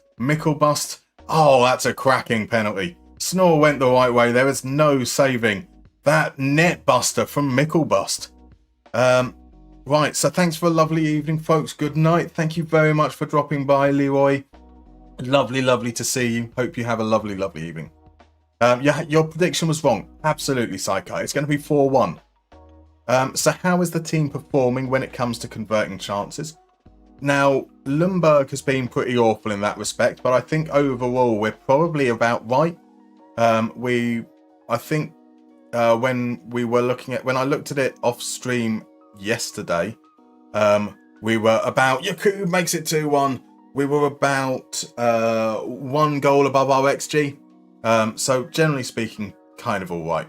But we will, when we get to the end of the season, the league's about to split in 2. Then we play 5 more league games. It took a big deflection that on its way through, but not going to complain. We do a review at the end of the season where we look properly in more detail. So, Omnipotent Crud God. Omnipotent Crud. Okay, cool. Yeah, I get it. So, this is good practice though, Musterman. When you're hugely famous and you have thousands of viewers in every stream, you'll need someone to manage your social media image and deal with requests. You're putting yourself forward for that role. Right, how do I unmod you? The power's already going to his head. Unmod. There we go. No. So this is generally, I think I'm not sure if you've been around when we've had these conversations before. It's another penalty. What on earth is going on with this game? Right, can Micklebust make it 2-all? Can Micklebust make it 2-all? Will Snore? He does. He sends Snore the wrong way. Snore guesses the same direction, but he sends it low against the bottom. Crazy game so far. 3 penalties. The only one missed was by us. The other goal, I mean, we scored from a free kick. It's fire up. Let's give away more penalties. Right, Yakub back to Savalainen. Savalainen sends the cross to the far post. Karkman keeps it in play. Sends it across to Savalainen. Dahlstrom over the bar. So yeah, like my position on mods in general is that until I'm in a position to actually be able to pay people for their time, I'm not particularly wanting to have them, because I believe that all people should be paid for everything they do. Even though there are some wonderfully kind people that are happy to volunteer. Yes, when it comes to the position where I need them, the good news is you'll get money for it. The bad news is that it's probably going to be like 4 pence an hour. No. But genuinely, oh no, what on earth is going on with this game as Romberg sends it over? Yeah, like genuinely, the reason I haven't accepted mods up until now is to be able to pay people for their time. But now I've got you for free. In fact, specifically, I've got you because Adam was really insistent. I am going to be messaging him tomorrow asking what on earth is there, what is it that you're looking for? Are you just seeing the chaos? We get paid with abuse, indeed. Slave labour, that's the problem. I mean, the only way I should feel comfortable with slave labour is if you're an American prisoner. That's how it works, right? Bit weird. Adam's got problems, if you know what I mean. He evidently, I'm starting to believe that you and Adam are in some kind of cahoots for a silent takeover. Right, this has been a crazy game, by the way. How on earth it's 2-all? They've had 2 shots. They were both penalties. Satari's done absolutely nothing for a couple of games now. So on comes Lundberg at half-time. Enqvist to be replaced by Larson as well. So Crudmod needs to lead a slave revolt. I mean, that's a movie now, isn't it? That is the beginning of a movie script. With great power comes great responsibility and no pay. that does appear to be. It's a weird. I thought that might be a chance there. It's a weird thing as well, because you will see a lot of creators in the space who will talk about how the pay isn't great, and you need to put in a lot of hours for very little reward, and then they will also try and get people to work for them for free. I always find that a little bit confusing, but there we go. So will you still remember us lowly commoners when you're commentating on the FM World Cup, living it up in Dubai? You've got no worries there. Absolutely no worries there. Ignoring the ethical issues with Dubai, I'm too fat to handle the heat of Dubai. And you've heard my commentary during games. You've got no worries about that either. In fact, let's do some now. Here's Stavitsky turning, finds Lundberg. Can we find a man over on the side? There's Karkinen. Larson on the overlap. Larson gets the ball out of his feet. Lovely little turn. Crosses it. Lundberg heads over. Let's demand some more. Right, so I'll be going. Thank you for your company, everybody. Going to play some Austrian Bundesliga. Have a lovely evening, Tyke. Lovely to have you in the. I hope you have a good FM sesh. Right, Savalainen's cross. Fisted away by Jaskalainen. Only as far as Whitening, though. Kimecho plays it inside Dahlstrom. Dahlstrom takes a shot. Dahlstrom could have played the striker in. He didn't. Right, let's be more expressive. Let's up that tempo. Coming into the last 20 minutes or so. He's a modern day Ray Hudson. Anything but. Like a midget at the urinals, he's going to have to keep on his toes.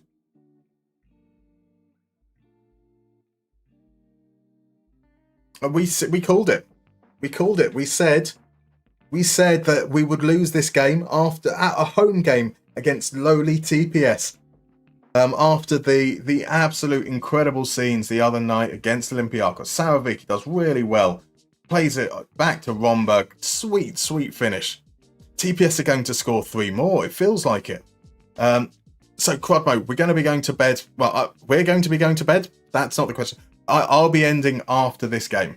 So Kimecho heads it to Yakub. Yakub makes it 3-3. What is this game? What is this game? Right, last 10 minutes. There's a corner. Larson crosses it in. Grumblum gets it away first. Kimecho heads it back into the box. It comes Yakub's way. Takes another slight deflection on the way through. We'll pause it into the last few moments. So Stavitsky's okay, but he's tired. Kerake hasn't been great, so on comes the finger on. We're going with an inside forward there, and we're going to bring on R2D2 as well. We're going super attacking.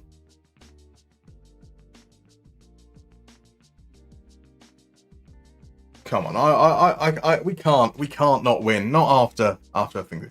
So yes, that's how he gets paid by getting to go to bed with me. I'm on the night train, ready to crash and burn. Here's the cross. Jaskalainen fist it clear, and it's headed away. Larson will gather. Can we do something coming into the last 5 minutes? Dahlstrom tries to play it over the top. Finger can't get there. Salvicki gets it clear to Reitinen. Reitinen plays it inside to Kimecho. Finds Dahlstrom. Dahlstrom finds Yakub. Yakub. He's going to be ruining that missed penalty. So don't you dare try to make me jealous. I'm everyone's a we. I'm a whore basically. Spooning is Crudmo's payment. You don't want to spoon with a fat man. That's just uncomfortably warm. There's another goal in this game. There is another goal in this game.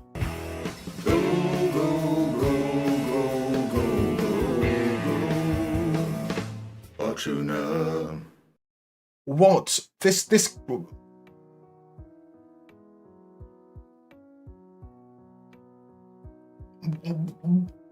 I feel like the game is broken. The game is truly broken. Fortuna tapping it in after Jaskalainen and Lundberg collided. Lord knows. It's a corner. It's a corner in the last few seconds. Larson to the far post. Comecchio's beaten in the air. Out for a throw-in. That's surely the end of the game. What's the goalie doing, Tom? Uncomfortably Warm is my favourite Pink Floyd B-side. Absolutely. Absolutely. That video lives rent-free in my head, even as a Rangers fan. I mean, it should do. It absolutely should do. Right. One last time for the evening, I think. One last time for the evening. Mariehamn, Mariehamn, Mariehamn, Mariehamn, Mariehamn, Mariehamn, Mariehamn, Mariehamn,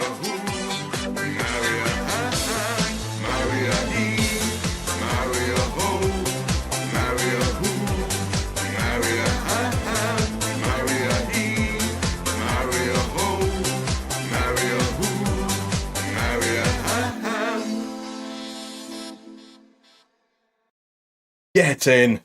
That was a truly stupid game to end the regular part of the first half of the season.